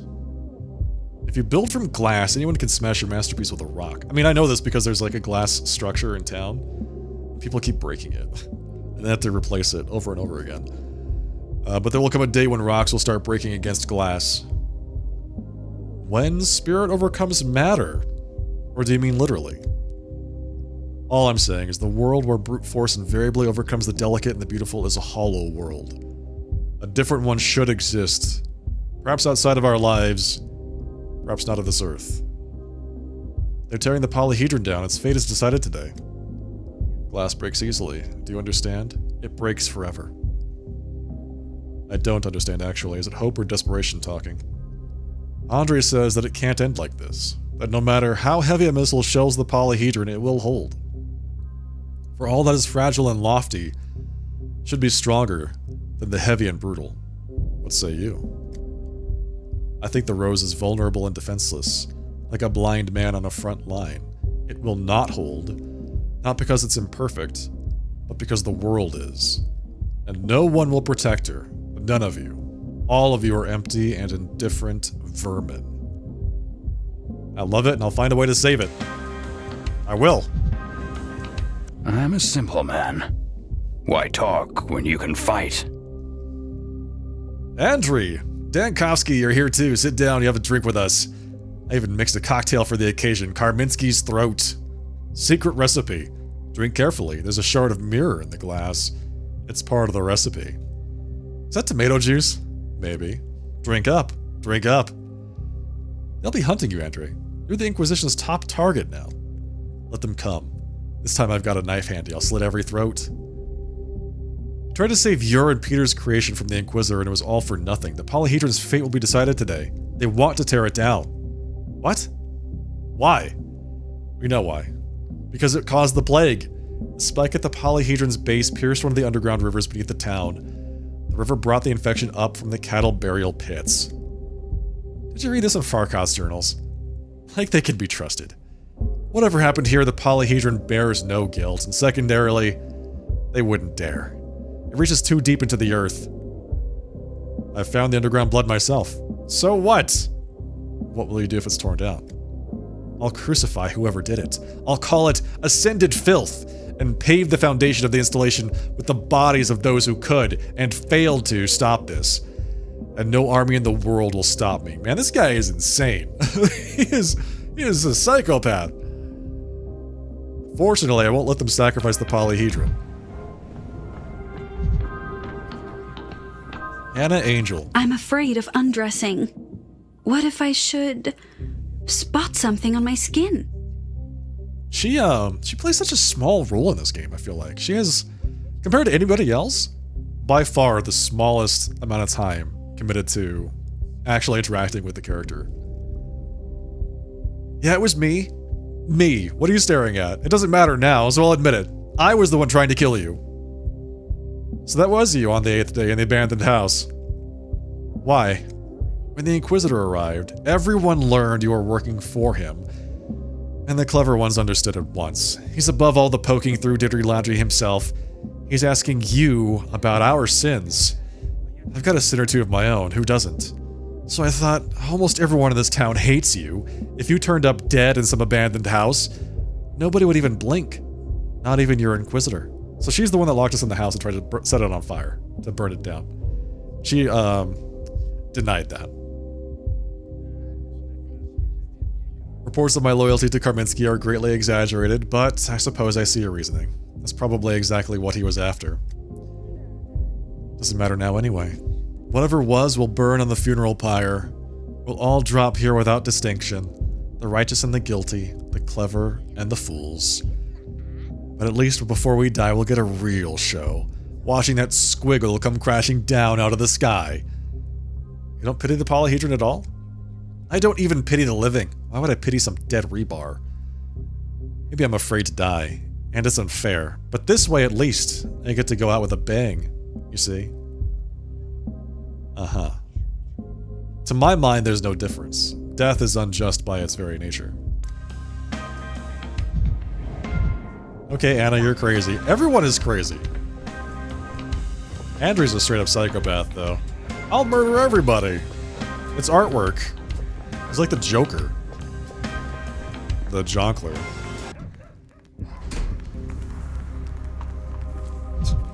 What is that emote, Quack? What even is that? Every creak, like a gunshot. Alright, down to the cemetery.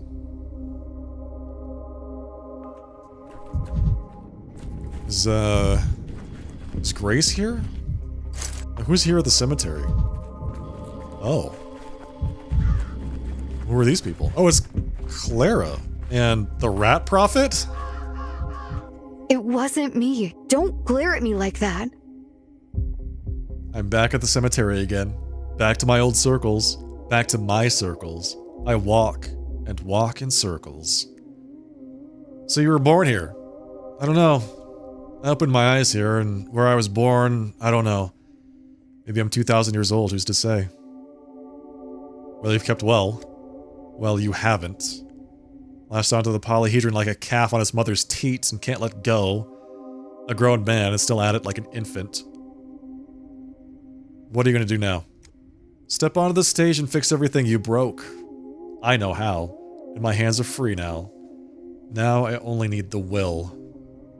Interesting. What does she think I broke? Farewell, girl of good intentions. What are you staring at, human? Not a dewdrop in my mouth for days now, nor a morsel of fate. Hear that rumble? That's my belly, my hunger, groaning from the depths. Why are you sitting by a grave? Because I hunger. The grave is empty because my stomach is empty. Starve me and you'll have empty graves upon graves, and whoever slips will be my meal. Oh, really? Sackboy being disgusted. Oh, okay, got it, thank you. Is there some way to feed you without sacrifice? What a blunted chisel you are, human. You can't understand anything on your own. You can't puzzle a single thing out. You could have fed me yesterday, but now it's too late. Now you're doomed, and the town too. A hungry prophet is worse than the plague. Mark that. I can bring you some dried bread, do you want it? I don't eat your vile mortal food. I feed on fates and dreams. Okay, so suddenly I'm feeling a little bit better about my decision to not, like, give the children over to the Rat Prophet. Suddenly I'm feeling like that was probably the right thing to do, is to not do that. I hope you starve to death, you filthy-tailed being. Get out of here. They claim it's healthy, but the taste is unbearable. Tell him not to touch my dead. I can tell by your eyes you see him, and he can't pretend in front of you. Tell him. Do you think I can command him? The prophet doesn't listen to anyone. Alright. Don't eat the dead, Rat Prophet. I like how Clara and the Rat Prophet are somehow homies. Like, when did that happen?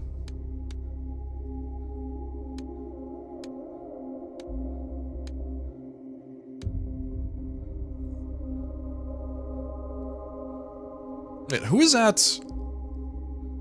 That's Isidore Barak's house. Who's there? Is it Artemy? Oh, it's gotta be Artemy, right? At his father's house?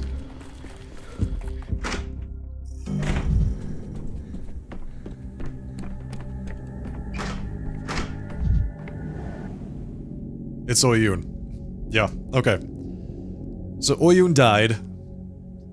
And so, spoilers.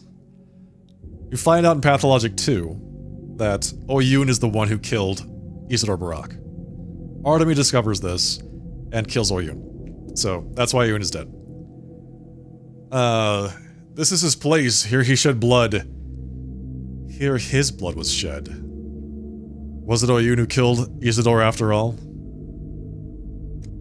Oyun wanted to help. He was always loyal to his master.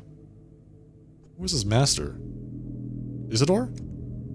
Oyun served the kin. He could have herded bulls in the steppe, but he chose to cut them up at the abattoir. He took in the filthiest tasks, and he was ready to be reviled. Then filth found him, and spilled his own blood. Who killed him? How did Oyun die? Know only this, Signor. Oyun deserved it. He knew his blood would be spilled. It was necessary. Such is Humane Gurim. Fatalism is a disease. Once Dankovsky. Now, 1,000 fragments of Dankovsky. No, or maybe Barak doesn't kill him. I don't know. Either way, he's dead now.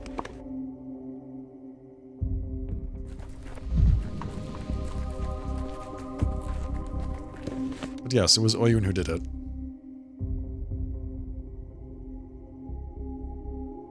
He saw it as a mercy killing. Because Isidore came back infected with the plague after he and Simon went out to the steppe.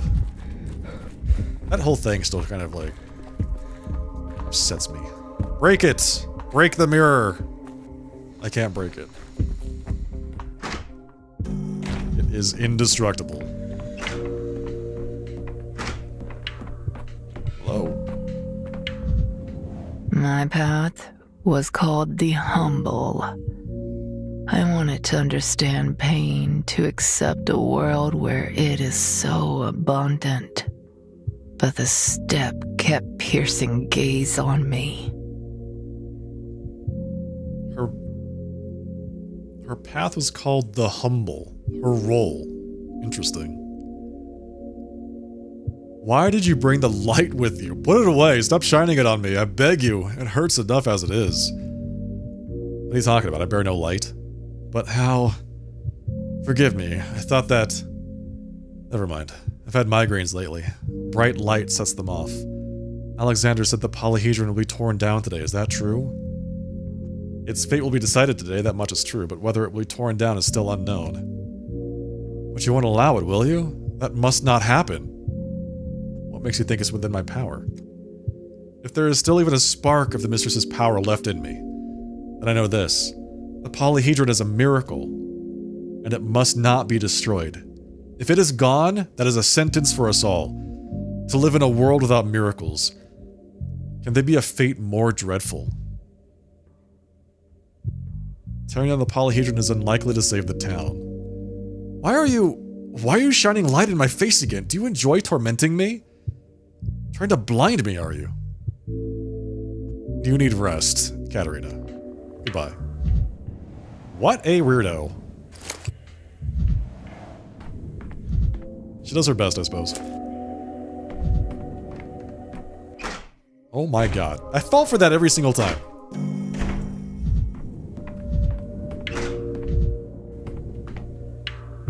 Worst of all, a coward, as ever. How I hate it.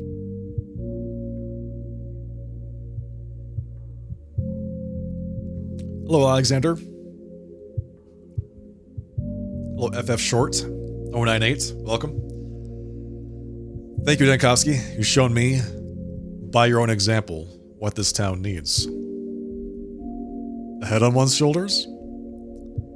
An iron hand. Perhaps you haven't noticed it yourself, but no one in this town has taken power so decisively in a long time. Hello.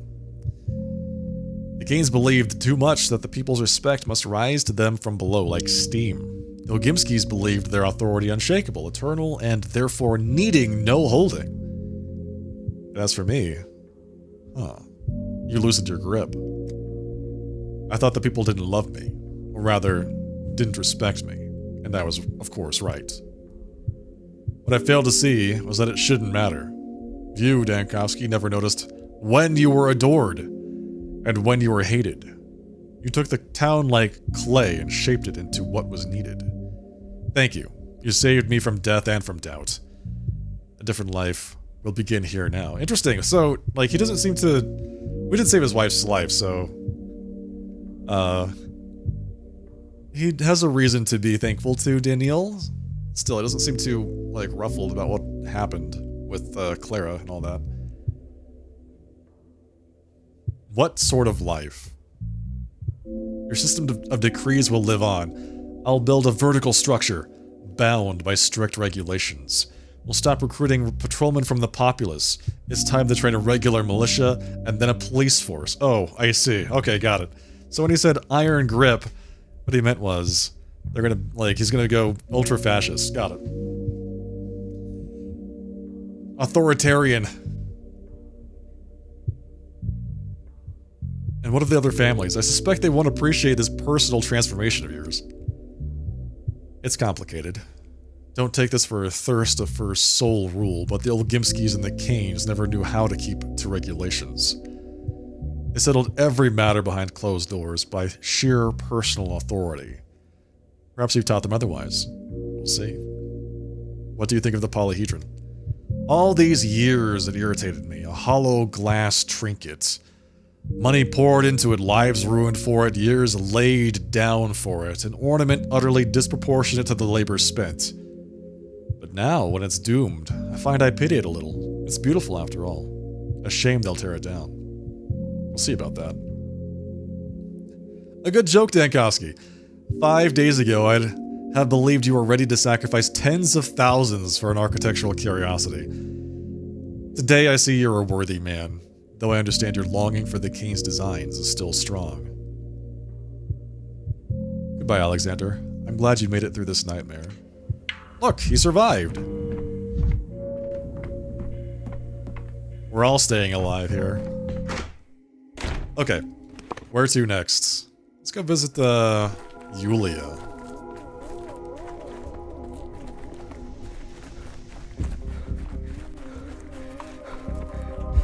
She should be done with the map by now. Misophonia, Dankowski.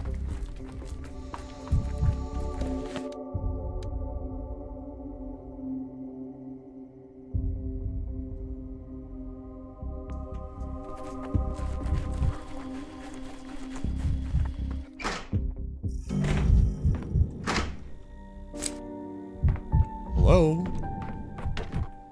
Locked. Locked.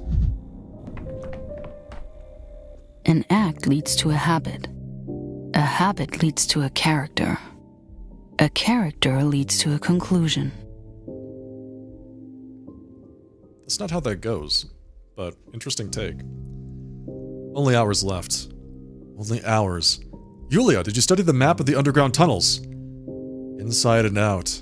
Turns out I haven't slept in over a day now. And? Alas, Dankowski, if the map is to be believed, diverting the blood from beneath the polyhedron won't work after all. If it stood even 300, 500 meters to the west, we might have risked it, but alas. I had such hope. I spent all night looking for options. An artificial barrier in the path of the Blood River would redirect the blood straight into the Gorkon. And that would be even worse. Explosive work to alter several nearby tunnels at once has every chance of collapsing half the town underground. But the map isn't complete. Farkad didn't finish it. There are blank spots. And those spots, by all appearances, are located in the most inaccessible places. Even taking just the purely material, physical aspect of an expedition to clarify the blank spots. How much time would it take? How many more people would die of plague? And it would take weeks, if not months. I got carried away with hope yesterday myself, but Farkad's map confirms it. The polyhedron is pumping blood from underground and therefore the sand plague as well. The rod's location is fatally unfortunate. Right now, the only chance for the town is to demolish the entire structure. Damn it all! Ah! I wanted a compromise so badly. One where both the town and the polyhedron survive. This morning I asked an old acquaintance of mine to double-check my calculations. She's not an engineer, but uniquely talented with numbers. Her verdict was exactly the same. Your friend Isa. No, a much older acquaintance. I once worked with her in the capital. Is it Aglaya? She was talking to Aglaya? She is still here in the room with the model, studying my old urban planning materials. I think she wouldn't mind speaking with you personally. I'll speak with her then. Selfless hope. We were bitterly mistaken. If we forcibly reverse the rivers beneath the town, the entire town will collapse underground. This is not a solution. Yulia is hosting her old friend. She knows how to stop the plague. It's 100% Aglaya, right? No, who's this? It is Aglaya. It's Aglaya and Heron.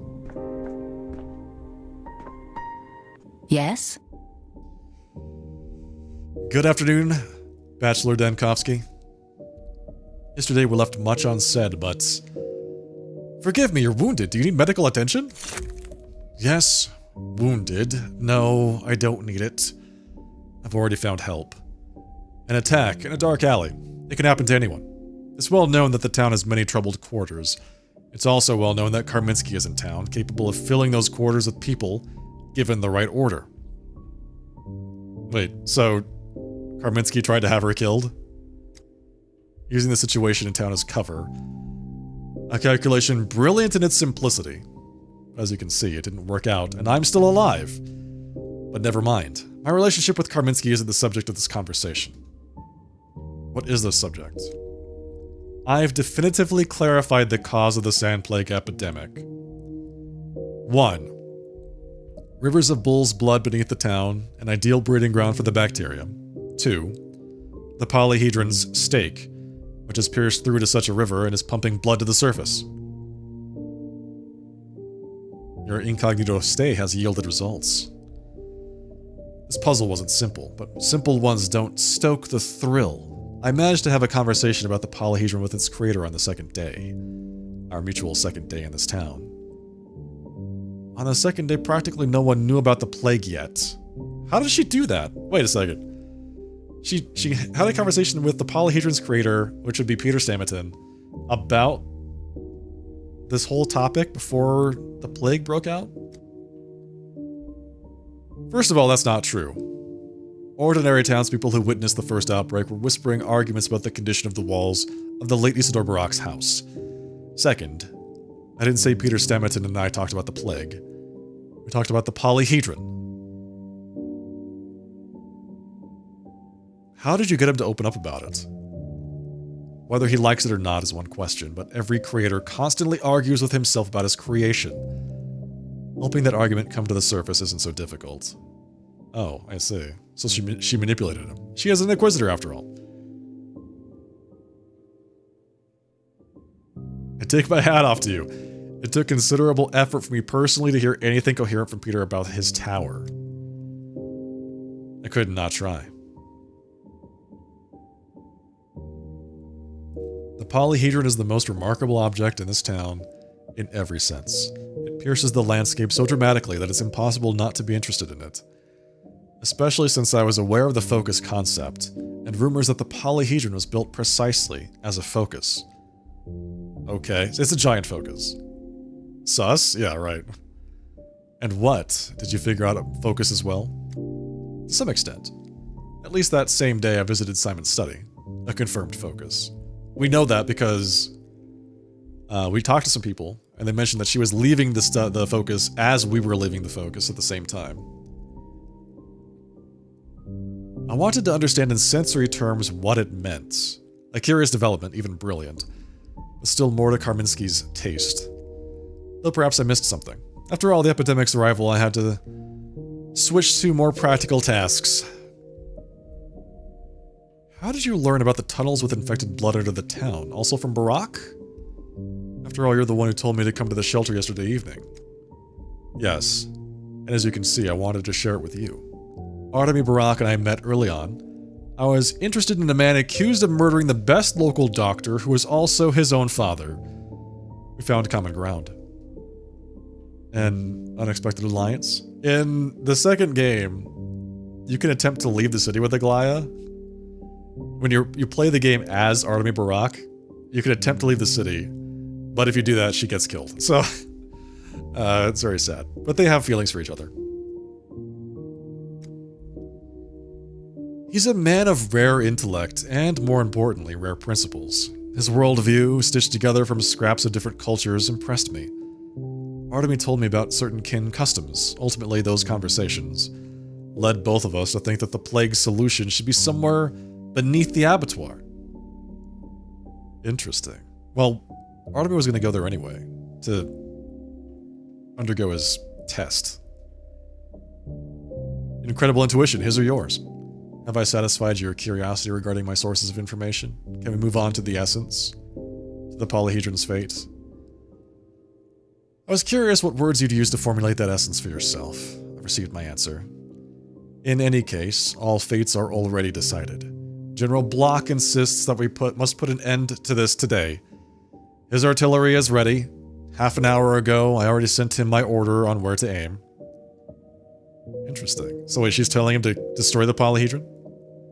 You're here in an unofficial capacity. The town is Karminski's responsibility. As you can notice from my current state of health, Karminski isn't too confident in the strength of his position. Otherwise he wouldn't have sent disguised bandits after me. He's also dead, so there's that too. Well, Block doesn't want to, and doesn't have the right to, make such a serious decision independently. His shaky position doesn't allow him to take on such responsibility. My position is also shaky, but I'm willing to take the risk. Oh, okay. Alright, got it. And now what? Today, in the cathedral, there will be a discussion of the final details. It's a formality, but if you want, you can drop by. I'll write you a pass, if you can find some scrap of paper Lyrocheva doesn't need. However, you still haven't asked what decision was made. Because it's obvious?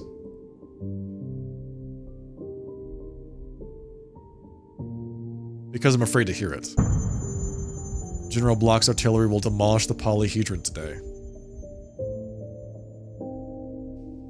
It's the most reasonable thing to do. I'm glad you share my opinion.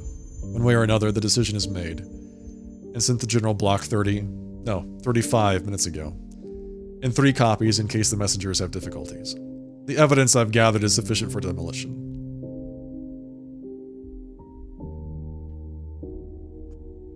And the map compiled by Architect Farrakad will also become one of your pieces of evidence? It's very convincing supporting material. Thanks to Farrakad, Yulia Lyrocheva, and you brought it, didn't you?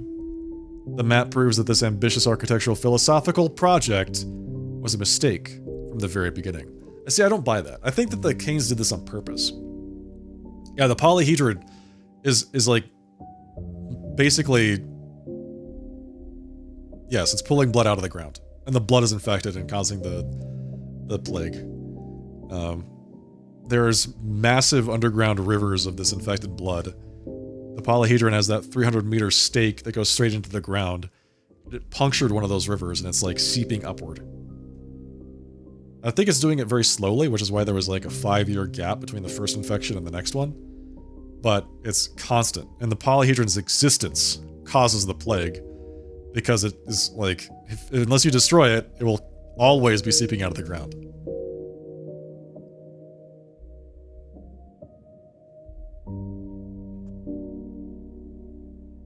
If, of course, you didn't convince Yulia of that.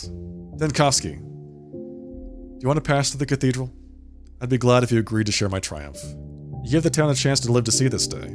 I stand on your shoulders. And, not now, but still, think about future cooperation with the Inquisition. People like you are needed in the service. Yeah, blowing it up is the first step. Then there's like what to do with the rest of the blood that kind of seeps out. You have to get rid of it. But then you have to like seal it. On that note, there's an upside to that. The blood is a necessary component to the cure that Artemy Barak developed on day 11. So, if you blow up the polyhedron, it will leave a pool of blood sufficient to cure everybody in the town.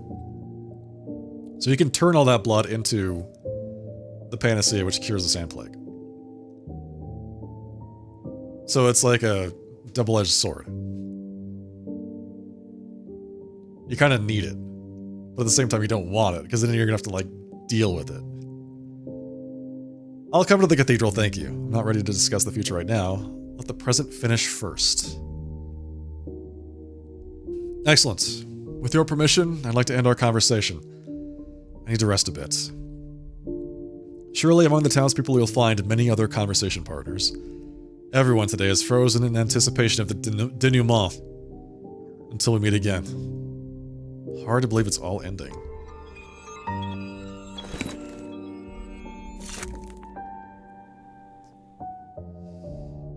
Aglaya invites me to the cathedral to observe how the will of the law, capital L law, is executed and the order is restored. I can only watch.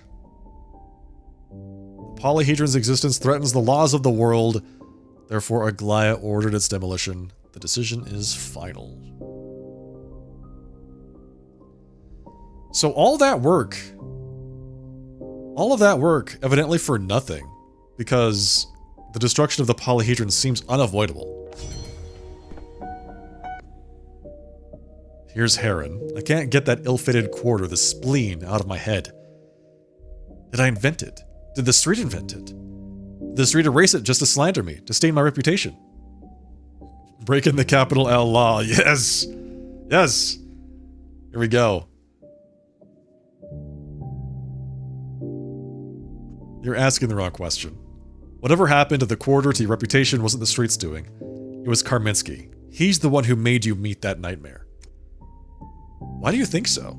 He suggested it, and I agreed. You think yourself the protagonist, everyone around you is but an obliging extra with no will and no aim of their own. I think my resignation as your secretary rather neatly proves that's not the case. Okay, so where have your aims brought you today? None of your business. I haven't owed you an account for a long time. He's here to suck up to Aglaya. He wants to, like, change one Inquisitor boss for another Inquisitor boss. And who do you owe one to? Who are you secretary to now? You change masters more often than they change tablecloths in capital restaurants.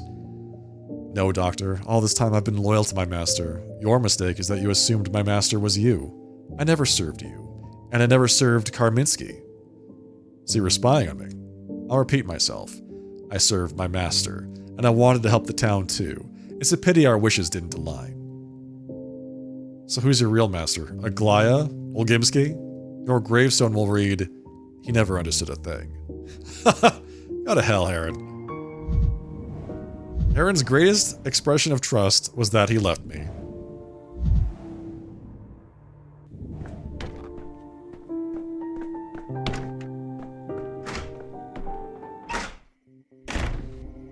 Alright, who's next? The Town Hall. Which is probably going to be General Block, right?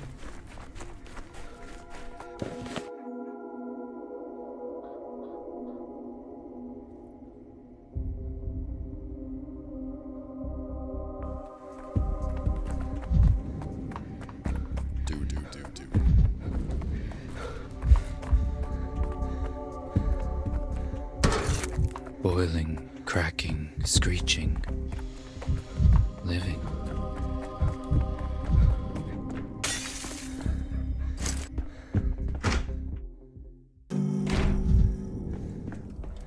Okay, General Block. Oh, what? Lara Ravel. It's Lara's shadow, because she has to die. Or at least, she died in our playthrough. He stood right here, the bloody general. She came to make him pay for what he'd done to her father. She didn't even know before that she'd been living for this. Forgive me, Lara. I wanted to save you. I truly tried. But it was either you or the whole town. You did everything right. If the choice was her life or the town's, Lara wouldn't have hesitated for a second. She always chose people, except for that one time. She holds nothing against you, Doctor. And in the end, I'll let her die for nothing. The town's dying anyway. Looks like they're tearing down the polyhedron today. They're tearing down the polyhedron, good. It always exuded a sense of melancholy. Its shadow moved across the city throughout the day, like a giant needle on a clock face. And in that shadow, it felt especially cold and eerie. Still can't quite believe gentle, delicate Lara nearly shot Alexander Block. What do you mean nearly shot? She did kill him. No, wait. She killed him several times before we stopped her.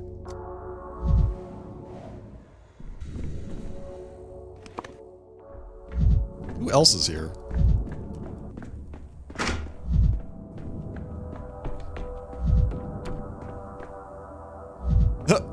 What are you doing here? Roughest Dutch, safe to touch. Smoothest bone, leave it alone. Why is Sticky trying to break into one of the jail cells? Hurry up, kid, you've been fussing with it, and the door is still not budging. I got to thinking, Barley's got this switchblade real sweet. Bull's head on the grip. I asked to look at it and he cursed me out. I want that knife. Boy, what are you, a born tightwad? Small as you are and already a miser, I already promised you half my kingdom. Why'd you eat Barley's knife? I'll fix you up with a different switchblade. Open up. Is he talking to himself? Am I interrupting? Hell, why are you sneaking up like that, Doctor? I nearly died. That you, Dankowski? Get this brat under control. He said he'd let me out. We gotta deal like adults. So he's talking to somebody inside the cell. Got it. Oh, Grief's in the cell. Ah, okay. That makes much more sense now. I figured he had honor and he's been extorting gifts out of me for 30 minutes with the privilege of breathing free. Got it. Grief, come now. He only asked for a switchblade. Is your freedom worth less than that? Huh. I'm speaking plain, and they're answering sideways. That ain't my knife. If it were, it'd be in your pocket already. You want me to steal it from Barley? He'll flip me off and send me packing. I'll give you any other knife, I swear. Open the door. I don't just need a knife. I want that one. The switchblade with the bull's head on the handle. Sticky knows what he wants. Seems he means it, Grief. If you want out, accept the terms. You too? You're taking the kid's side now? This is highway robbery. Fine. You'll get your knife, kid. My word. Open the door, and let's get out of here before they scoop us all into a cell.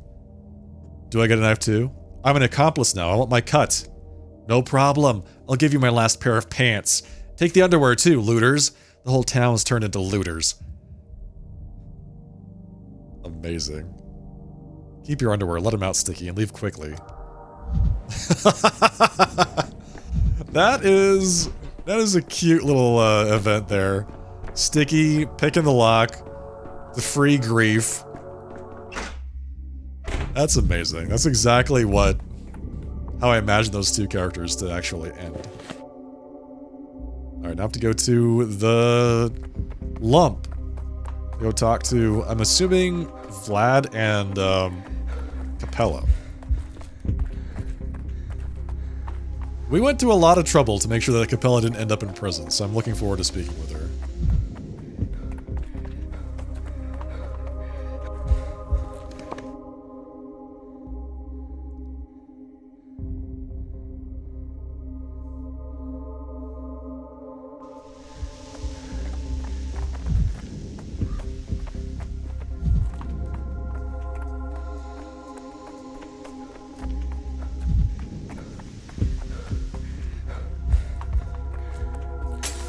Optics, vision.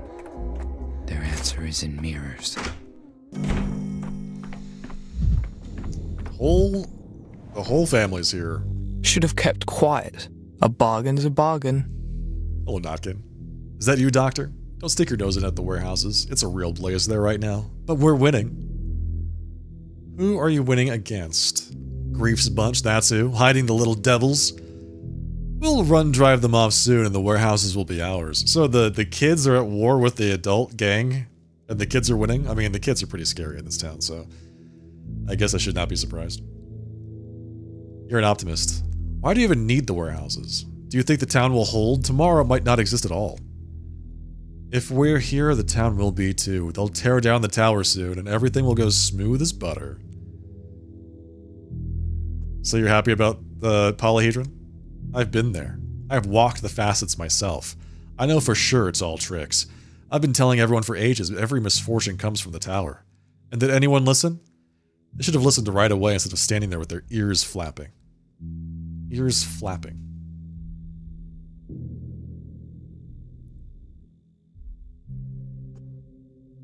You've been inside the tower and it didn't bewitch you like the rest?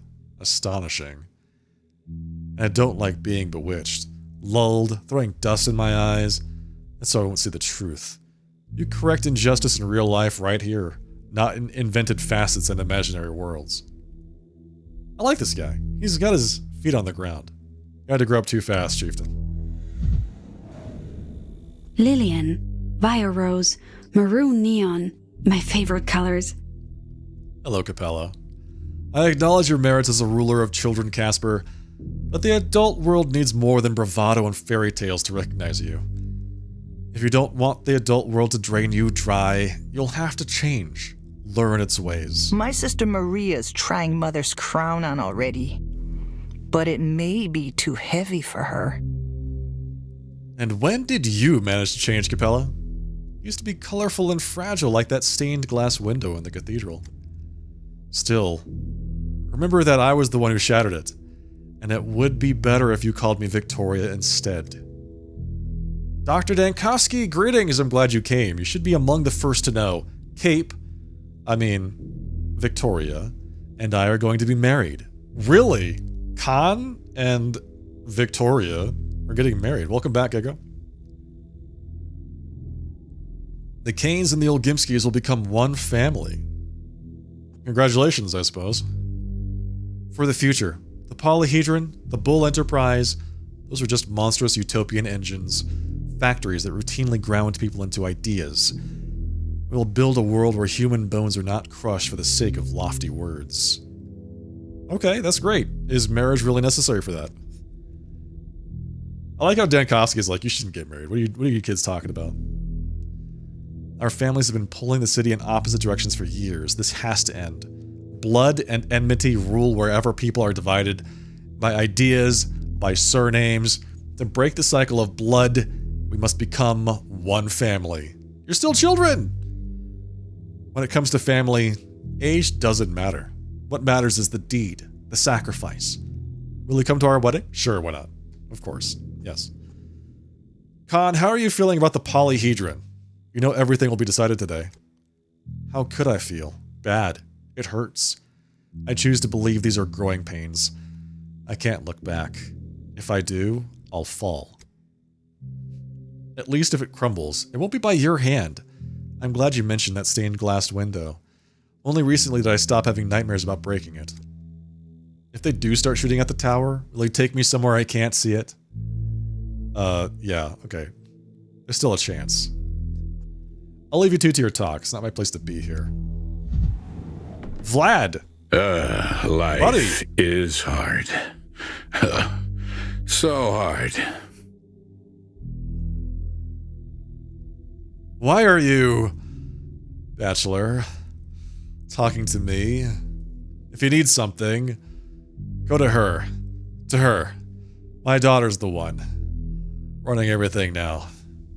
She's the head of the family now. And you, Vlad? What are you gonna do? He's retired! He's gonna go fishing or something, right? Naturally. I'll be proud of her. I will. I'll step aside. I've had enough. I'm old already. The world should be handed to the young. Life's in them. What about Vlad the Younger? Poor boy. It's my fault. Didn't keep an eye on him, the old fool. But it won't be that way with Victoria. Oh, it won't.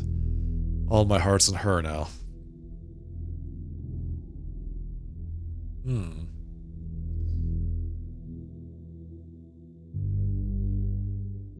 Looks like the town's fate doesn't worry you anymore. Maybe that's right. Nothing's gonna change now. Okay. I wonder why Notkin is even here. Is he just like hanging out? You know, like... Whatever. Khan and Capella. I guess they're both his buddies, so... Whatever. Alright, the only things we have to do. Go to the cathedral. Go to the Polyhedron. There are fates yet unknown at Bridge Square.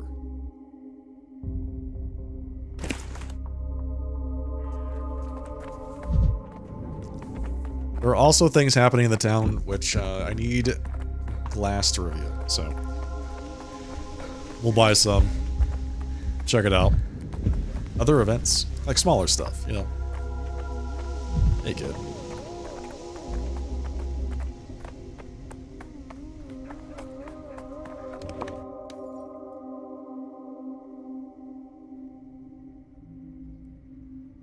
We're going into the Polyhedron. We're entering the Polyhedron today. I don't know what that's gonna do. I could use some quiet. Like, it could be another hour worth of gaming for all I know, but we'll see. And by gaming, I mean walking around reading people's text. That's a type of gaming, right? Grab this. Cannot grab that. Okay, fine. Have to find something else. Got it. Did I already take the stained glass or something? I must have.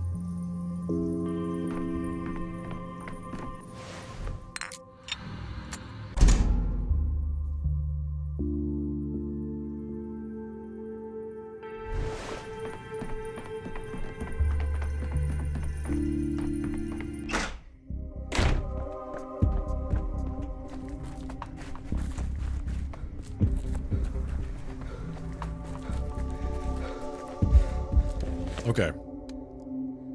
Time to really enter the polyhedron. I don't know what to expect.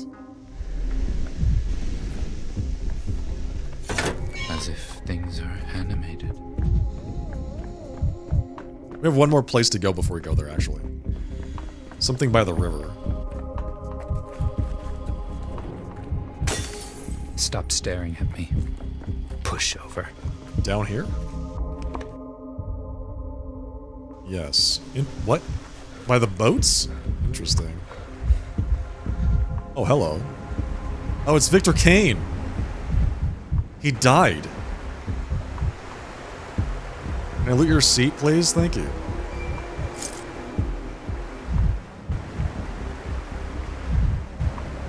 Talk. The truth is, they should have failed without me. They would have failed without me. They'd bury the children underneath the shards of the mirror tower. The glimpse of me solved all of their problems. Now they need to grow up. The children and the rest. You glimmered like a comet in the night sky, like it was before. Like it must always be. And Victor felt you.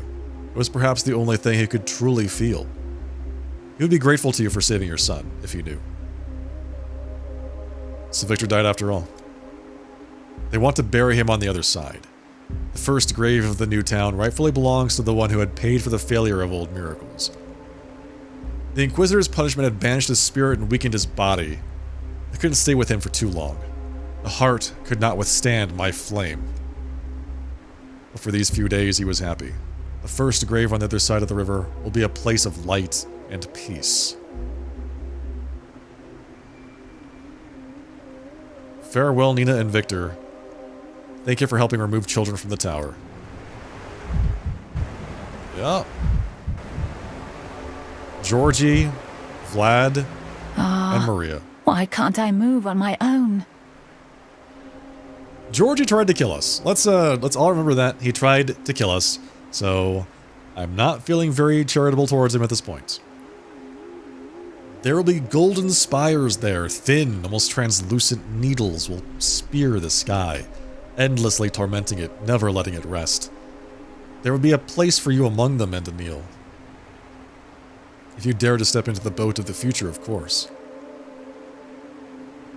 Where will these golden spires stand? Why, in the town beyond the river, of course. The old town was fascinating in its own right, but it was only the first step.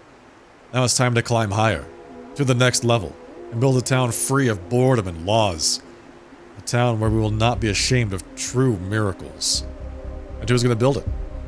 Among the signs are many gifted young people, the finest minds of the city, the greatest talents. But most importantly, these are people engulfed in trembling restlessness. Those who yearn to soar, who are ready to pierce the dome of the heavens so that the light of the Empyrean may pour through the breaches. Oh my. Oh, very poetic. Will you marry the younger Olgimsky? A dynastic marriage between our families will be arranged through Casper and Victoria. I bear no such obligation, and I'm certainly not so enchanted with Vlad as to bind my life to his. Perhaps you use someone of your own caliber, or at least closer to it. 2 days ago I saw you in that role. I am very much in love with you. Didn't you know? What? No, what the hell? Seriously? I feel like she's retconning that. But in recent days, an aster has grown in my chest. A blazing flower stretched toward a scarlet star. It calls thunder in my ears. Join me if you're ready to hear it, and follow it, but only if you're ready. I noticed your feelings, and you did nothing. Oh, if you stepped into the boat, I would have shattered your icy armor, drawn the strings of passion out of you. But you won't step in, alas. Very well, I'll find myself another companion. Okay. I feel like she's also kind of wacko, so, yeah. No, thanks. I think I'm good. Goodbye. Yes. Behind any pretty facade, there's a yawning black pit. Always. No gold city can stand without an accountant. I read that somewhere, or maybe I made it up. Someone always has to count the building materials, you know. Vlad, you see yourself in that role? Are you that person? I asked them where they're going to get gold for the spires. Turns out no one ordered a shipment. It's not as so hard. Our mine's a couple hundred versts to the north. It can be arranged. But for that, someone has to write them. So did you write them? By the way, I explained to Maria that gold in the spires won't be very effective at scratching the sky. Gold's a soft material. Steel spires with gold leaf would work much better. Okay, yes. What did she say? She says gold is a solar metal, and it'll do the scratching regardless of strength of materials. Vlad is so weird. This guy is... He's just not something missing, you know? And you still believe the town beyond the river is a promising idea? You're speaking in the wrong terms. Promising commercially? Hardly. But it's 100 times closer to my garden city projects than anything you can achieve on this bank. Here it's already too late to think about people's true well-being. There, we have a chance. Yeah. To hell with those people and their well-being. To hell with them. Tell me what you want and I will tell you who you are. Georgie, this little settlement has always been a little town in a snuff box. An experimental proving ground. A wind-up box with a surprise hidden inside. Simon tested his boldest hypotheses here. It's time to take it the next step. And what about all the people that live here? What about them? People, Bachelor, are merely the frantic motion of corpuscles. So long as there is no thought in them, no striving, no nobility of spirit. The motion of corpuscles may be touching, even warm, yet it is not to be mourned. Only feeling and thought are worth mourning.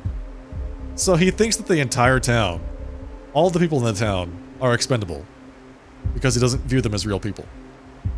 Interesting. I feel like the town's going to be much better off without the Canes in it. They can go off and do whatever they want somewhere else. Feeling and thought are only the motion of corpuscles as well. If you still truly believe that, we have nothing further to discuss. I wanted to ask what you will do next. Are you leaving? The town beyond the river will be a town of the young. That's right. Simon so bequeathed it. Yet youth needs a support of knowledge, and I am prepared to be that. To step into the background. I shall be their memory of errors. A warning to the proud. Do you believe you'll succeed? All of you. You frame the question wrongly.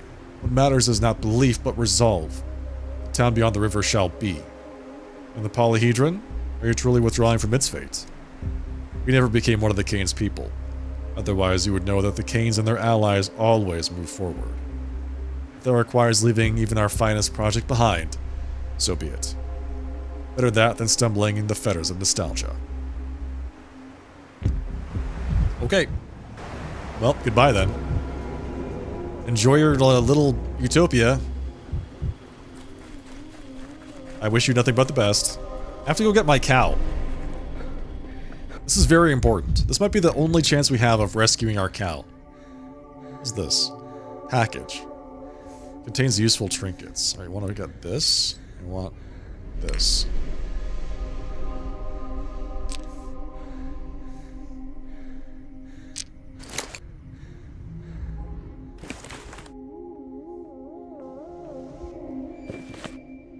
Something is happening somewhere.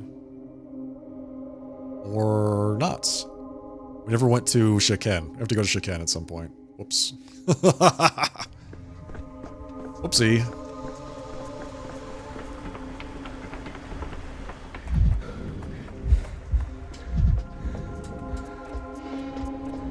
Alright, here we go. Onward and upward, as they say. What did we learn earlier? There's fall damage in this game. So, let's be careful on our way up, shall we?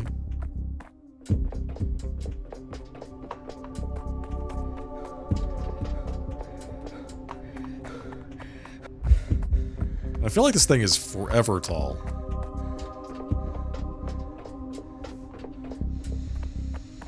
Which I guess makes sense. So it's built of rebar and glass, evidently.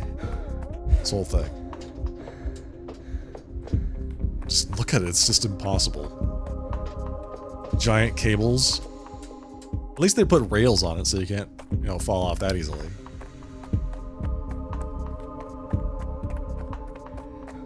I find the rails to be a kind of funny addition to it.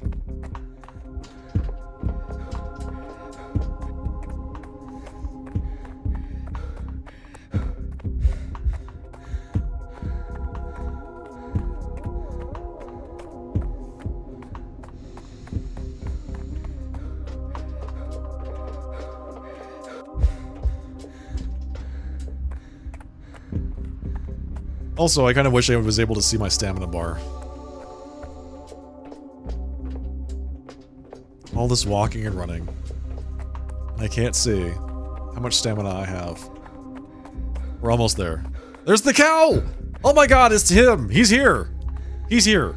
Yes! Finally! People seem to like to fling themselves off so rails were needed. The paper vole vibrates in my pocket. Bacchio. Is that you? My heroic experimental bull? We found him! Yes! Happiest ending. Moo. Don't tell anyone, but I missed you. Sorry I infected you with the plague. Sorry I kept you locked away in a small, boring house. Moo. They want to destroy the polyhedron. Moo. Can I stay here with you? Moo. Hope Boss Turok or whoever it is you're seeing answers you.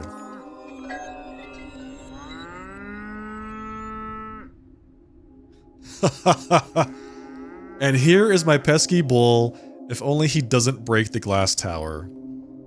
I cannot enter the polyhedron with the animals, but I will never know where the bull's path will lead. May it be beautiful there.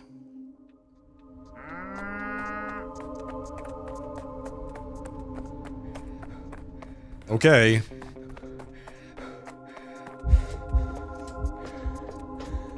Well, they didn't put rails around the whole thing, you know? It's just like there's some rails somewhere, and no rails everywhere.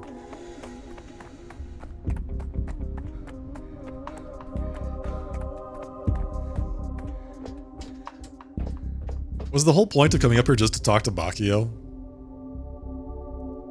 My last chance to get into the polyhedron. Okay. So presumably there's still something to do here.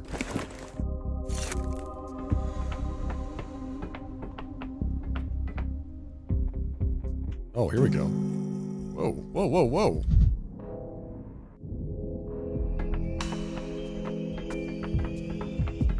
This is it, we're inside the polyhedron. But what are we gonna do here?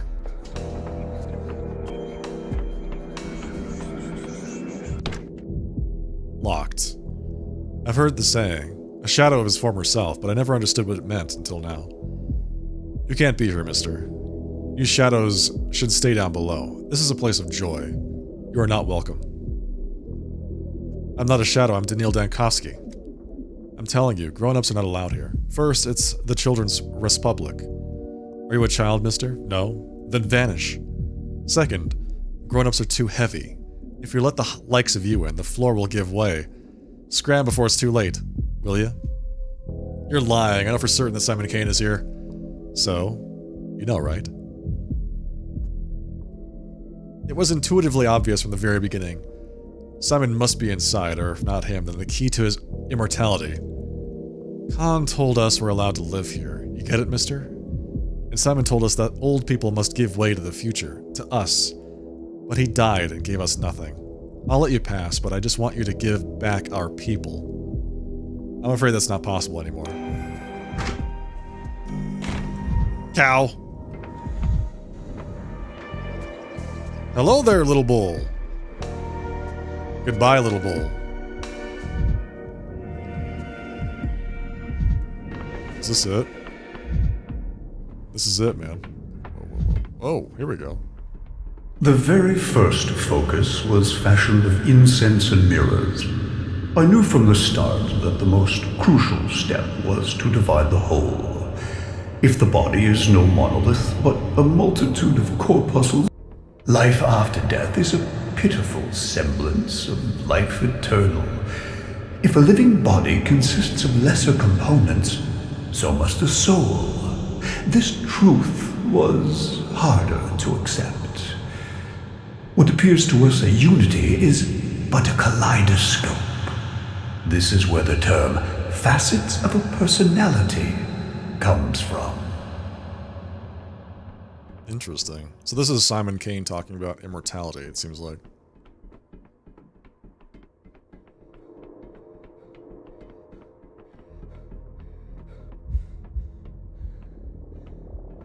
Man ceased to be a beast when he first understood that it is not the sun that circles the earth, as his eyes would suggest, but the other way round. But he only truly became a man when he understood that both truths stand at once.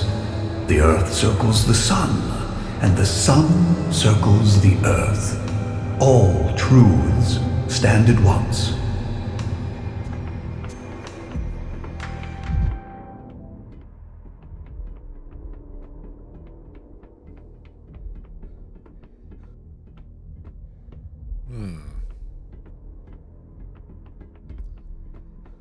This is really hard to navigate, honestly. It's like sometimes I have to be focusing, sometimes I have to not focus.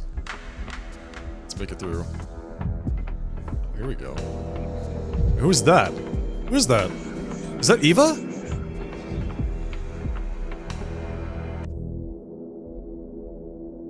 She's here too? Do you know what I love most about this place? It's paradox. The still water was Farkad's creation, the polyhedron, the work of the twins. Everyone, even the architects themselves, believed their visions were incompatible. And yet, you see, the still water and the polyhedron are interwoven here. There is no contradiction. They simply took different paths to the same truth.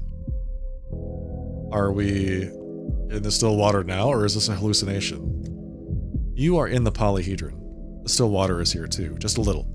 And I remain in the still water, just a little. What did you feel there? Beauty? A fragile piece? Those feelings have found you here. This is an oasis.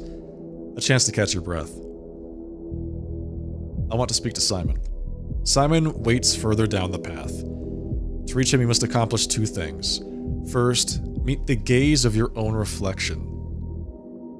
I have observed myself from the outside. Reflections work differently in the polyhedron. You could say it is the source of all reflections. It is made of mirrors, after all. You have already learned to walk through two doors at once. Now you must reflect within yourself. How? If you have absolutely no doubts about what you are doing now, then you haven't understood what is going on. A man of reason always has doubts. You must meet your own gaze and see the doubt in your eyes. That is your next step. And after that, you said there were two things to accomplish? Next, you have to cast that doubt away and die.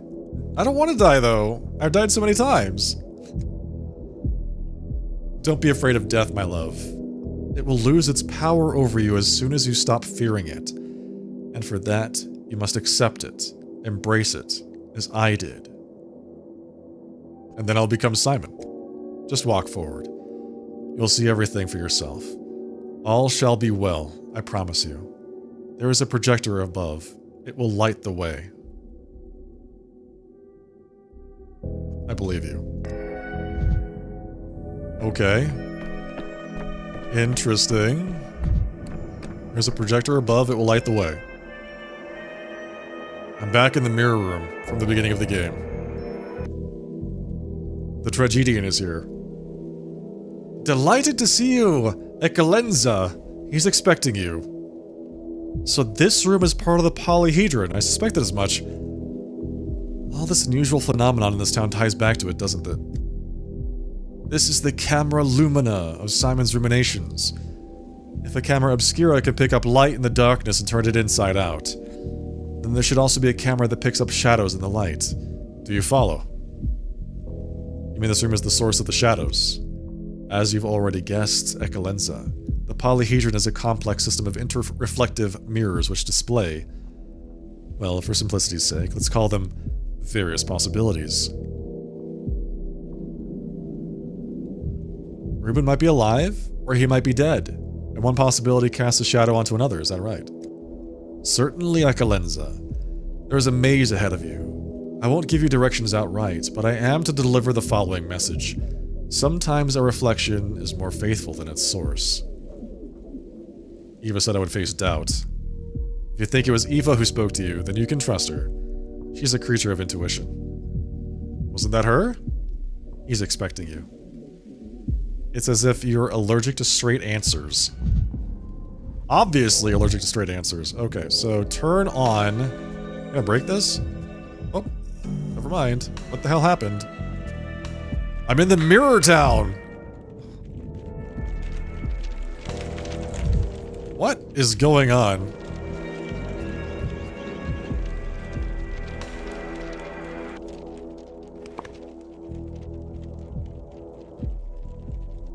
I can go inside. They're expecting me.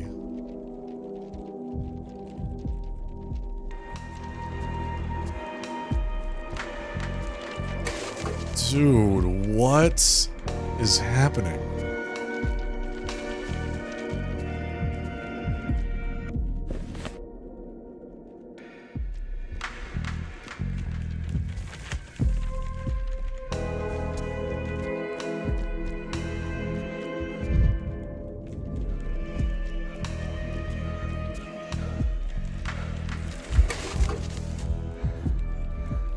I'm back here again. So is it that the red ones are the good ones? Are those the ones I should be looking for? There's a guy on that wall pointing the way. Okay. What? The Mirror Town.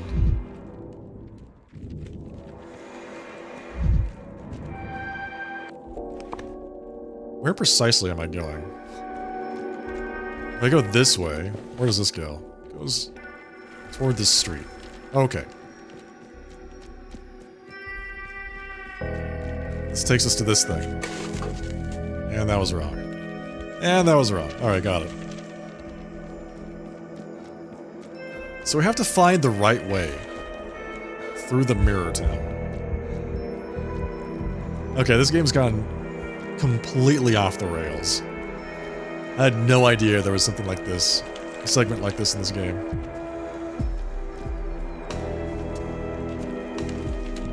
Alright, so do not take a left. Take a right? Where does this take us?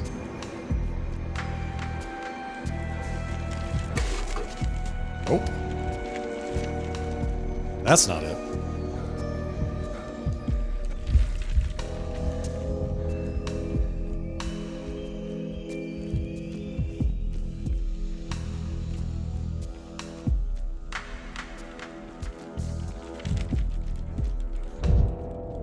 Okay, so if we go through here, wait, there is something over there. There's something over there. It's a door. Oh my, okay, got it.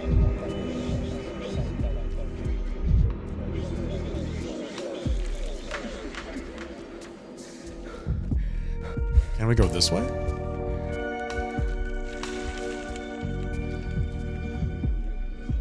Yes.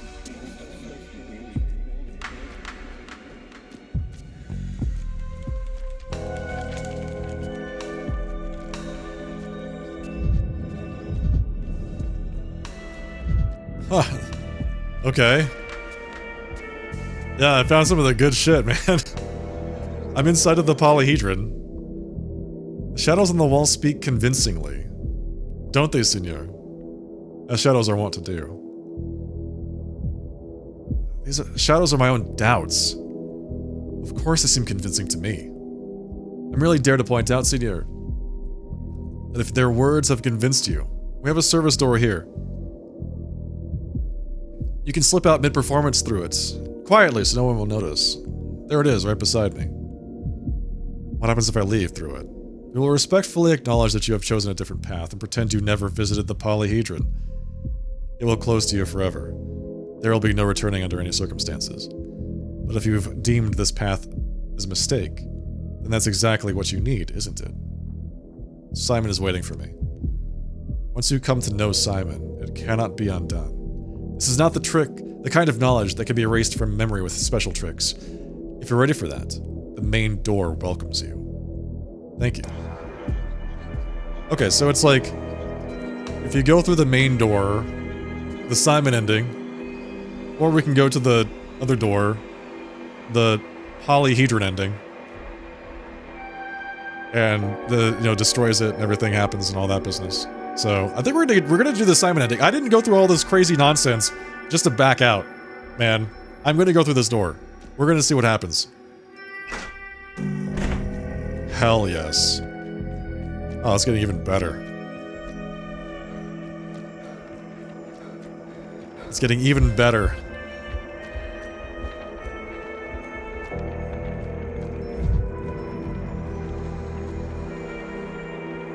What a strange space. The lines on the walls seem to form shapes.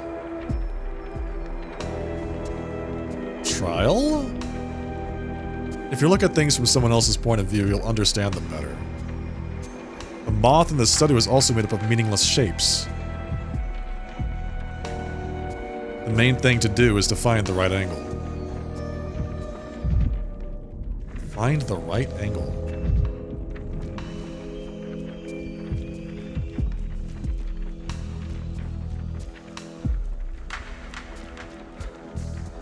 Find the right angle. But how?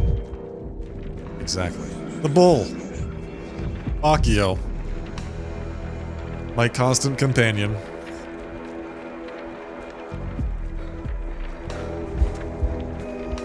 Alright, here we go.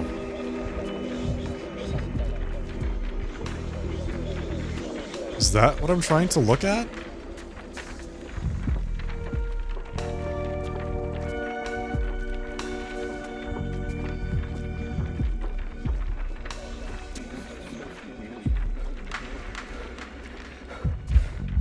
Guess we're going down here.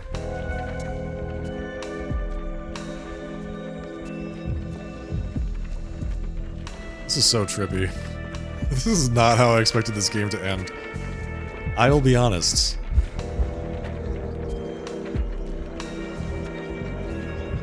Down into the abyss.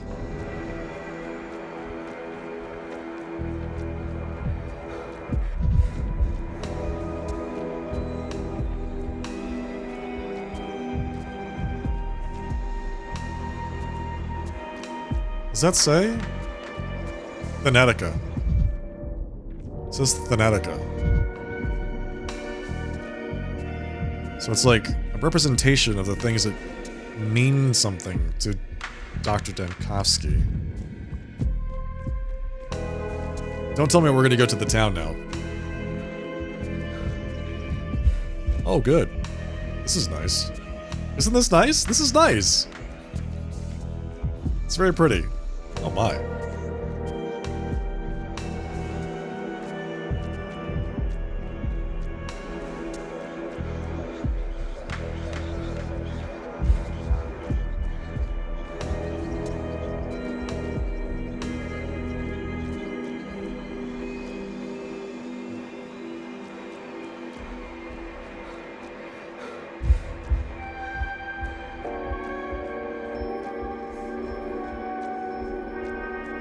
I'm just holding forward. And we'll see where we go from here. I have no idea what's actually going to happen. Okay, we're going this way.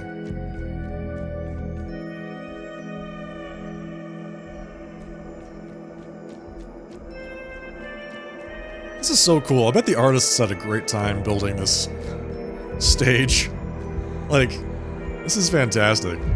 How very, surreal. Oh my. Is that a coffin?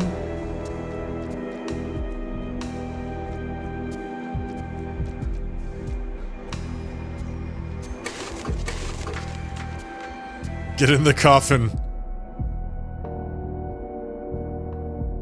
Close the lid. She said you had to die, right? So, did I die correctly? What happens now?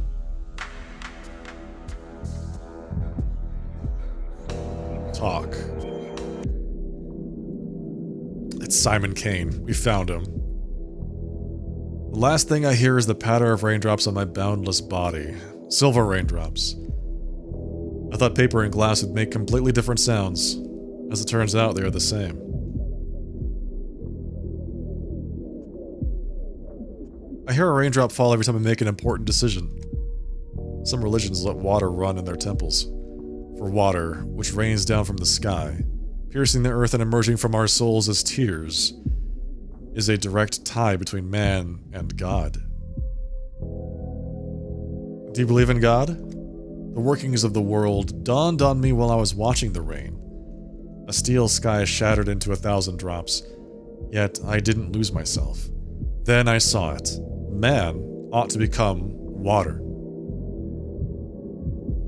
I think Bruce Lee said that once.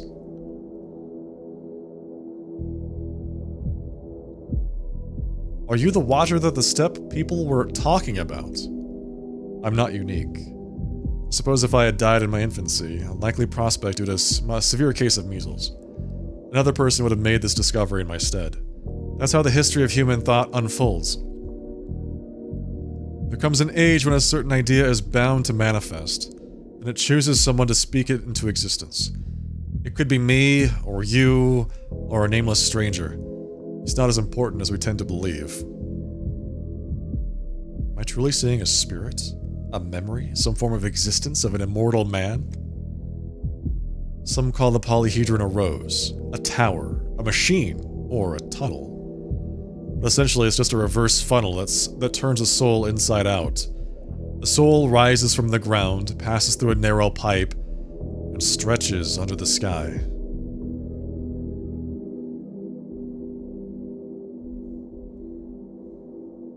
Man is broad. I would narrow him down.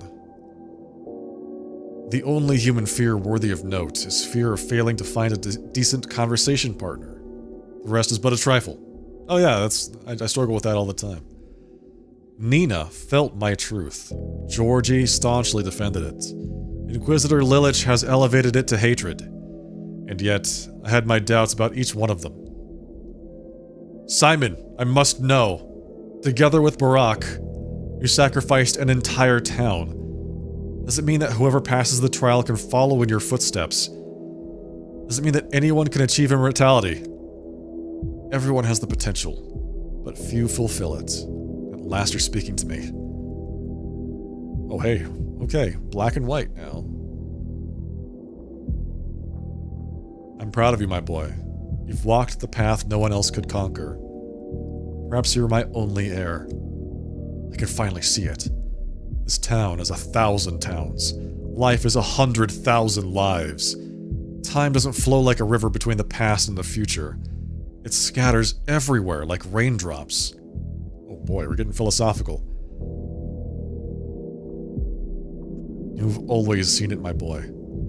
Standing beside a patient's bed, undergoing interrogation at the Capitol, sitting behind your desk at the Stillwater. At last you're living in all directions at once. This is what immortality means. My whole life I've been searching not for a secret of biological cells, but for a different way of looking at the world. A way to reject what we see as axioms, to build new mathematics. Yes, it's all about the math of immortality. Daniil, do you hear me? I'm happy. The last thing I hear is the patter of raindrops on my boundless body. Before that, the mournful wail of those who failed the trial. The rain washed away the sound, so it will wash away the memory.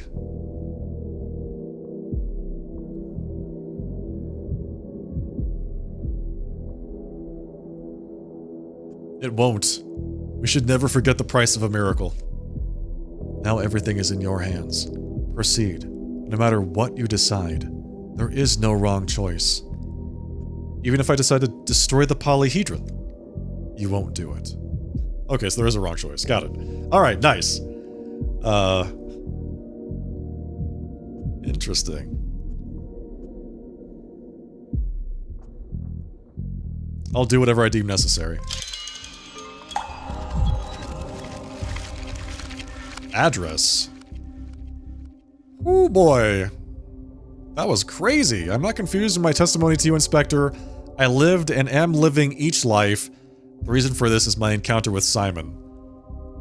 You are reading this dossier and wondering, how could one person be in so many places at once? Now you know. Shall we continue? That was a direct statement to the inspector that we don't live in the same plane anymore. We are scattered across all time. Like raindrops. Obviously.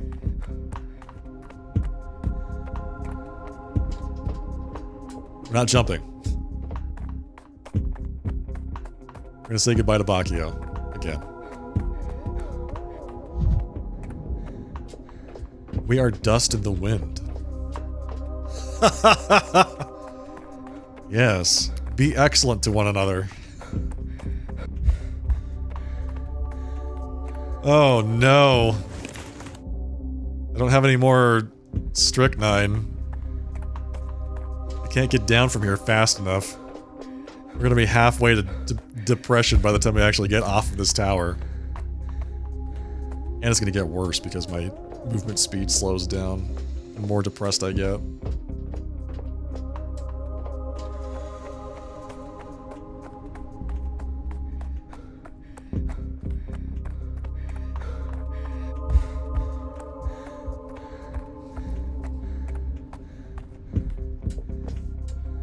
It might be halfway down? I don't know, man. If only there wasn't fall damage in this game, I could just jump off. But alas.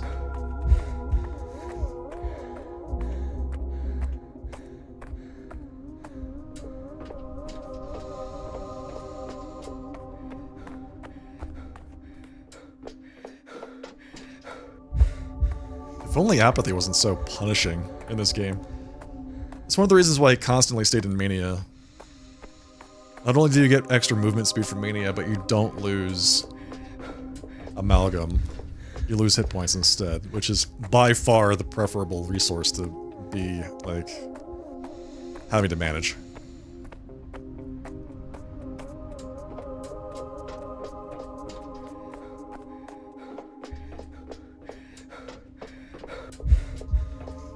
I think we'll survive. We'll get to the bottom. It's gonna take a while.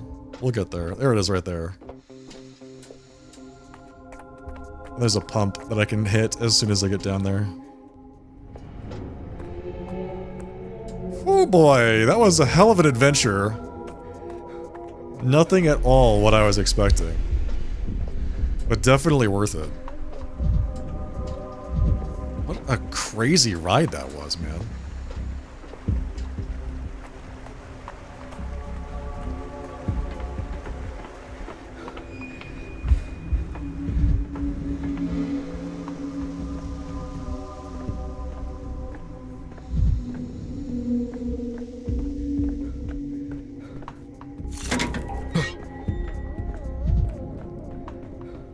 Come on, keep it together. Daniil, don't lose it now, buddy. You got this, man. We're just gonna go to the cathedral. Wrap it up. I know there's, like, another person to talk to in Shaken, but we will, forego that. I need to find one other thing to balance out Daniil's attitude right now. Is there, like, no other item to kick, really? It's locked. Naturally. What is that sound? Is that the polyhedron?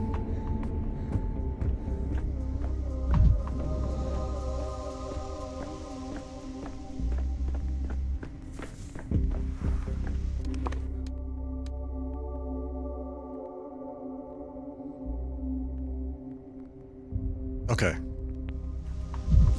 Oh my god. Everything's used up already.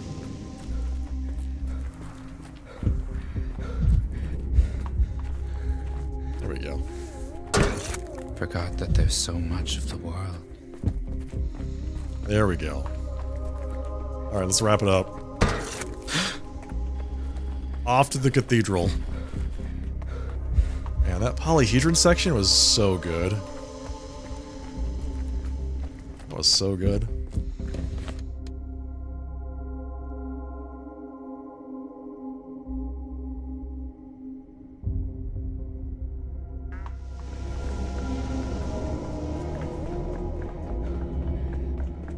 It's making noises like it knows it's about to be destroyed. Is that... who's that? You're not here, Clara. are you? You're just pretending. Go on. Forward. Go. Fight for your ideology.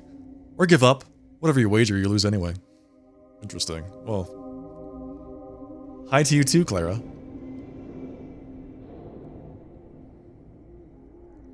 Why aren't you inside when they decide? Why not assist your ward, your general? You're joking. He's on his own now. I only guided him during a difficult moment, and during an easy one he forgets me. I can't enter the cathedral, do you understand? It's not my turn now. I'll slip inside it. I'll make my choice. I'll save everyone. Do it cleaner. Better than you... butchers. But later.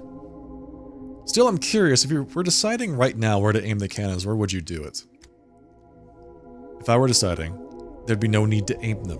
The cannons would turn into a children's drawing, and they'd fire flowers. In other words, you don't have a real answer. How do you explain to a drawing on a sheet of paper what vertical is? To an infant, what the square root of -1 is? You don't know the words I speak. Alright then, I'd change people, so the contradiction itself would dissolve. I can do that. Crawl into a soul. Satisfied? Hello, Railway. Talk as if you believe you can magically remove a fundamental contradiction. Infantile. I'm telling you, you won't understand. Go. Draw your paper triumph. I'd give you almost, but I have nothing. My path. Clara believes that only my choice matters. I just need to understand where to apply it. By order of General Block, the cathedral is closed to visitors today. We ask you to leave the cathedral grounds and its vicinity. Well, I have a signed permit, a cathedral pass from Aglaya Lilich. You may pass, thank you. Off we go. Choice. The cathedral will not open again until the end. Time travel is now available through all clocks in town. Interesting. The Inquisitor and I haven't held counsel. Against protocol. I place my trust in the doctors. And on the verge of this wild sea, famine and death doth cry. The cries of women and of babes over the field doth fly. What do you call such a person? A slave. A slave is what you call them. I appreciate your lyrical mood, General, but unless we finish this, the cries will spread far beyond these fields. I know you're right, Inquisitor. There's nothing to debate and nothing to discuss. Still, I look at the tower and think, they'll twist it all. They'll say I'm just a blunt soldier who destroyed a miracle of engineering. That's exactly what they'll say. Don't even doubt it. Demolishing the polyhedron is a gift to your enemies in the capital. I know. But the choice between honor and human lives is not a choice at all. Yes, people matter more than honor and more than the tower. Though your voice isn't advisory, Dankovsky, I'm glad you agree. One doubt keeps gnawing at me. When I last spoke with your colleague, Karminsky, he insisted the polyhedron can be saved. Must be saved, even. If my colleague were alive, I'm sure he'd have shared his thoughts on how to do that without sacrificing the town. Though I will note, his obsession with impossible objects is precisely what put him in the grave. If you don't bring down the polyhedron will bring down all of us. She's right. This will happen.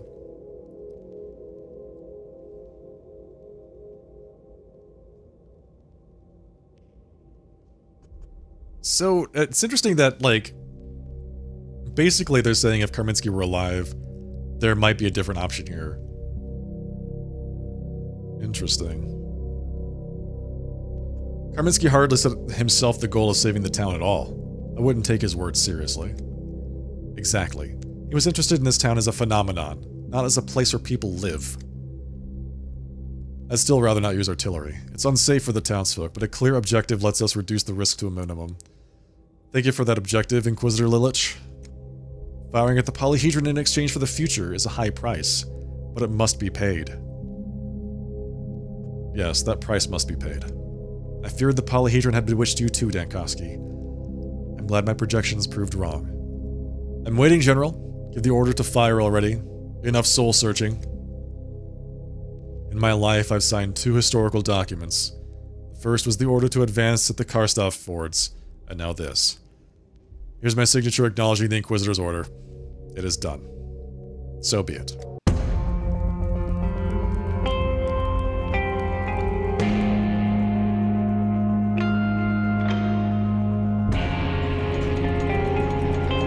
She's gonna stand right there? Lady, you're gonna go deaf.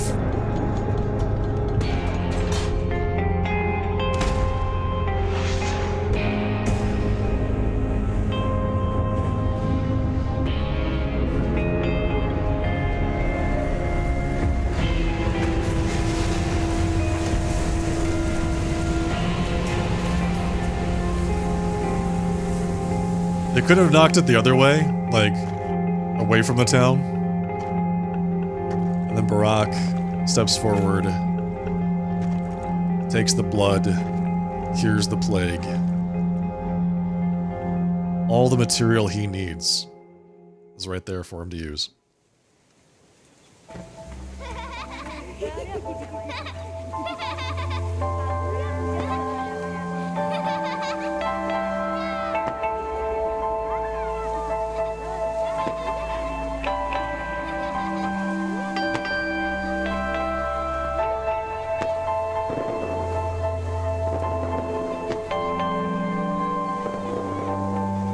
Look at all those Bacchios down there.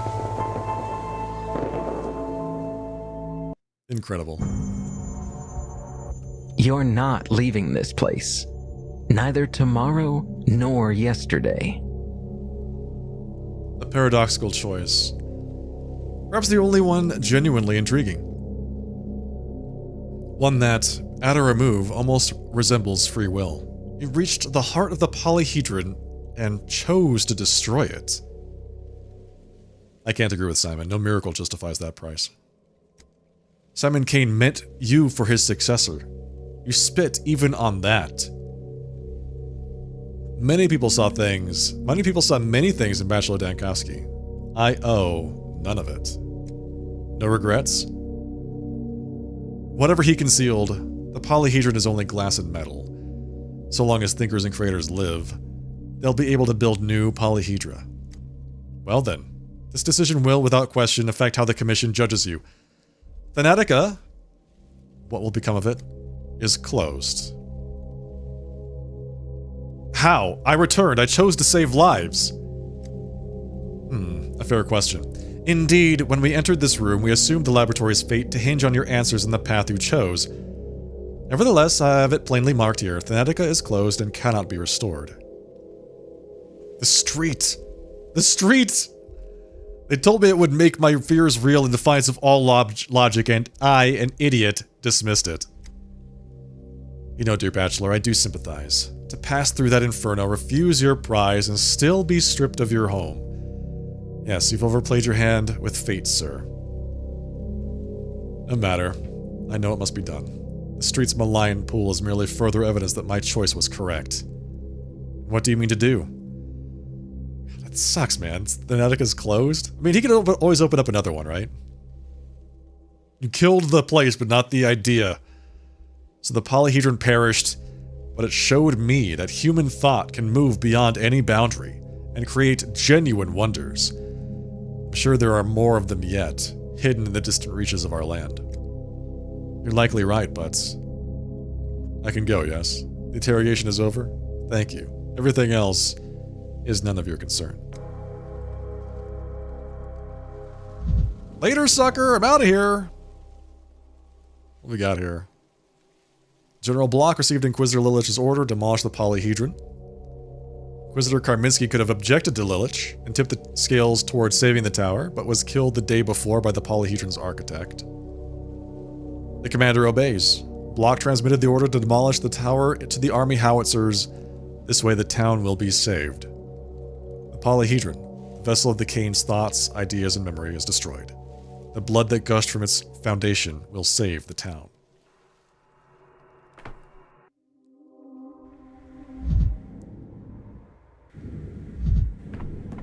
guess we're leaving. That doesn't seem like the right way.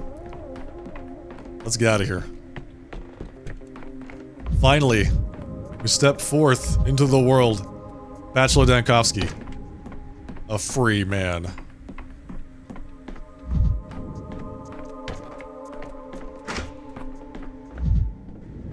Oh hey, it's my colleagues. They'll go to any length, Chief, but our lengths are longer. What's going on, Chief? I thought your return would bring them to their senses, but the committee is acting as if Fanatica no longer exists. They won't tell us anything. Then again, if not taking at face value, but rather, you know. Hello, Madness Combatagen. Welcome. They do love keeping people in the dark. Fanatica no longer truly exists. Not because they're shutting it down, but because we no longer need it. What? No, he came back. The epidemic was defeated. They can't. You promised to bring back an immortal man. Please don't keep us in suspense. Did you succeed? You didn't come back empty-handed, did you? Will Fanatica be saved? Seraphima, I'm sure you're familiar with the saying, sought copper, found gold. You're calling Fanatica the copper. And by gold you mean what, exactly? In that town at the edge of the world, I realized that my approach to understanding immortality was fundamentally flawed. The medical path is a dead end. Death is transcendent, and victory over it lies not in the cells of the body. It's hidden in the world, in its miracles. And so what? Years of research, dozens of scientific papers, hundreds of lectures, all of it for nothing? Is that what you're saying? Not at all. The most crucial skill for a scientist is the ability to admit mistakes. That's the only way to move forward. The only way to find a way out of a dead end. Alas, Fanatica is a dead end. I'm sorry. What about us? What will become of us now? That depends on what you want. You can continue researching cellular aging and close your eyes to its futility. Or you can come with me, to other towns, in search of the miracles scattered there. You taught us to fight, Chief, to the end. And now what? You've abandoned your own creation. If you had seen what I've seen, and experienced what I've experienced, you wouldn't ask such questions. What have you seen? What do you mean by miracles anyway?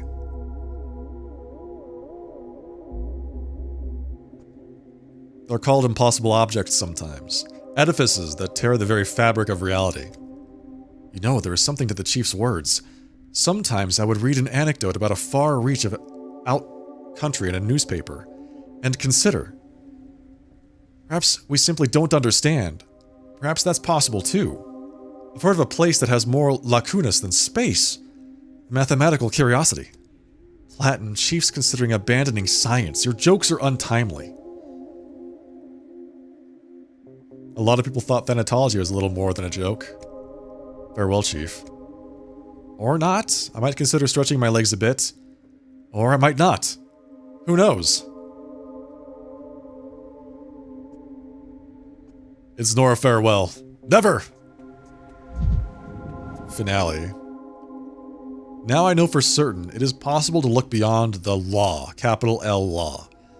There are still remarkable little towns in the north of the country. Perhaps there I will find the secret of immortality.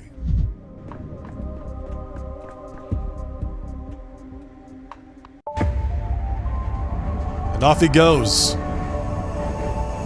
Now in charge of his own destiny.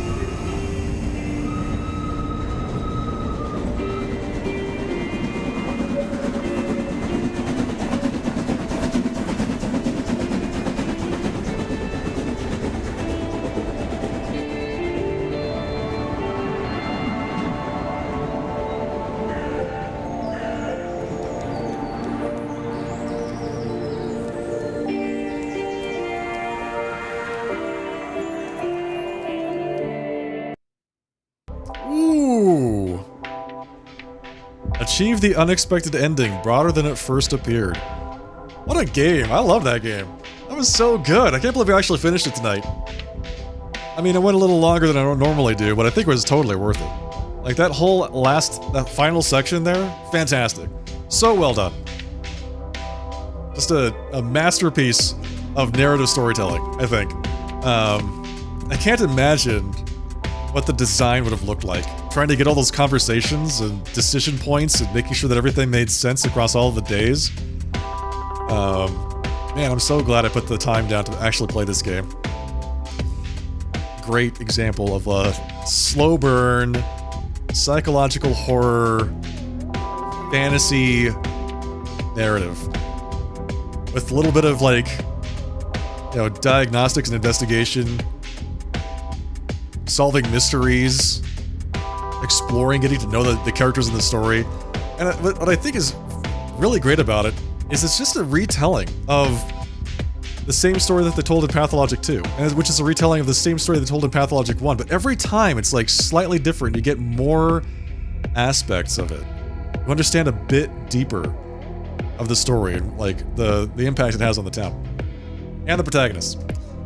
So well done, so well done.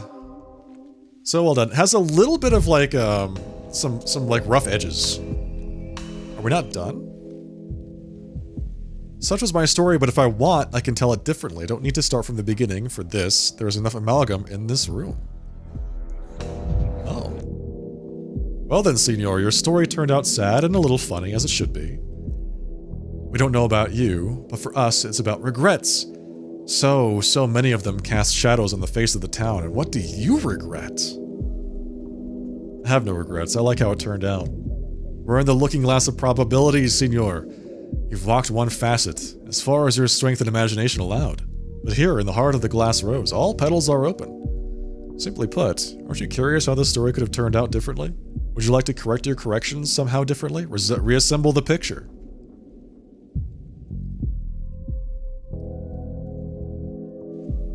What generosity, but what about the price of mistakes, the weight of decisions made? You've come to know the faceted structure of the world, where the past is just as multivariative as the future. It would be strange if this logic didn't extend to the endings as well, though some events cannot be undone in any way. So I'm not trapped in the postscripts. If you wish to go back and make different decisions, just break the mirrors. They contain amalgam. The past is still open to you, and I'll be able to fix anything. Almost. Some collisions of fate are irreparable. Others are beyond our power. But what, Senor, do you have great regrets after all?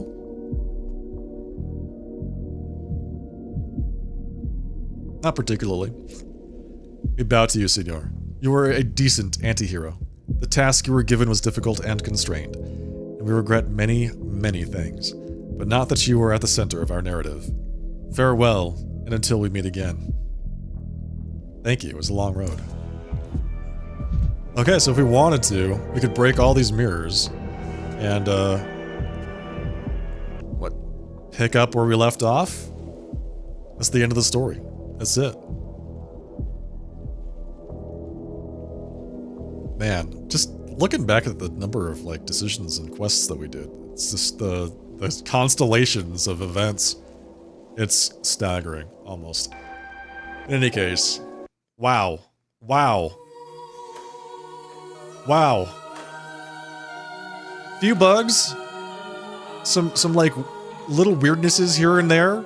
I got stuck on one quest, but incredible. Alright folks, that is going to be all for the night. Thank you so much for joining me for the final episode of Pathologic 3.